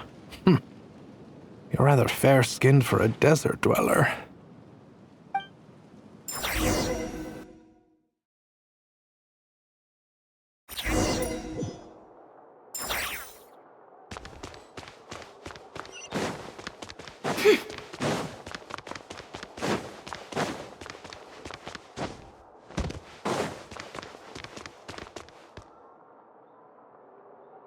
Nefer, this term's assignments have been issued already. Please read through the materials thoroughly, conduct your own additional research, and then write an essay on the topic. Yes, Professor, I'm aware. I just had a couple more questions I wanted to get your perspective on. Oh? Please, ask away. Well, I saw the other students' problem sheets, and I couldn't help but notice that my assignment is much easier than theirs. Do you really think I'm a weak student? A weak student? Goodness, no. Quite the opposite. You have a sharp mind. Almost too sharp. I think what you're saying is, a weak student wouldn't have noticed the discrepancy. And if they did, they certainly wouldn't complain about the lighter workload. You see, sharp as they come. You see things the way they are, and I'm sure you know why they're like that. Because of where I come from. Because I'm different. I'm sorry, Nefer. I don't like it any more than you do. It's just... Anyway, you said you had a couple of questions. What's the other one? I wanted to check... If someone sent me a letter to the academia, where do I go to collect it? Ah, your family wrote to you. Well, as long as they put your name on the envelope, someone should hand it right to you. Not exactly. It's not even a recent letter. I was just curious where the mail would end up if no one collects it. The House of Dana, I expect. I know there's a box for unclaimed mail somewhere in there, probably sitting on a shelf. Whatever you're looking for, that'd be the place to start. Okay, got it. Thank you, Professor. Oh, don't mention it. Honestly, I feel like I failed you. I'm supposed to be your teacher, but I haven't taught you anything. Hey, don't say that. You're a great teacher, and you do your best for all your students. But the rules are the rules. You're not allowed to teach students like me. It's not just the academia, either. The whole world bends over backwards for the successful, and leaves the losers to suffer and die. Oh, my dear child. Don't tell me you've given up on life already. I haven't. I just think that if you want to make it in this world, you have to find a way to become successful.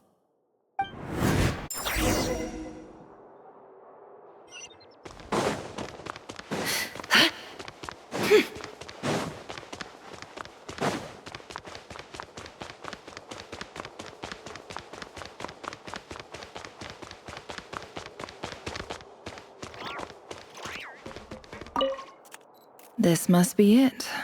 A big cardboard box full of unclaimed mail. And probably some letters that ended up here by mistake, too. Let's take a look.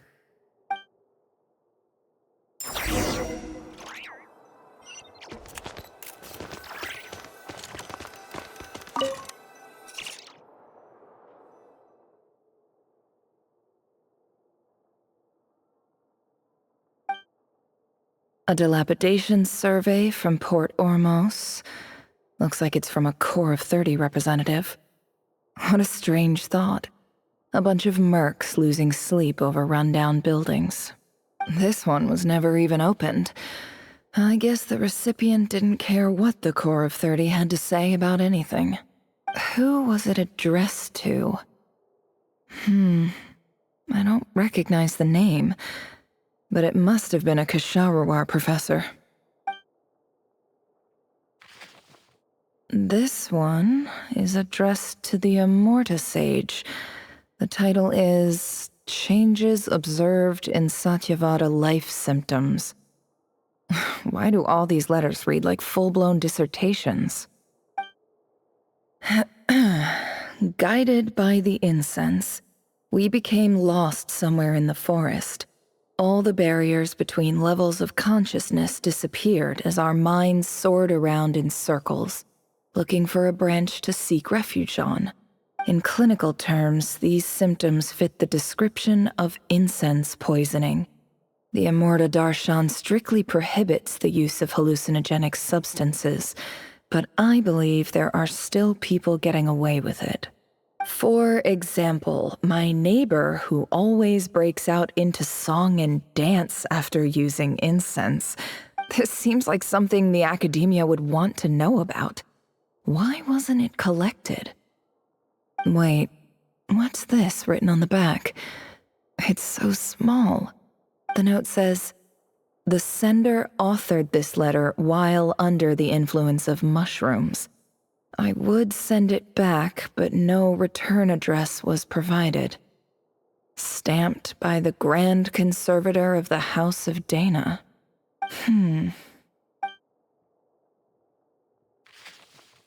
This next one is addressed to Grand Sage Azar. A few words of protest regarding recent changes in Sumeru's educational policy. In recent years, the academia has taken on a small number of students from the desert region, as per the policy to this effect. However, it appears to me that these students have not, in fact, been provided with educational opportunities that are, in any meaningful sense, equal to those enjoyed by their peers, as well as receiving dumbed-down assignments and perfunctory tutoring. They do not even have full access to the Akasha system.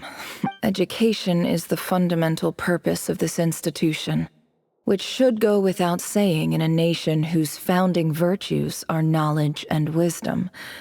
I ask you, is the lip service we pay to the policy of education for desert students truly the standard of pedagogy to which the academia aspires? As Grand Sage, policy decisions are your prerogative, but do not forget your roots. You and I were once students too, as was everyone else in this institution. I do hope you will give some serious attention to this matter. I encourage you to discuss issues like this with myself and others, and listen to some alternative opinions. Great letter. Shame it didn't get to where it needed to go. And the sender is... Sage Cyrus of Spantamad. I didn't realize anyone else even knew how bad students like me have it in this place. So this is where letters from the Sage of Spantamad end up? Nice one, Grand Sage. Really enlightened leadership. Whatever. This isn't what I came here for. Moving on. I'm not exactly holding out hope that a letter sent from the desert would even make it here. But if it did, where else would it end up if not in this box? I can't believe how much discarded mail there is. Must have been years since someone last went through it all. And this is just one box. The whole House of Dana is boxes on shelves. I don't believe for 1 second that any human being has sat down and read through all the documents in this place. Who has that much free time on their hands? Wait, could this be it?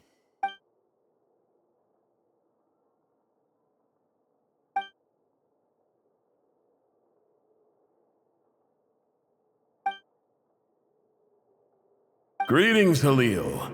My name is Sinuhe, chief of the Shimti tribe. I was the one who came to you and your colleague's aid when you ran into trouble in the Great Red Sand.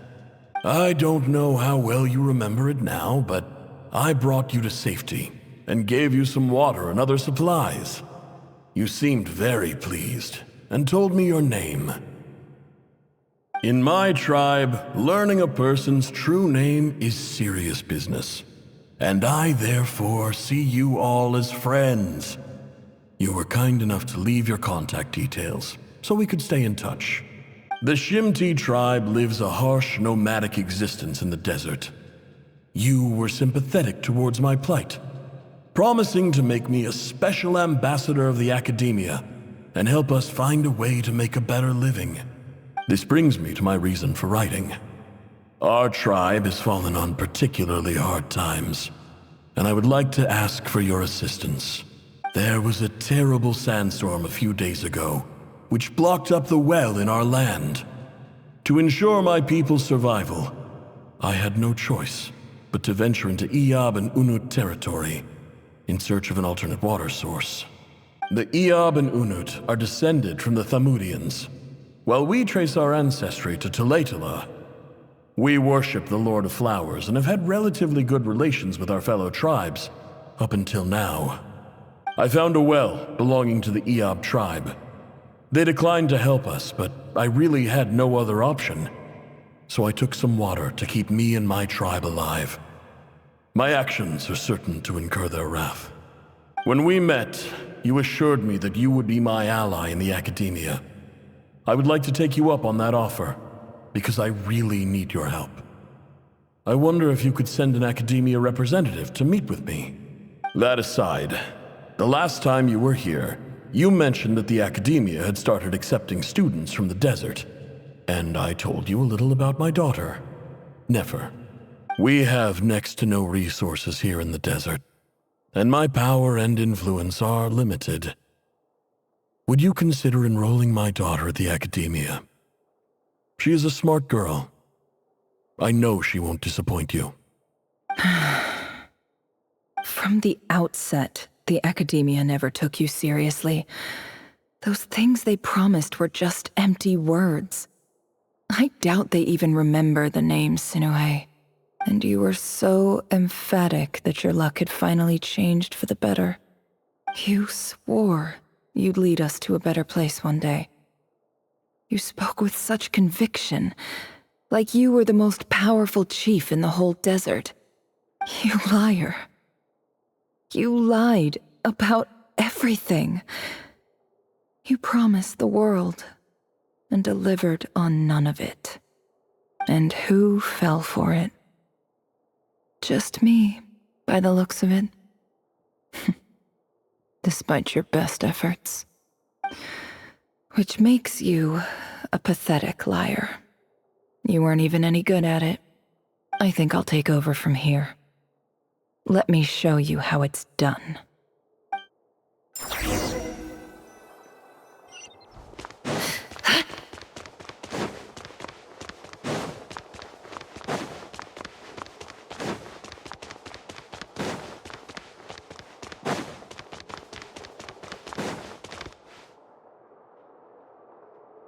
I just came to say goodbye.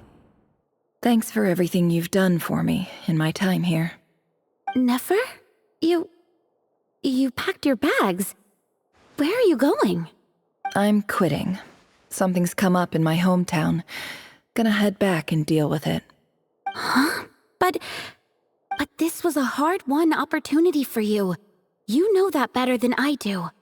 It was. But it doesn't matter. I have more important things to deal with, and they can't wait.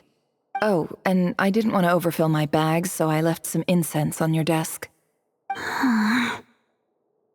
What's wrong? I thought you liked incense. Although, I did read somewhere in the House of Dana that it has hallucinogenic effects. Don't use it all at once, all right? Isn't this the stuff you brought from your hometown? You're just letting me have it? But you said it's a rare and valuable commodity. Yeah, about that. I lied. It's not rare at all. There's this bunch of ruins near my hometown that are practically overgrown with this plant. It's not worth much. Keep it, it's fine. But Nefer... All right, that's all from me. You take care.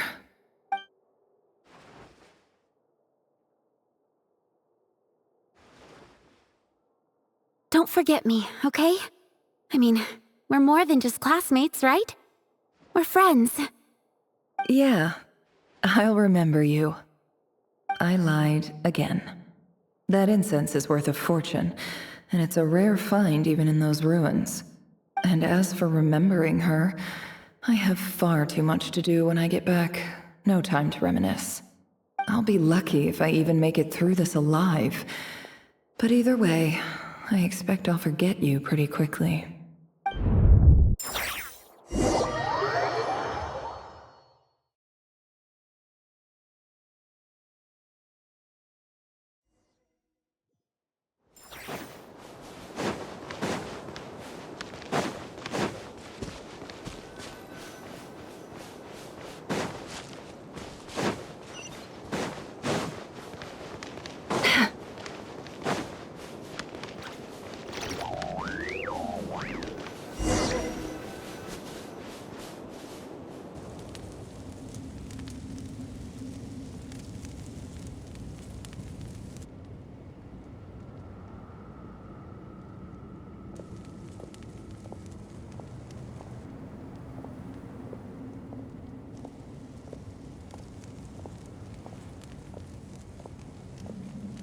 It's a pleasure to meet you, Mr. Arif. So, what does the Academia want? Since they've sent their special ambassador, I assume there's a big business deal to be made. If not, I'd be very disappointed. Please, sir, lower your blade. You're lucky I'm the one they sent. Not all special ambassadors share my admiration for the Iab people. The ever-shifting balance of power in the desert reduced the once great civilizations of this region to rubble and sand. But the story of the Iab has a very different trajectory. Others grew weak, but you grew strong, beginning in obscurity and moving to prosperity. You're the only ones who defied the trend. Huh. So, you do know who you're dealing with? This well is the perfect symbol of your strength, is it not? It used to belong to the Unut, but it looks like you have control over it now. You're not wrong. But I'm sure you didn't come all this way just to flatter us. Of course not. I came to bring you some very good news. Some information that recently came to light, which might just be your ticket to freedom. Records uncovered by the Vahumana Darshan show that a certain well currently under Iab control is built on top of some ancient ruins. These ruins are of great archaeological interest to the Academia. I checked the map carefully on my way over here, and I'm confident that this is the well in question. The Academia is offering 50 million mora in return for excavation rights. 50 million? No, wait. If these ruins are as important as you say, 50 million's a little low, don't you think? Don't get greedy, Iab. We know far more than you think. We know that you seized this well by force. Wasn't that the first step in your rise to power? To drive away the Unut and steal their water supply? So what if it was?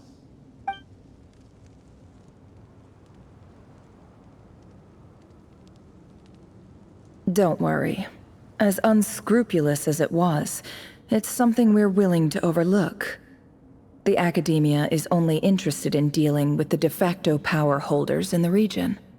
I hope I am making myself clear. And I hope your words are the truth. If I find out the Academia is trying to play me, I'll hunt down every one of your people and make you watch as I cut their heads off one by one. I assure you, Chief, that would not be in your long-term interests. You don't want to make an enemy of the Academia. You see how I'm dressed, don't you? I appreciate that you've never been to the rainforest, but surely even you recognize an ambassador's attire when you see it. And what does a barbarian like you have to lose anyway? You really think the Sumeru Academia would bother to come all this way just to lie to you? We have more important things to worry about. All right, I take your point. The Academia is the highest authority in the land. I'm sure you're trustworthy people. In that case, we have a deal. We will sell you the excavation rights. I'd like to thank you, Ambassador. This is good news indeed. Excellent news. In fact, it calls for a celebration. Would you do us the honor of staying a while and enjoying some Eab hospitality? Gladly. I am partial to wine myself, and I trust you are as well. So let's indulge in a few drinks together, in celebration of this momentous occasion.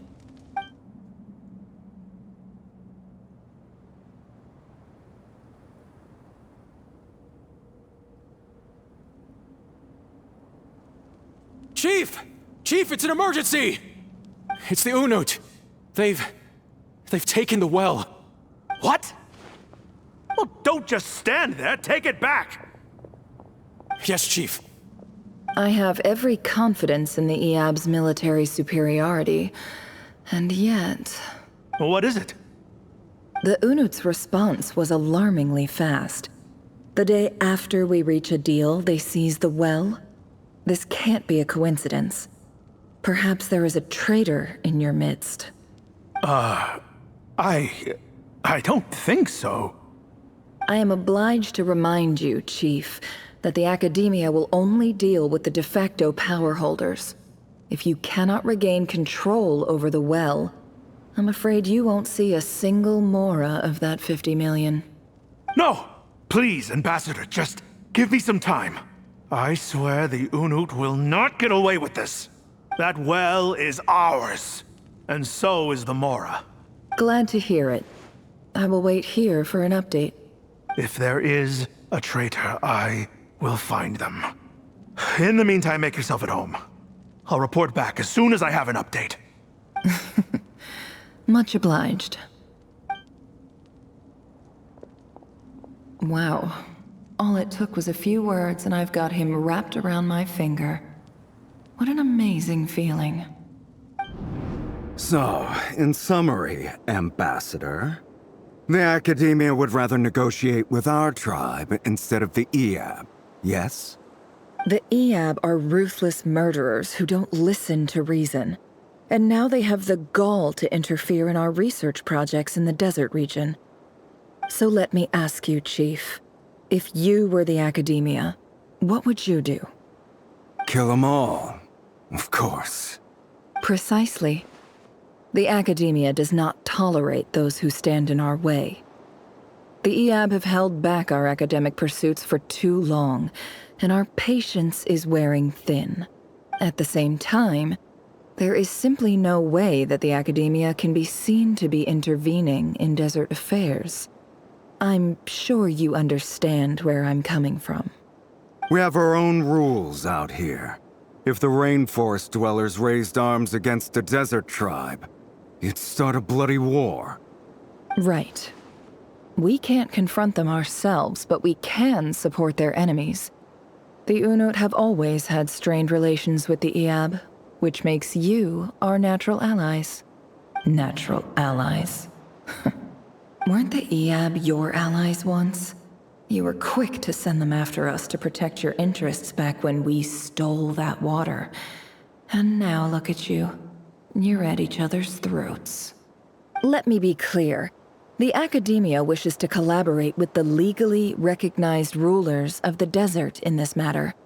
We are asking for excavation rights to that well, and our offer is 50 million mora. Say no more. I believe we have an understanding. Good. Then I suggest you get to work. Get us access to that well, and the mora's yours. You see, Dad? Lying is easy when you know how. People will believe anything.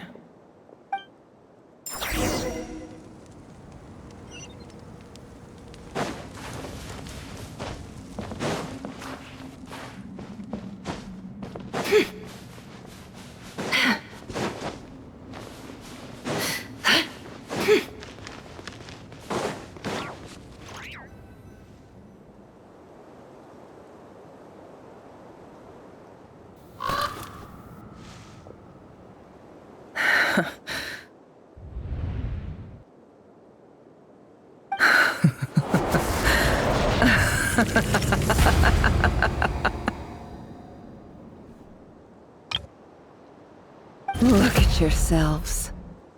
You may be vile, savage monsters, but your butchered bodies bleed like any others. You're no different. You're nothing special at all. The monsters who destroyed my home, they're just ordinary, petty human beings. What a joke. I think we're even now. Maybe I've even done the desert a favor. It's a better place without all these people around. Oh, Sinuhe, my gullible fool of a father. Perhaps if you'd been as ruthless as I was today, our tribespeople would still be alive. In this dog-eat-dog world, a chief needs to be tough to survive. But you couldn't do what had to be done. So I did it for you. Nefer, it's okay. All of this is in the past now. I believe I remember you promising to remain silent. Yeah, but even so... Jahoda, is there anything you can do to ease the tension? Alright, time for a sharp turn onto a completely different topic. So, anyway, that's enough of that. When are we getting out of this place? Feels like we've been walking forever. I'm getting pretty tired. Oh, Lauma, you tired? Yes. If we can find somewhere to sit down, I could certainly do with a rest. It's not far now. There should be a temple just up ahead. Yes. Really? A temple? That's where this story ends? I guess that's how things go in the desert. Desert dwellers can never escape their destiny. Or so everyone says. I never wanted to believe it, but looking back now, I'm as desert as they come. You mentioned a temple. What's waiting for us there? My biggest trade secret of all. Ah. Then I'm guessing it's where you got your power from. The power to peer into other people's minds. I didn't know you were clued up on any other religions. I'm no expert in the history of Sumeru, but since you come from the desert, I would imagine it has something to do with King Deshret.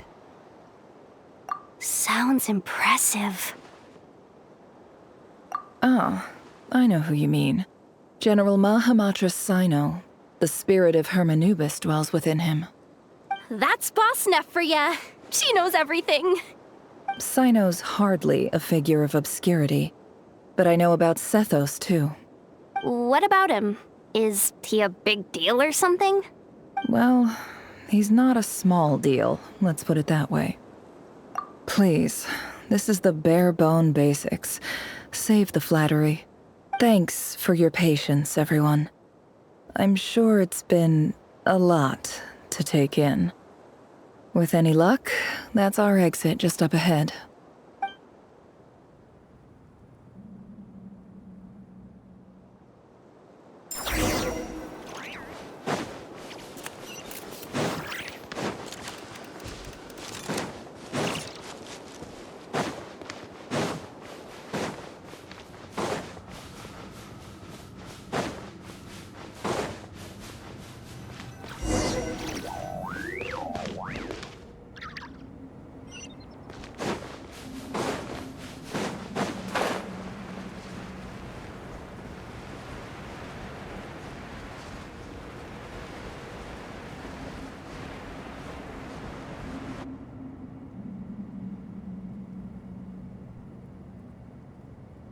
Uh-oh. Uh-oh. Uh-oh. I'm totally out of my depth here. I don't have anything to add about any of this stuff. Like, look at that statue, for instance. I want to do the whole name-dropping, this girl knows her stuff thing too, but I've never seen anything like it before. A statue with the head of a bird. That's Thoth, the Ibis King, one of the 7 pillars of King Deshret. The legends say that he, the Crocodile King, and the Goat King were the 3 retainers of King Deshret. Let's take a look.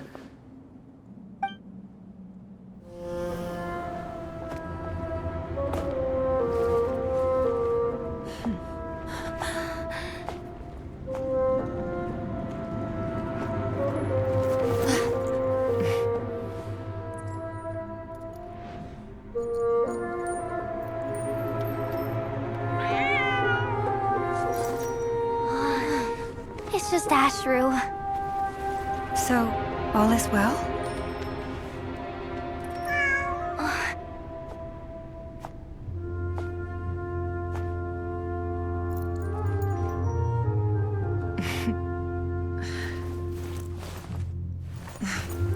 Typically speaking, at this point, the world disintegrates. Then we find ourselves back in the outside world. Besides, these are my memories. There's nothing to fear. You're sure? Of course. It's almost over.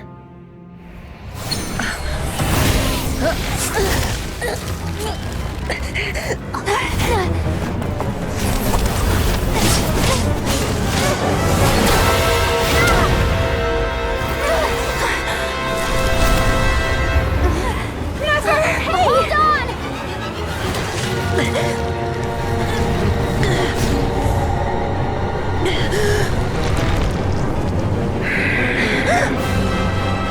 Knowing too much is always a death sentence. Speak for yourself.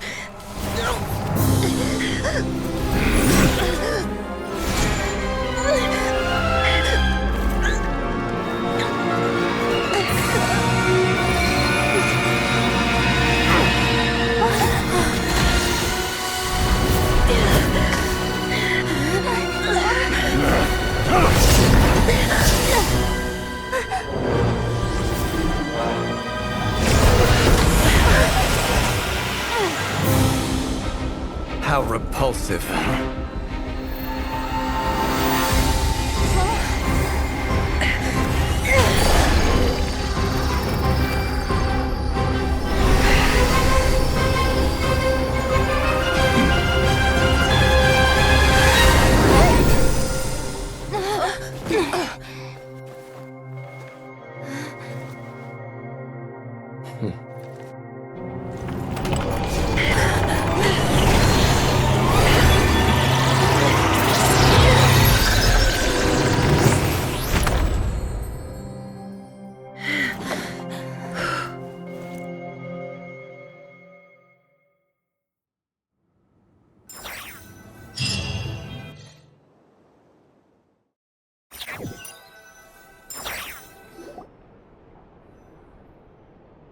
Timed that pretty well, didn't I? It's okay. I'm just glad no one was hurt. Paimon noticed you doing something too, Dainsleif. Were you helping get them out? Of course. When I asked Nefer to conduct this investigation, I was not naive to the dangers involved. I had a duty to ensure your safety. Good to know your sense of justice is still intact after all these years. I take that to mean that you saw the truth. That comes as a great relief. I certainly did. And thanks to your help, I also managed to trap Rerir inside the chess set. Whoa, really? How'd you manage that? Well, to be honest, I sensed that something was wrong long before we made it to the temple. By using this fragment to probe into Rerir's past, well, the monster formerly known as Rerir, it seems I alerted him. I was tracking him, then he caught on and started tracking me too. Can't say I'm surprised. But how did he track you through your thoughts alone? That shouldn't be possible. Rerir was a secret agent who reported directly to the Vinster King. He is an expert at finding a trail and hunting down his pursuers. No wonder. He infiltrated the chess set, read my thoughts, and built a new virtual chess set inside of it. That's why we weren't able to leave at first. Speaking of your chess set, it's quite a remarkable item. Would I be right in thinking you have some connection to King Deshret? You overestimate me. I only have a connection with one of his underlings, the Ibis King. You all saw how this came to be. A long time ago, the Iab massacred my tribe, the Shimti, in our home village. A few years later, I enrolled in the academia, where some new information came to light. The Unut and the Iab fought a bitter battle over the rights to a well, all for the sake of a non-existent 50 million mora. The Iab ultimately won that confrontation, but their victory came at the cost of almost every warrior in the tribe. The final blow to the Iab came at the victory feast, when an Unut assassin beheaded their chief right before my eyes. The remaining Iab fled and have been scattered to the winds ever since. Having gotten my revenge, I returned to my hometown, where to my surprise, the nearby temple was still standing. There it was, seemingly immune to the relentless hostility of the desert, while my tribal home lay in ruins. As I stood there gazing at the temple, I noticed a cat just outside. This cat, as it turned out, was home to the spirit of the Ibis King. He led me to a gate deep inside the temple, and there he made a deal with me. This chess set is my gift from the Ibis King. The chessboard within is made to the same specifications as the one in the mausoleum of King Deshret, and represents his power of piercing analysis. With this chessboard in its container, I gained a certain ability to perceive hidden secrets. Now, you could conclude that the Ibis King simply wanted to give the people of this world the power to seek the truth, but I don't believe that's the full story. Every god plays favorites. Their hearts are as fickle as any human's, full of secrets, perversions, egotistical tendencies. But precious few gods are willing to admit this. It is the same with all powerful forces, including fate itself. Their gaze falls preferentially upon a select few. As you rightly point out, this is an act of favoritism. If you're alluding to the Abyss, then yes, I agree. Gather the others. It's time to share everything I've learned.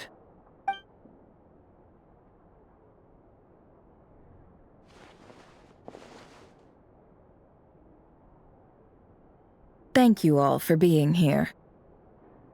As promised, I did some further investigating into the Rerir of Solnari's background.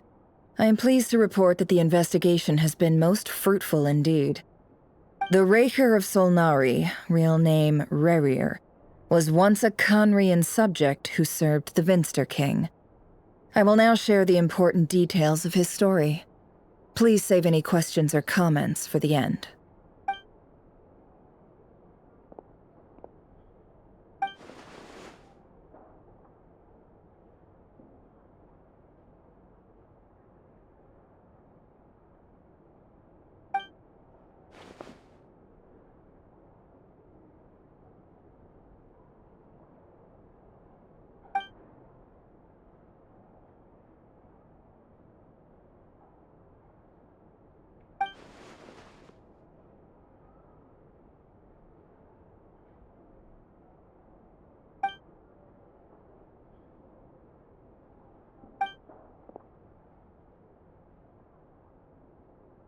So that's why he's so obsessed with the moon. A tragic tale, to be sure. But it does not excuse his many transgressions. No matter how much Rerir suffered in the past, the fact remains that he is what we know today as the Wild Hunt, wreaking havoc upon innocent lives in Notcry. He becomes more dangerous with each passing day. If left unchecked, it is simply a matter of time before all of Teyvat suffers the consequences. This is a threat that the Knights of Favonius cannot ignore.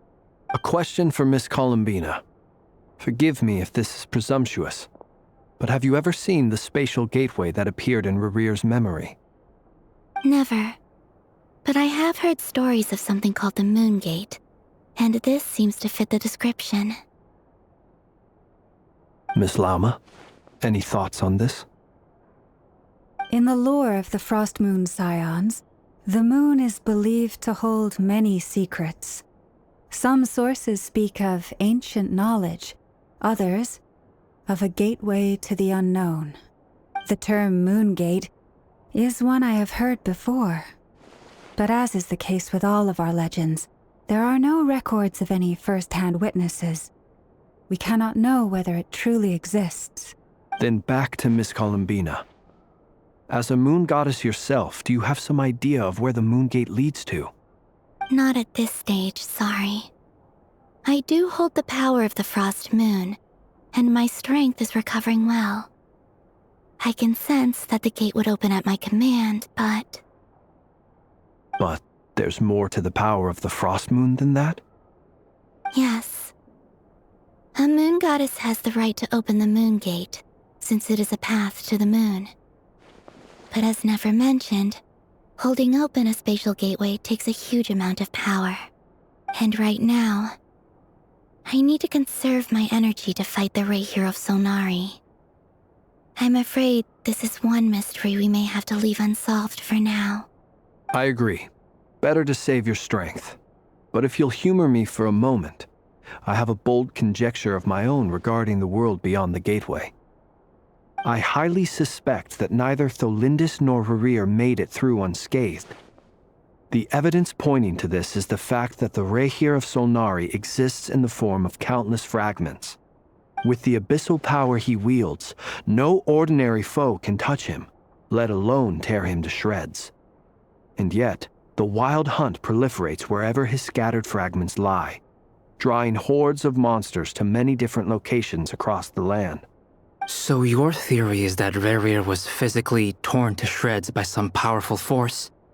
Hence, why the Wild Hunt is a distributed phenomenon, rather than a unified one? Makes sense to me. Explains why the Wild Hunt is so pervasive, and why he's been trying to piece himself back together. He was whole to begin with, and he wants to be whole again. Without the power of the Abyss on his side, he almost certainly would have perished the moment he was torn apart. But the Abyss, much like a curse, has kept him alive. I could not agree more. The power of the Abyss is most surely a curse. It is a compelling explanation, and one that accords with my present understanding of Abyss creatures. Whether the life form in question is primitive or advanced, if a curse has extended its lifespan unnaturally, it will continue to survive in spite of everything. This raises some interesting questions. I will run some experiments and see if there is any validity to my suspicions. That being said, regardless of whether my research bears fruit, I would like to thank Miss Nefer for conducting such a thorough investigation. Already, it has greatly enriched my understanding of the entity we face. My pleasure, Mr. Albedo. I too hope that the information I have shared today proves useful as we look to formulate the next stage of our plan. Hey! What is it, Dainsleif? You look really upset! It's just... when I think of the man I once knew as Rerir, I struggle to understand why things had to turn out like this. The two of you used to be friends, didn't you? I don't know if these words will bring any comfort, but my heart goes out to you. Mine too. We can never know all the hows and whys of the way things are. The moon and stars are full of untold secrets and lies, and the skies are host to many more mysteries than these alone. Yet, none of that can begin to compare with the complexity of human life. Those are the first comforting words I've heard in a long time. Thank you, both. Well, I think this is a good place to end today's meeting. I'm sure Nefer needs some time to recover. She's been through an awful lot today. That's very thoughtful of you, Lauma. Of course. Sounds good to me. Take some time to rest and digest before we reconvene to nail down a plan.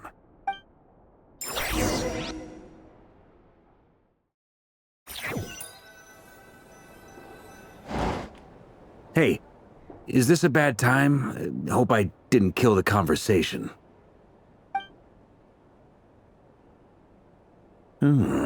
Nice room. Oh, I'm not coming in, though. Why not? It's just a hotel room. If it's all the same, I'll just stay out here. I might not look the part, but I'm technically a knight. Barging into people's private quarters isn't the kind of thing we do.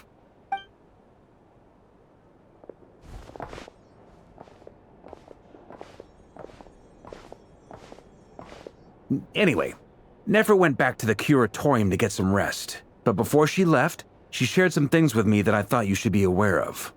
Firstly, although she managed to trap the Rerir of Solnari inside her chess set, there's no guarantee that the power of the Ibis King is any match for one of the 5 sinners. Their powers are beyond our comprehension. It's only a matter of time before he finds a way to break out. We have to come up with a plan and take care of him before that happens. Honestly, Paimon figured that might be the case. So, how long have we got? Well, I asked her that same question. She talked for a long time, but for the most part, it seemed like she was trying to convince me how precious her chess set is. What a long and storied history it has. It felt like some kind of sales pitch, you know? The kind where you end up handing over Mora against your will? Anyway, after all that, she finally answered the question. 2 days, at most. 2 days? Holy moly! Can we even recruit enough help in that time? That remains to be seen. Which brings me to the second issue.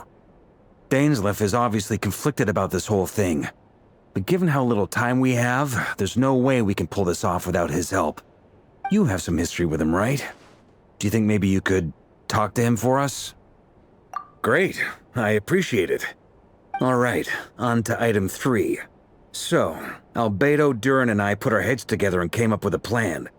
Can't promise it's gonna work yet, but at least it's a start. We figured we'd bounce the idea off you first. We'll explore it further once everyone's recovered. Oh, Paimon's dying to hear this.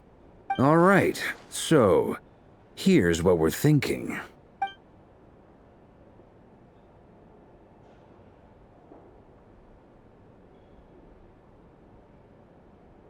We felt a little uneasy about roping you into this. I mean, firstly, you're not locals, and secondly, none of us are your boss.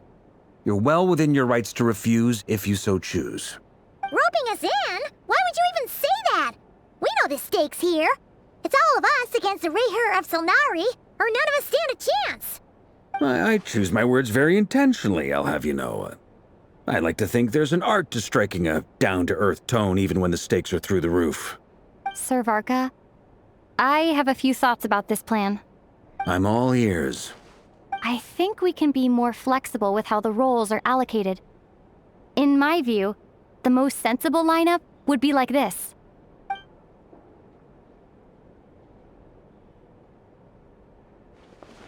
I see your point, yeah. But if that's how we're going to approach this, you'd better make sure you're ready. To be clear, I don't doubt your abilities. Far from it. I just want to make sure. Are you really willing to take all this on? I want to do everything within my power. The Rerir of Solnari is a truly fearsome opponent, and if I do my part, it'll greatly reduce the risk for everyone else involved. Well, that tracks with what I've heard. Jean's mentioned in her letters that you're so diligent it's almost abnormal. As in, most people weigh up the risks and rewards in situations like this. But you seem to just march towards danger without a moment's hesitation. Of course, everyone appreciates a fearless pioneer. But all that aside, I'm the Grand Master of the Knights of Favonius, and you're our honorary knight. I want to make sure your courage doesn't come at the expense of your safety. Thank you, Sir Varka. I should be the one thanking you. It means a lot to have you on board. I'll give some serious thought to your suggestions.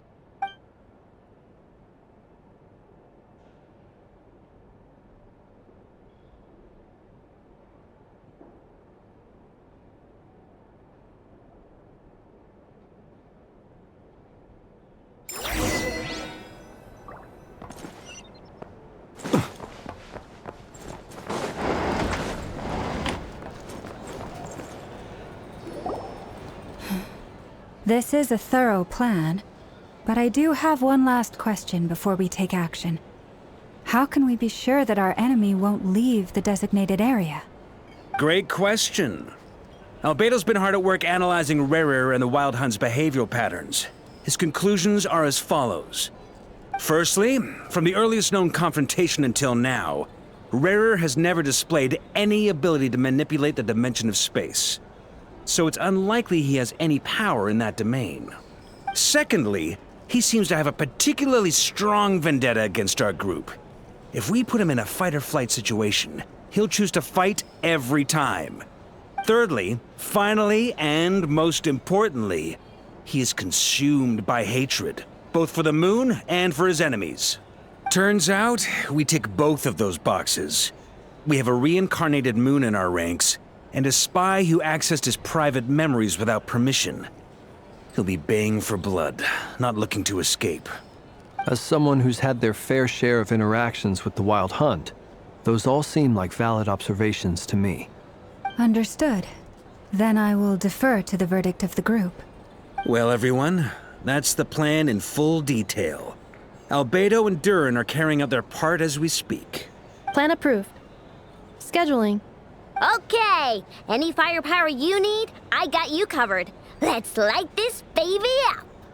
The Frost Moon Scions are behind you as well. And the rest of you? No objections? All right, then it's settled. This is the plan we're going with. Next up, an old tradition of mine. Anyone who wants to back out, now's your chance. Wait, we can still back out of this? Everyone says things they regret, right? I don't want anyone feeling trapped because their mouth said yes before their brain had time to think things through. A very people-first approach. I hear that's common practice in the Knights of Favonius. Heh. Who'd you hear it from? D-Luke? Shh. We don't use people's real names at work. This contact will be known only as Owl, please and thank you. This plan can only work if everyone does their part. Flins and I will absolutely support it. We shall indeed. You'll be glad you accepted our help.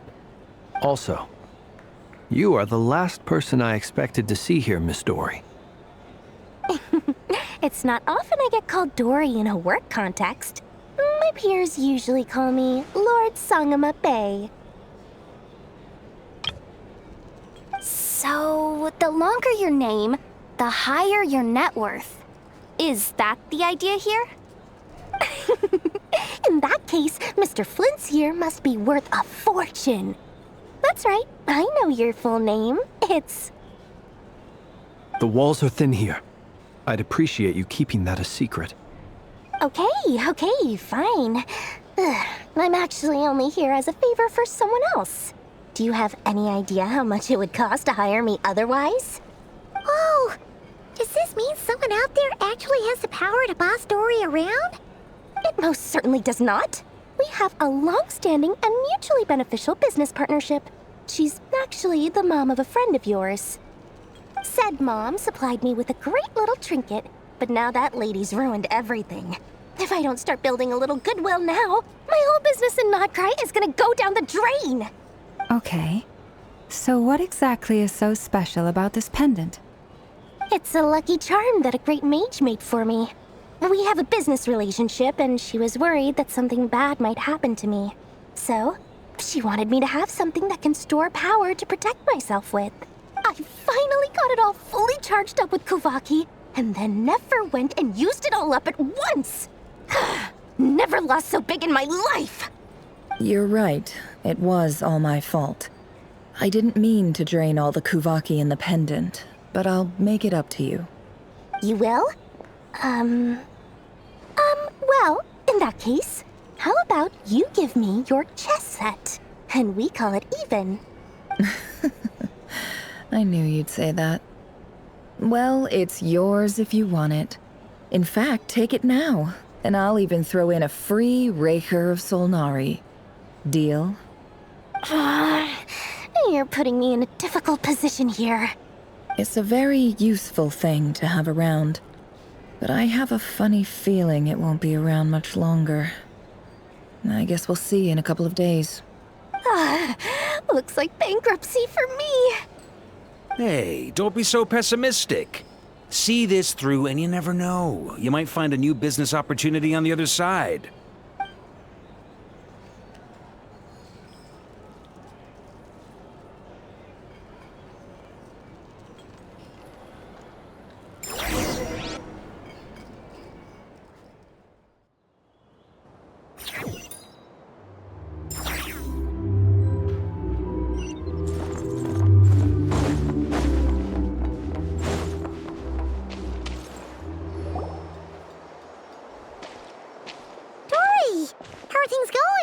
Feeling ready? Oh, I was born ready. We only have 2 days. You think Lord Sangamabe would let an opportunity like this slip by?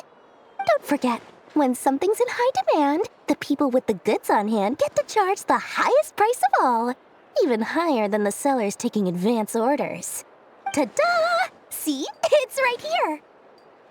Ah, it's so pretty. Did you make it? No, I have a supplier. We go way back, so he made me a very attractive offer. Aha! No wonder you were talking about lucky charms at the meeting. You've been getting Kaveh to make them for you. That's not the full story. It actually started a while back as a project between me and the Dendro Archon. Mage Alice once warned me that this world won't stay safe forever. There may come a day when everyone faces a great crisis. I passed this on to the Dendro Archon, and she secretly brought together a research team made up of Sumeru's top scholars to invent a technology that could keep people safe. I won't go into the details because it's all very complicated, but if you want to know more, you can ask the Dendro Archon about it sometime. Anyway, point being, it was the Dendro Archon who asked Kaveh to build this little contraption. As one of the top Kasharawar talents, he was the obvious choice. Took him long enough. He stressed over it for ages. Must have gone through at least a dozen designs before producing a final product. But that's Kaveh for you. Marak delivered it to me a couple of days ago, along with a letter from Kaveh. Could I ask why I'm sending this technology to you? What's your proposed use case? Has it been approved by the relevant authorities? So nosy. My fault for sending him the research permit to begin with. Surely Nahida must have told him you were involved in this project. He was probably just nervous because you're always so secretive about your business. Could be. Anyway, I just replied, let's hope there never has to be a use case, because it would involve grave danger. Fair enough. But it sounds like he was just being cautious. He probably felt responsible as the one who made it. Or maybe he was asking as a favor for his housemate. He's done that before. Not sure why, though. His housemate doesn't seem to really care that much about this kind of stuff. Either way, all's well that ends well. I'm just glad to finally have my hands on the product. I wouldn't want to be without it, given the potential dangers that lie ahead. Huh? What does that look mean? Paimon's just super surprised. This must be the first time we've ever seen you actually get serious about something. Well, a long time ago, I made a promise to myself. I promised that I was gonna live every day of my life with a big beaming smile. Obviously, Mora plays a big part in that. But there are always gonna be times in life when you have to give something back. That could mean paying back a debt, returning a favor, or showing some kindness. Alice has been a huge help to me over the years. She was the first investor I ever had. And I want my investors to know that Lord Sangamabe is the best in the business. And more than that, no one knows what the future will bring. Whatever happens, I want to make sure the Dendro Archon and all of Sumeru is prepared to face whatever comes. Oh, that? I was just making sure Nefer and I are square. Don't be thinking it was some sort of benevolent act. I'm no saint, so don't treat me like something I'm not. My priority is doing the business that I want to do, so long as my conscience lets me, but it usually does. That's the Lord Sangamabe business model. All right, if you say so. I do say so, and that's the whole point. I'm a businesswoman. Don't go trying to figure out what kind of person I am. You'll exhaust yourself. Much easier for everyone involved if you just take my word for it. Oh, and could you two help me get this stuff where it needs to be? Thanks so much. You're my favorite assistants.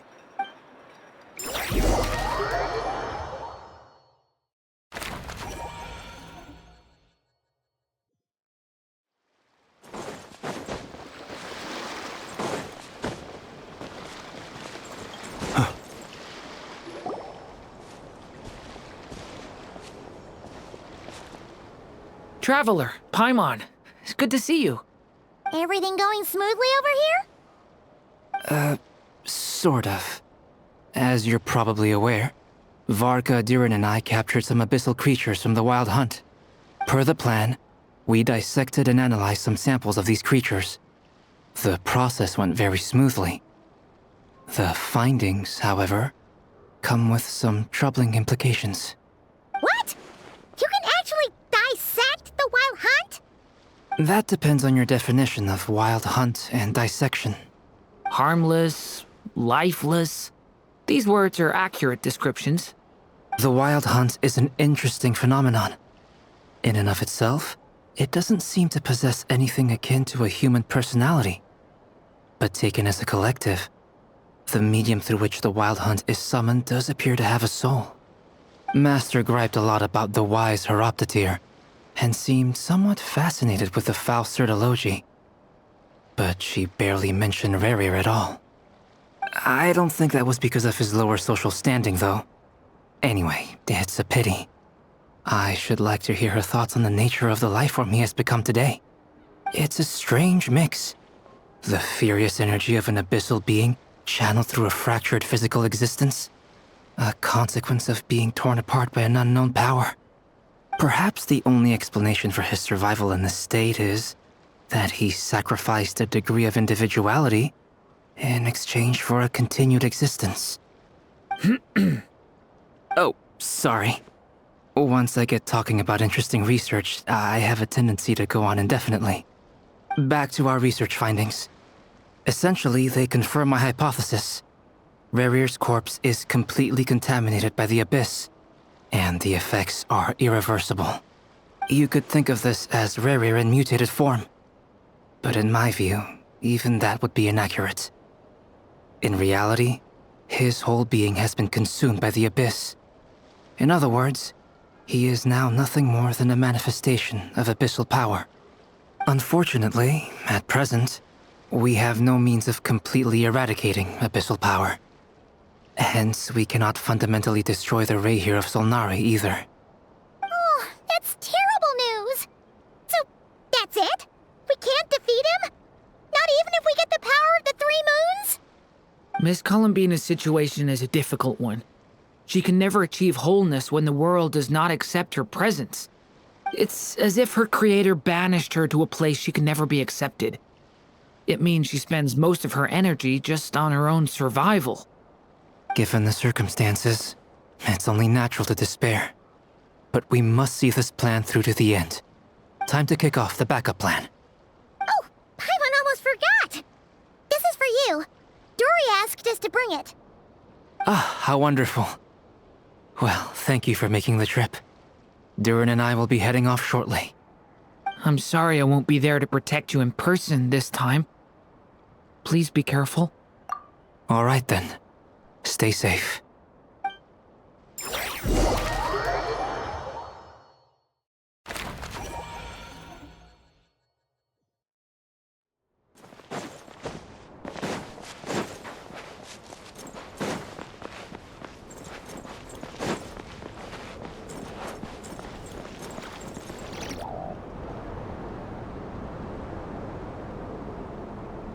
Miss Lauma, is everyone here? Yes. The fate of my flock is in your hands, Grand Master Varka. Please keep them safe. My lady, what are you saying? Within the next 24 hours, we will face the biggest crisis the world has ever seen. This is not a burden that we deserve to bear, but I believe that we reap what we sow in this life. So I intend to act. I must do what I think is right. For me, that means fighting for the future of Nodcry. This gentleman is the Grand Master of the Knights of Favonius, Varka, Knight of Boreas. In my absence, please follow his lead. Hey, everyone.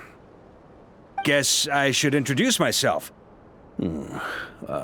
Well, to start with, I know my way around a battlefield. Biggest strengths are honesty and hard-workingness. Anyway, point is,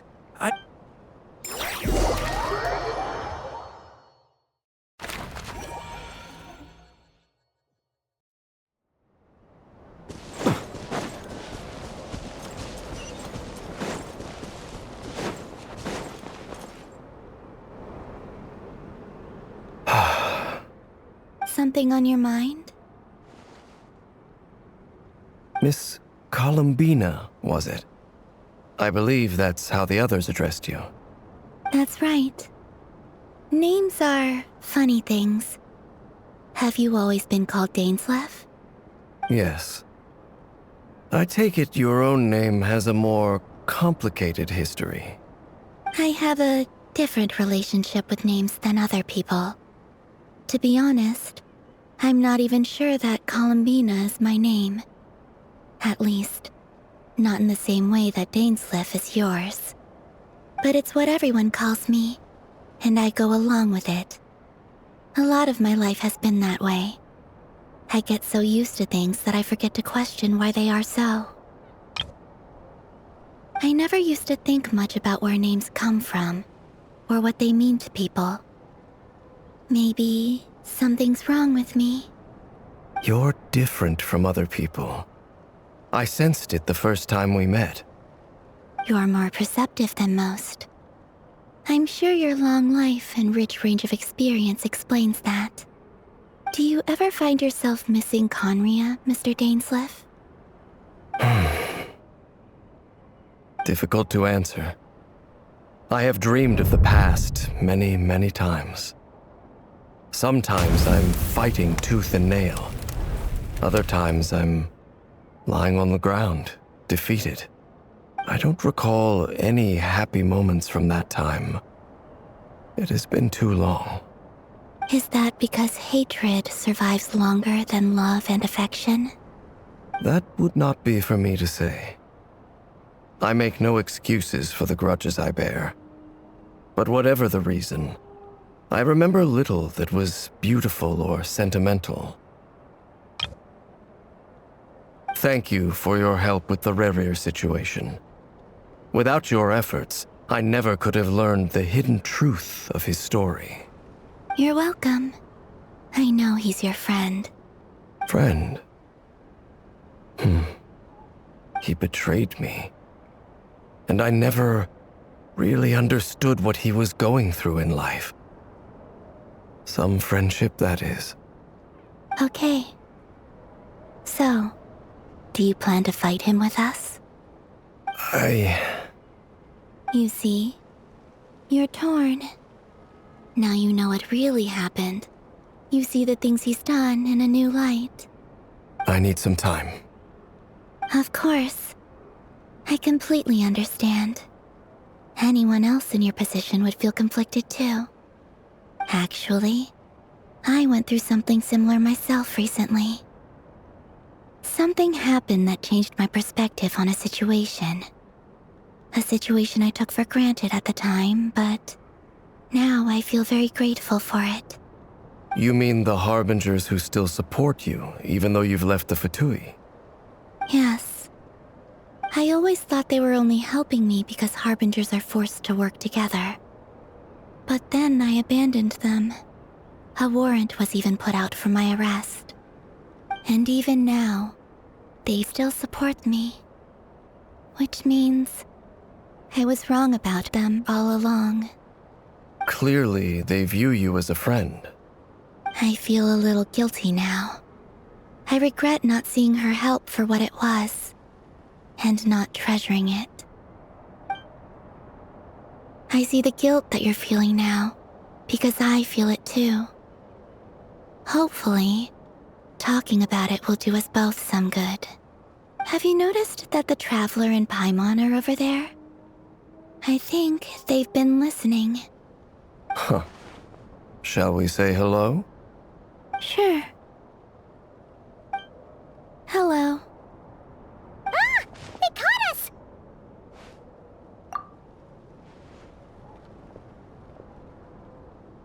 I apologize for making you worry. No doubt you wish to know where I stand on the plan to take down the Rerir of Solnari. I'm afraid I need a little time, but I will seriously consider joining you. You will? Oh, thank you so much! Everyone will be so grateful to hear that! They needn't be. This was something that I was going to have to face up to eventually. That doesn't matter to them. They're grateful to you regardless. You can't control their gratitude, so just accept it. And then, have a think about whether you're willing to join us.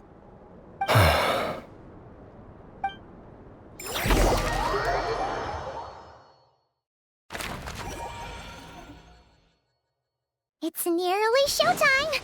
Let's go rendezvous with the others. You know the place.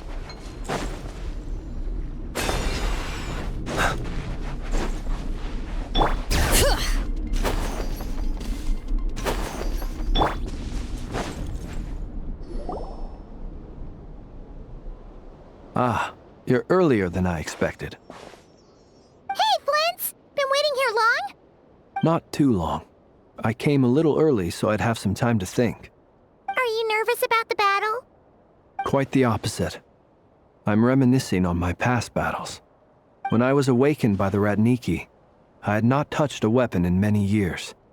I felt like the battlefield was not where I belonged. But after waging war against the Wild Hunt for so long, I came to realize something. A life of absolute peace is simply not a possibility for me. My restless flame indicates that somewhere inside of me, there is a deep yearning to root out the evil in this world. Oh, that doesn't sound like such a bad thing. Well, in the past, when I was a Fae whose primary concern was hibernation, it was hardly ideal. But it certainly serves me well here in the present. And I am delighted to be able to join forces with you in this endeavor. Looks like I'm not the first to arrive. Ah, Miss Lauma. Did you sleep okay last night? I struggled to settle down at first, because of the nerves. But don't worry. I got enough sleep in the end. I'll be just fine. Please, I'm just doing my part. Nefer! Over here! Aino asked me to relay a message. She said Nefer will be on high alert and keep a close watch over all secondary districts where defense is required, providing support as necessary. Meanwhile, Aino herself will provide range support to us directly, using her latest invention. Excellent. My thanks to all involved. The chest set's looking a little unstable. It won't hold him much longer. We should be prepared to engage at a moment's notice. No sense sitting around waiting. let's make the first move while we still have the option. I agree. Paimon, find a safe hiding place. Got it! Be careful, Traveler! I will.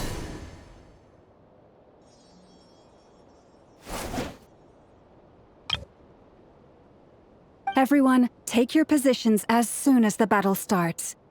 Every ounce of strength we have in our bones, let us bring to this fight. Ready? Let's go.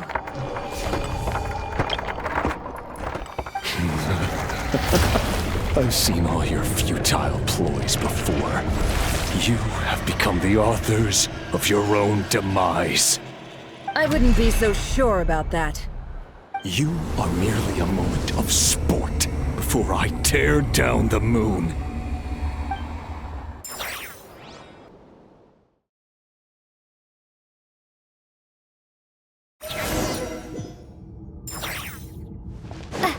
Move!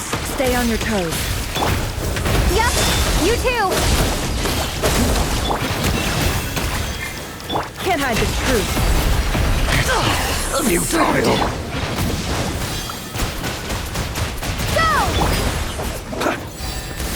The moonlight betrays you. No more lies. The deception ends here. A grave transcript by the frost moon. The moonlight betrays you. Poor last lamb. Close your eyes. Be silent. Night falls.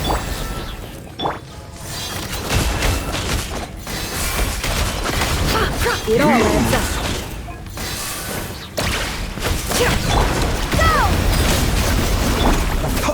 The moonlight betrays you. Night falls.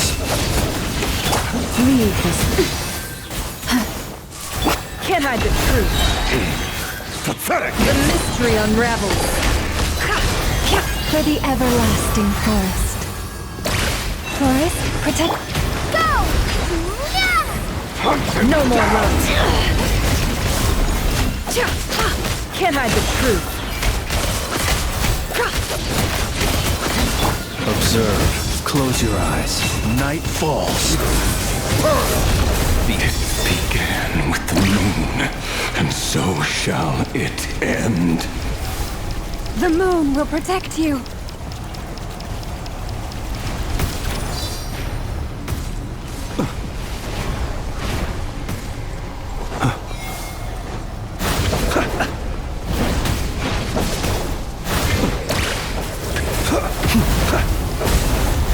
Observe. Do you see?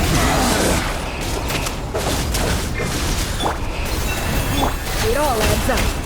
Fairfamir, when will it be as you foretold?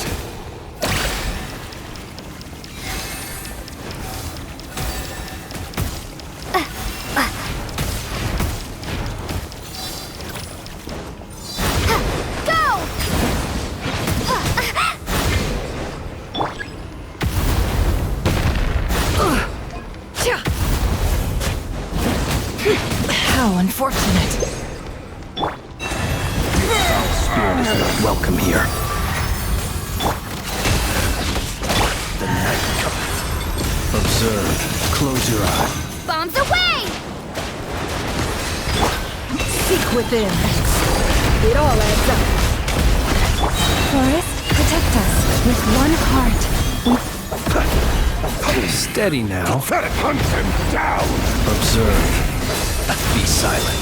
The moonlight betrays you to dust. It's all futile. Close your eyes. Can't hide the truth. Pathetic! Hunt him down!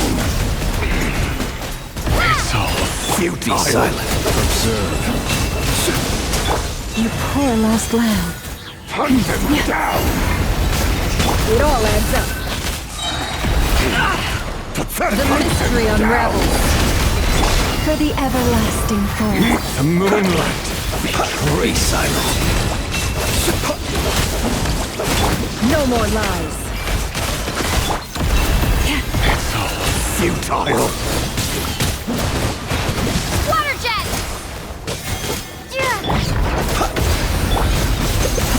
this on myself? Can't hide the truth. Seek within. With one heart, we pray. Wipe out! Pathetic! Go! Observe. Close your eyes. Night falls. It all adds up. No more lies. Futile. Move! Your little game of heroics is over. Who wants to go first? Betrays you. Now, get out of my sight! No! We've been separated. Take. You okay? Nefer, where are the others? Stuck outside the barrier. I guess he really doesn't like us. I told you before. Knowing too much is always a death sentence. Be careful what you wish for.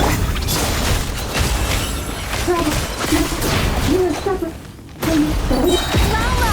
Can you hear me? Hold on, silence. Voices are gone. But at least I know they're still there. I need to focus. Stick to the trail. Remember my most important task. Just keep stalling him. If I can stall him for long enough, the moment will come.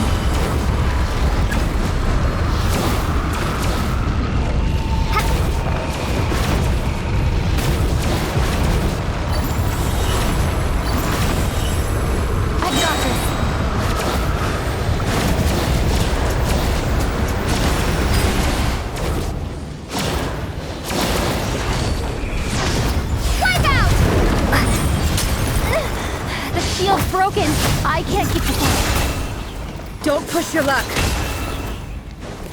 Your death is within my grasp. Can't hide the truth.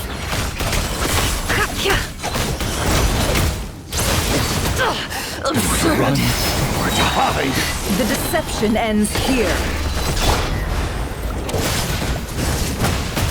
Water jet!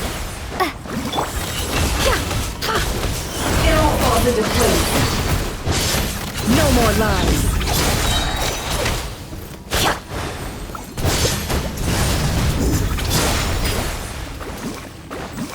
Can't hide the truth.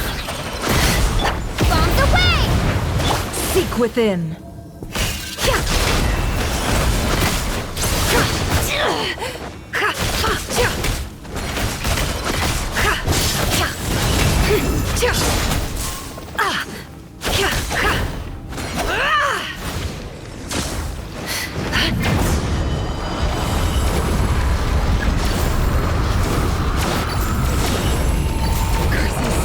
There's no other way.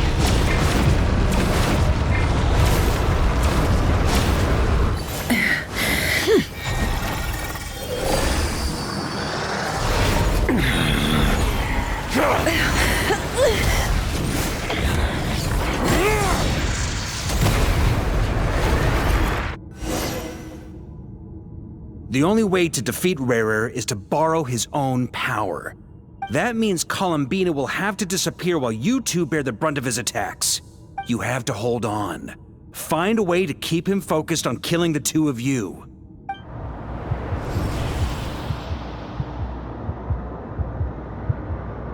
Nefer! Your eyes are bleeding. Soon you will be powerless to resist. And then, I will reduce you to dust. But that dust will plague your memories. Come on, keep holding on. Any other tricks up your sleeve? Let's see them. As entertaining as they are, you've backed yourself into a corner. You don't fool me. I see your fear clear as day. I have to stoke his rage. Make him unleash everything.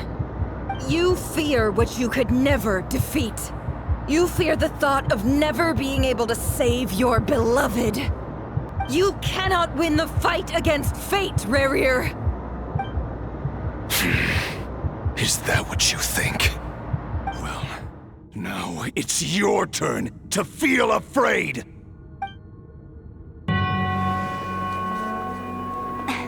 You fear the sound of your own name? Is it us you hate? Or is it what you've become? Let's see what becomes of you!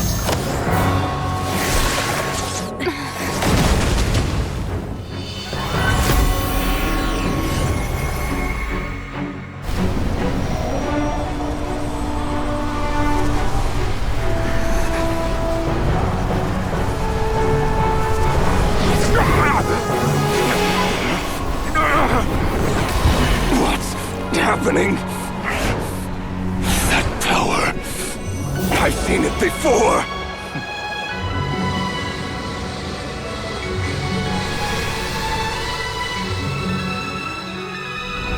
His power is on another level. We'll need to use an alchemical array to convert his power into a usable form. Then quickly channel it into Columbina, rendering her powerful enough to compete with him. I'll join you. I can help. If I release enough abyssal energy into a confined space, it'll create a potential difference, allowing us to extract a huge amount of elemental energy. Next, I'll synchronize with everyone's minds using pyro, then give you temporary access to their abilities and fields of view. But it won't last long. Can you see? Well enough. So, we have a student of Gold Rhine-Daughter in our midst. How about that?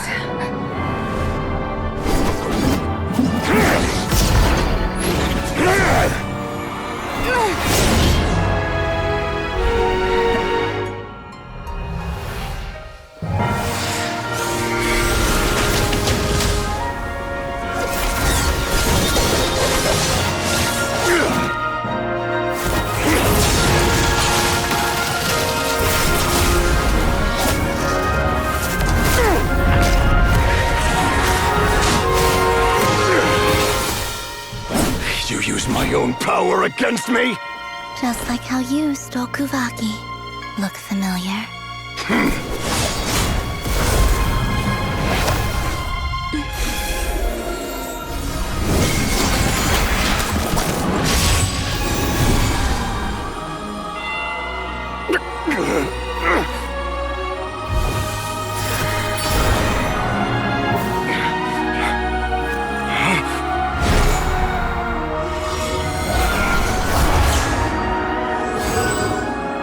Don't you realize? You don't have the power to hold that gate open! I don't, but someone else does.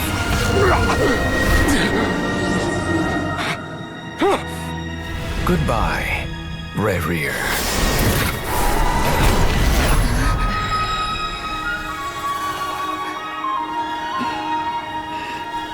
We won.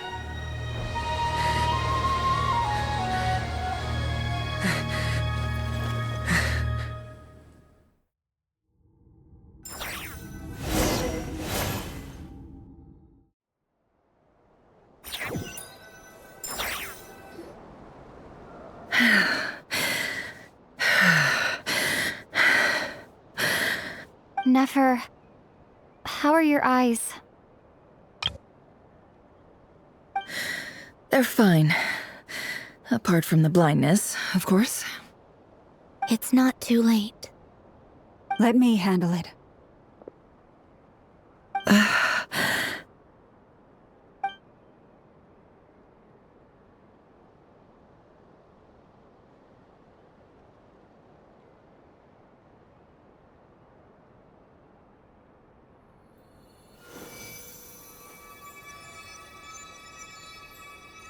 Miss Nefer, it's not like you to lose your composure. That was the most reckless thing I've ever seen you do. Reckless how? The situation was critical. Our lives were at stake. We had to do something. Even so. Okay. I guess you're right. Under the circumstances, it was a wise decision. You traded your eyes for an incredible victory. In business terms, I suppose that's a huge return on investment. I'd be hard-pressed to argue otherwise. Still, I don't like this outcome, and I don't want you to lose your sight for good. People suffer when they make sacrifices they shouldn't have to make, whether that means faith, strength, or in this case, your ability to even see. I had hoped you could win without sacrificing so much as a single hair on your head. Thank you. Really. All done. Don't try and open your eyes just yet. We'll see how you're doing in a couple of days. Until then, please follow your recovery plan to the letter. I'll send full details through Jahoda. For now, just get yourself home, relax.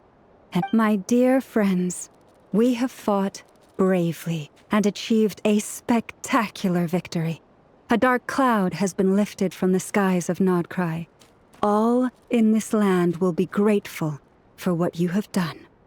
The moon will remember this day. Thank you both.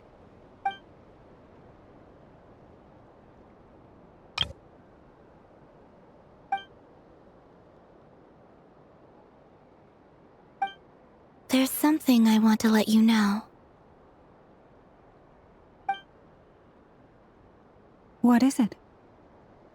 When Durin connected everyone's minds so I could access their powers, I also felt everything they felt.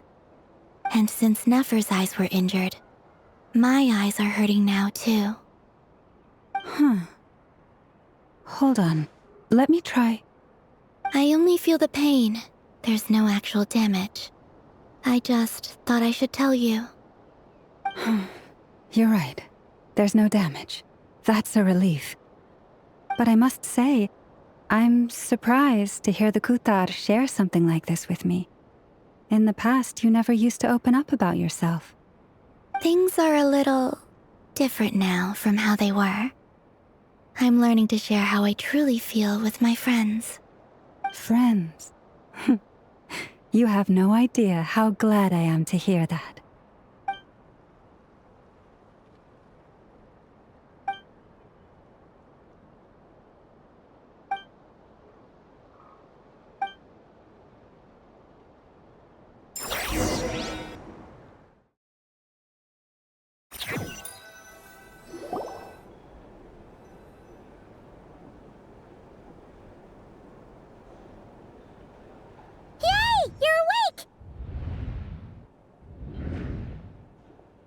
How are you feeling? Any aches and pains? Did you sleep well? I'm doing all right, Paimon. No need to worry about me. Phew! Well, that's good. Paimon's been sitting on the edge of the bed worrying about you for ages. You slept a whole day and night. Poor Paimon had to eat all by her lonesome. Glad to hear you didn't starve. How was the food? Well, it wasn't the same without you there to share it. Honestly, Paimon just can't relax when you're not your usual self. She couldn't enjoy the food and settle down to sleep. Well, I'm back to normal now. Oh yeah, and Albedo swung by earlier. He said to tell you to head to the tavern when you woke up. Varka and the others are organizing a victory feast and they want to celebrate with you. He also dropped off some medical supplies, but you seem fit as a fiddle, so guess you won't be needing those. If you're feeling up to it, let's head over now. Wouldn't want to keep them waiting.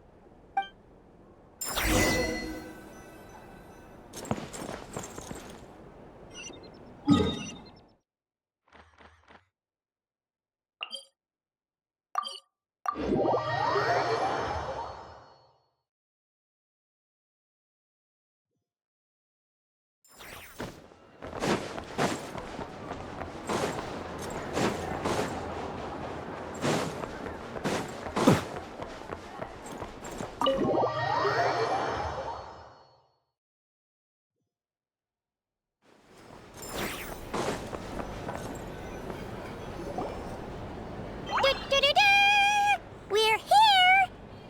Oh, Traveler and Paimon! Perfect timing! We were literally just saying how there's no way we're holding this victory feast without you. Any longer, and we would have postponed it till tomorrow. How are you feeling today? Much better, thanks. Don't worry about me. Relieved to hear it. If that changes, just let me know. Happy to check you over at any time. Yep, we're here for you. Anything you need, just let us know. Oh wait, where's Nefer? How are her eyes doing? Nefer's right over there. I'm sure she'd love to catch up with you.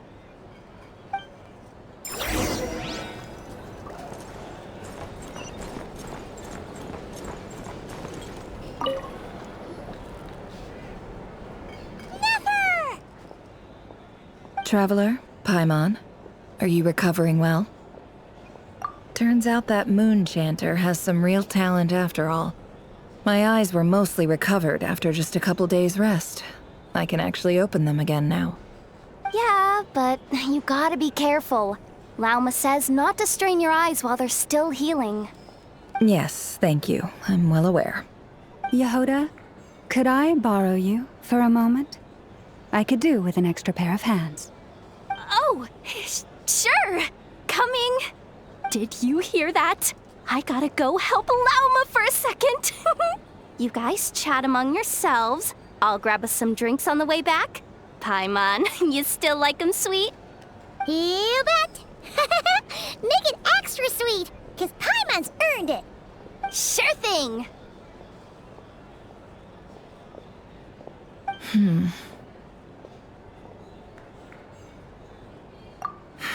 The Rerir of Solnari. Kind of a snake, don't you think? No, definitely a snake. A poisonous one who spewed his venomous hatred everywhere. Anyone who seeks revenge out of hatred for other people has become a snake. That's something my dad used to say. Perhaps.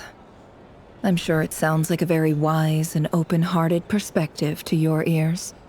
But me? I think hatred is a perfectly justifiable emotion. What else is left when everything you depended on in life gets stripped away? Something's gotta fuel that drive to keep on living. If you're worried about me, you can nip that in the bud. I'm not someone who gets stuck in the past. It's just... I suddenly feel like I was wrong to call my father a liar. He was just a fool. That's why the academia turned their back on him, and why the other tribes ganged up on him. Oh, father. How much better things could have been if you were a skilled liar. Look at the Ibis King. Thoth is a fiendishly cunning liar. And yet, strangely, he feels more like a father to me than my real dad ever was. He's never brought it up, but I'd bet he feels the same way. Why else would he give me the power to perceive the truth, while at the same time training me in the art of deception? Well, King Deshret banished him to Aru, which is essentially a prison, and posed 3 questions to him. He promised that he'd have his freedom if he could find the answers. His response was to take on a physical form and approach me, hoping that I could become his envoy and search for one of the answers on his behalf. Did he really think I'd fall for that? He's stuck there. He can't make me return what he gave to me. So that's enough for you to decide he's nice, is it? He's a prisoner, and he was scared. So he decided to perform some good deeds to win people's approval. He lives in fear because he's a deceiver. How is Rerir any different? You can't work as a spy your whole life and expect a happy ending. It's preposterous. Yet I can't say I don't understand it. Liars live in the darkness of their own making. But it's still human nature to want to go on living. They say that a liar's soul is the most worthless thing in the world. What do you think? Oh, really? Well, it takes a very kind person to find compassion even for liars. If you ask me, the soul of a liar really is worth nothing. Because all they care about is themselves. For example, when something good falls into my lap, I don't go sharing the news around. Stops other people trying to steal it from me.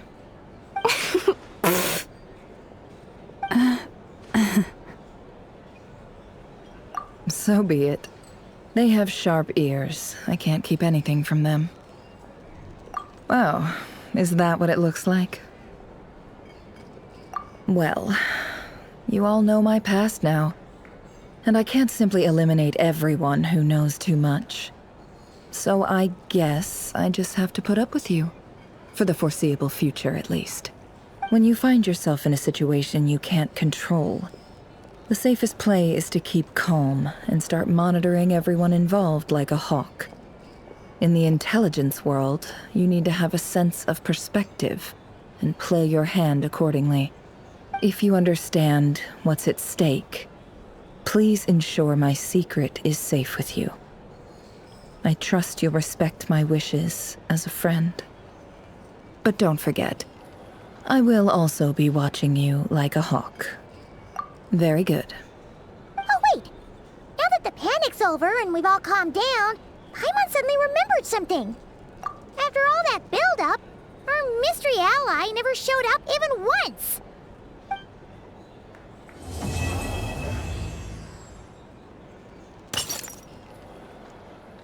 Huh? Am I imagining things?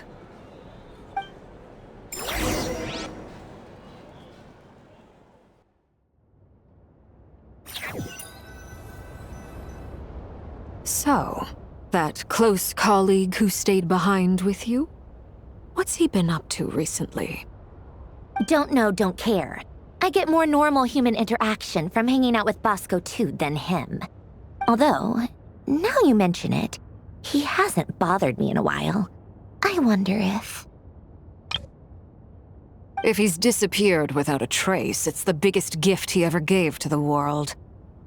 But I somehow doubt that's what's going on. He won't lie low forever. So we'd better stay on guard.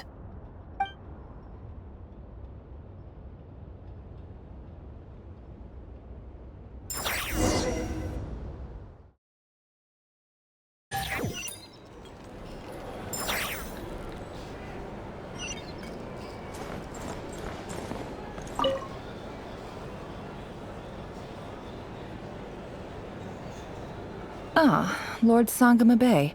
How lovely to see you. I must thank you for the device you provided. It was an enormous help.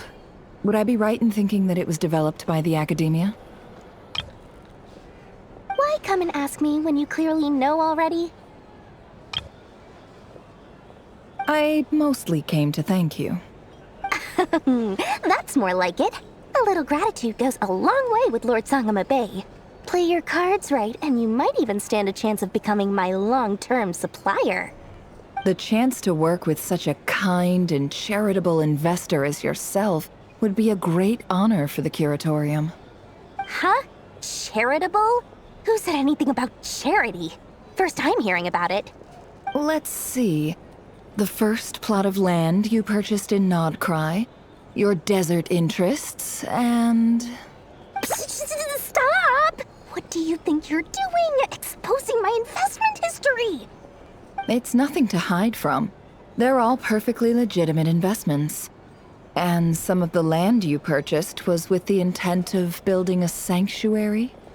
Yes, I heard about that too. How did you... You're a curious case, Lord Sangama Bay. You don't like people finding out about your good deeds, do you? But I'm afraid no matter how hard you try to keep things under wraps, where there's a will, there's a way. You did it for Sumeru, didn't you? It was empty land that was gonna go to waste otherwise. I figured if I built something there, it might at least get some use in an emergency. Disasters are capricious things. They strike without any warning. I've lost family to a disaster before, and I don't want to lose any friends or business partners if I can help it. My elder sister used to dream of finding a sanctuary. Somewhere with plenty of food, water, and medicine.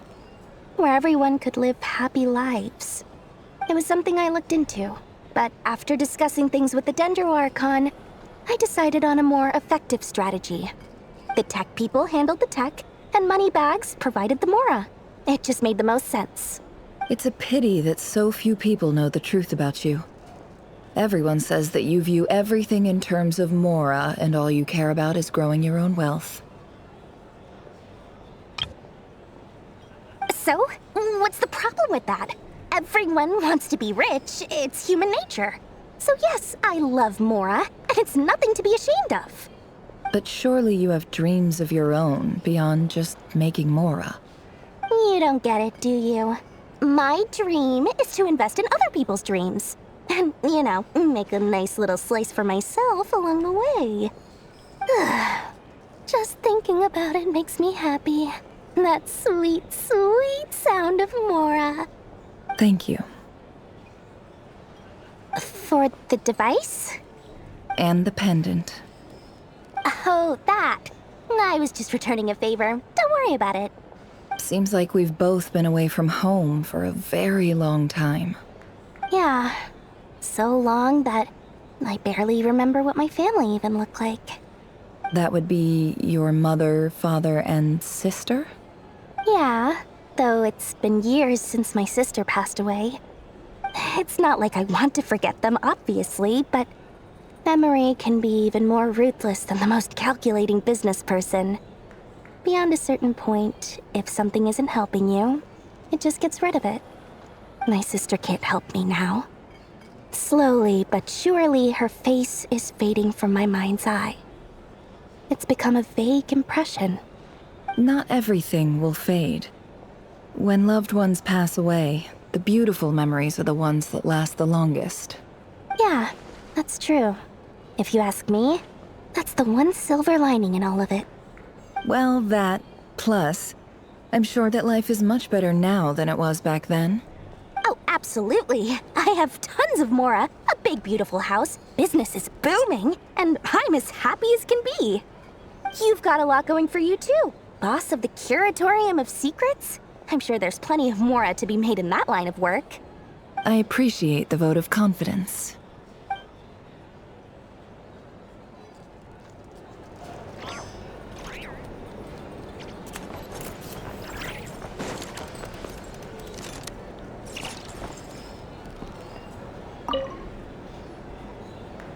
How have you been holding up? Any adverse reactions? If you start to take a turn for the worse, make sure you tell me right away.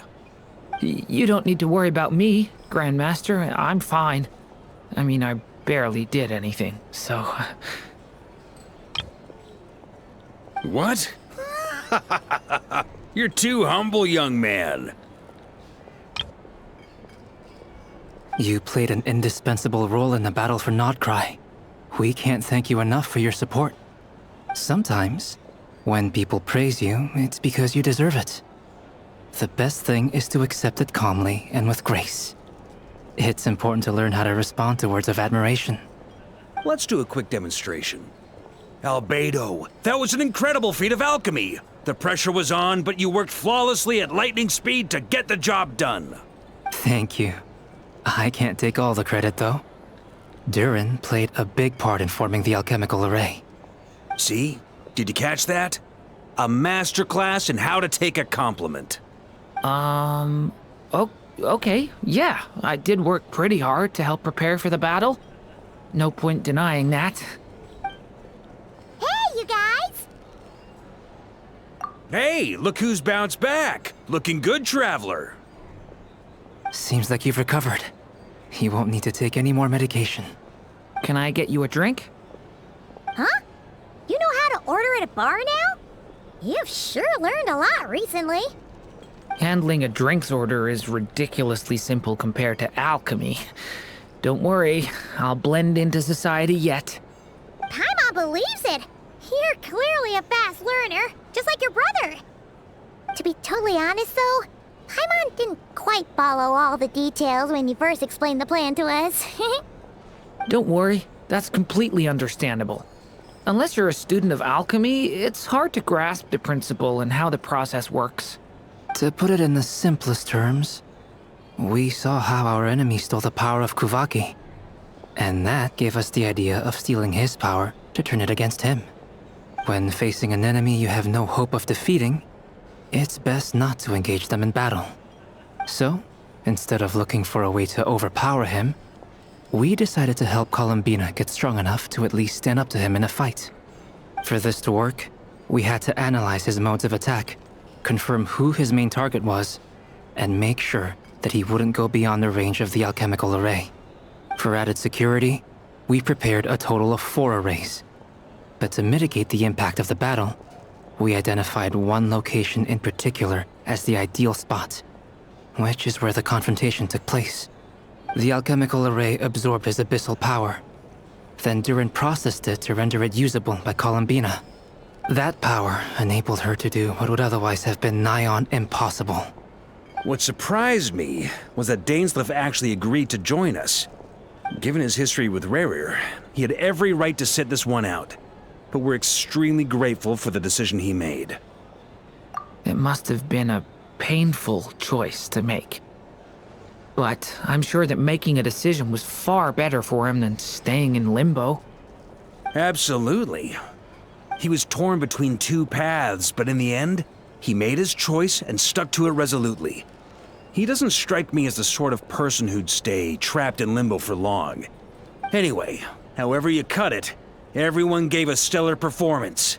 And now, it's time to kick back and celebrate.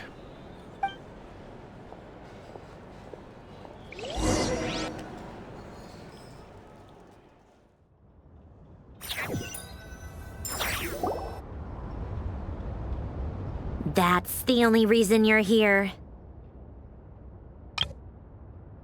Yes. I've thought a lot about it. And I've realized that you, me, and Arlecchino should be friends. I think this is very important. So I felt I had to come and tell you. Well, this is a new one. I'm so moved. I can't even hold my teacup. If that's all, you can leave now. Do you not want to be friends with me? Or is it that you prefer being co-workers? What is this, Columbina? Are you deliberately testing my patience threshold? Right now, my politeness module is active. But if you say another word, I swear I'll shut it down. If your politeness module was active, wouldn't you say the word please at some point? Polonia, please see Lady Columbina to the door. Will you still invite me to your next tea party? What? Yes, I think you will. Bye-bye, dear Sandrone.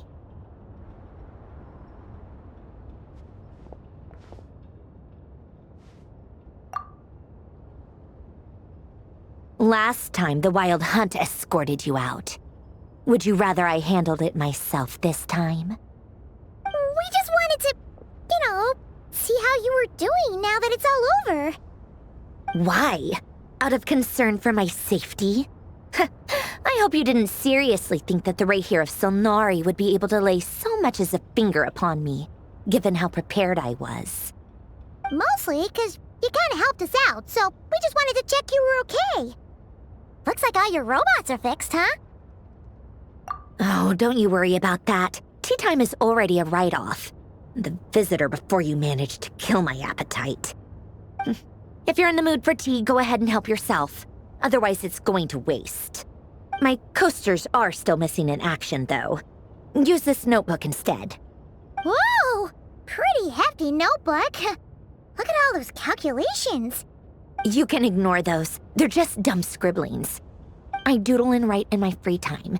Sometimes I remember the distant, dreamlike past. Sometimes I imagine the far-flung future. And other times, I grit my teeth and note down all the crazy nonsense going on in the present. Some people do the crosswords in the newspaper. This is my equivalent of that. Trying to predict the future is like daydreaming. And writing about the present just makes me furious. The past is my favorite. If nothing else, it's already set in stone, so I don't have to rack my brains trying to figure it all out. Huh. Although, having said that, the only vaguely interesting memory in my past is probably that guy they call Lord Artificer. Who else? Pretty much all the mecha and Fontaine are his personal handiwork. Wait, are you saying you know him? Like, personally? As a friend? I mean, I guess we were friendly enough. Yep. In fact, I'm probably the only normal person left who knew him at all. We used to chat occasionally back when he was still around. Before he passed away, he asked me to destroy all his manuscripts. I honored his request, but I did read through everything first before destroying them. I mean, I couldn't let the genius of Lord Artificer Alain Guillotin disappear like that. Would have been such a waste. So, that's where the formulas in your notebook are from? I just told you. Those are my equivalent of crossword puzzles. They're just dumb formulas that I solve for fun when I'm bored. Alain's work was like epic poetry. The formulas in my notebook are just silly little riddles in comparison. Not that there's anything bad about them. I mean, at least, solving those riddles isn't going to hurt anyone. Except me, 'cause I lose a few brain cells in the process. Anyway, while we're on the topic, I might as well tell you about what happened to him and his friends. Alain Guillotin had two close buddies, Renee and Jacob. They spent their childhood years together in the Narzissenkreuz Institute. They were all quite competitive, so there was some rivalry between them, but it was a friendly rivalry. But beneath the friendship and the rivalry ran something deeper, a sense of nostalgia for the past. Unfortunately, childhood would end, the prophecy would come true, the apocalypse would arrive, and the future would never be. A mad dream that would normally only capture the minds of lunatics began to take root in their hearts. A dream of saving the world. And if Renee and Alain had been people of lesser wits, that dream would probably have ended up as something for them to joke about in their older years. But alas, they were some of the sharpest minds around. They nurtured that dream with the full power of their intellect, and it grew into something that ate away at their souls. The first of them to fall under its spell was Renee. Against Alain's wishes, he persisted in experimenting on a mutual friend of theirs to try and save their life. Alain did not approve and parted ways with Renee. It's complicated. Alain wanted to believe that Renee only did what he did for the sake of their friendship. But when he told me about what happened, I could tell he still had some suspicions about Renee's motives. Perhaps the seed that would grow into a nightmare had already sprouted in Renee's mind. Even then, the next time they met, Renee's soul had been completely engulfed by the dream of salvation. His futile attempt to change the tide of fate only resulted in a wave that swallowed up the world, even before the apocalypse came. And although that wave died down eventually, I hear that it just recently came back with a vengeance. As I understand, Renee wanted to live out his dream of salvation once more. But I'm told that the attempted resurgence finally died out for good. At long last, Renee awoke from his deluded dream. Though of course by then it was far too late. What do you think of Renee? Do you admire his transcendent genius? His view that any price was worth paying to achieve the lofty goal of saving the world? Or do you despise him? Dismiss him as an evil madman who wrought havoc on the lives of everyone around him as he pursued his delusional dream? Same difference, really. Just a matter of perspective. What a cop-out. But I suspect you'd have a more incisive and insightful answer if we dug into it further. I don't like fanatics who give up their whole lives for their ideology. Nor do I like fools who let their delusions take control. Maybe I could understand if Renee had just been an ordinary person. But he had a sage-like intellect. And still managed to get himself lost in the labyrinth of his own desires. Anyway, that's enough about Renee. Now, moving on to Alain Guillotin, the Lord Artificer. He managed to put a stop to the first storm whipped up by Renee. But after that, Alain lost his friends and family. To his credit, I suppose, the loss of his family and friends was purely a tragic accident. It's not like Alain sacrificed them for his cause or anything. After that, the only thing supporting his work was the same dream that had dragged his closest friend down to the abyss. But although the desire to save Fontaine drove him to found the Fontaine Research Institute, Alain continued to reject any form of transcendental knowledge or power. He was suspicious and fearful of it, having seen the way it had affected his closest friend. I think that formulas and machines derived solely from human intellect were the only thing that gave him a sense of spiritual comfort. Yet Alain's intellect was simply too great. It barely left him space to breathe in his lifetime. Once he realized that the end of his life was approaching, he finally accepted the truth. The Narzissenkreuz Institute needed someone, and a human being, to see its story through to the end. He quit working on his formulas, trading them in for the fairy tales that had played such a formative role in his childhood, but which he'd barely touched in his adult life.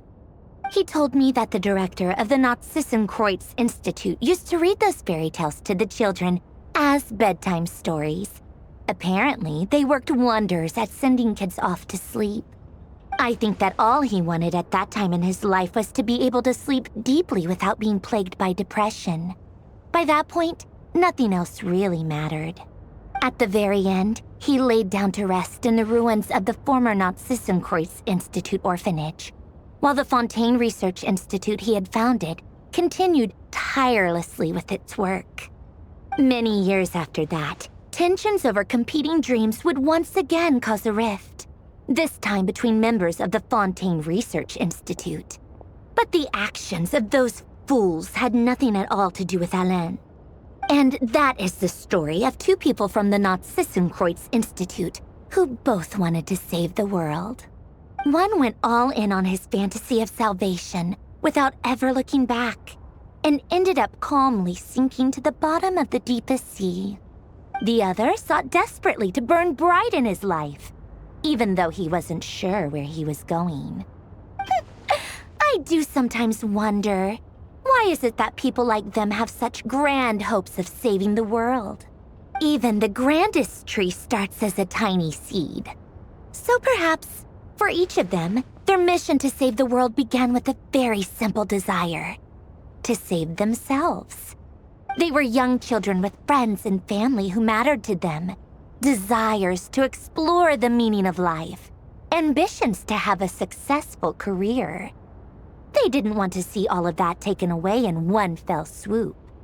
Or maybe they just wanted to find something to anchor themselves within the chaos, to stop them getting quietly swept away by the storms of life.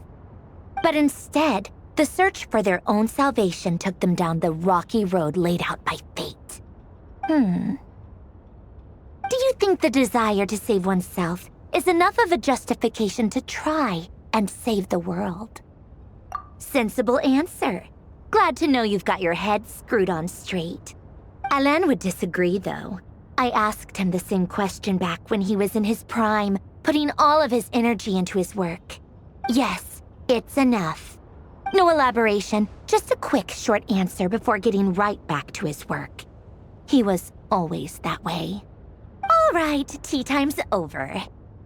I owe Arlecchino a favor for telling me these stories.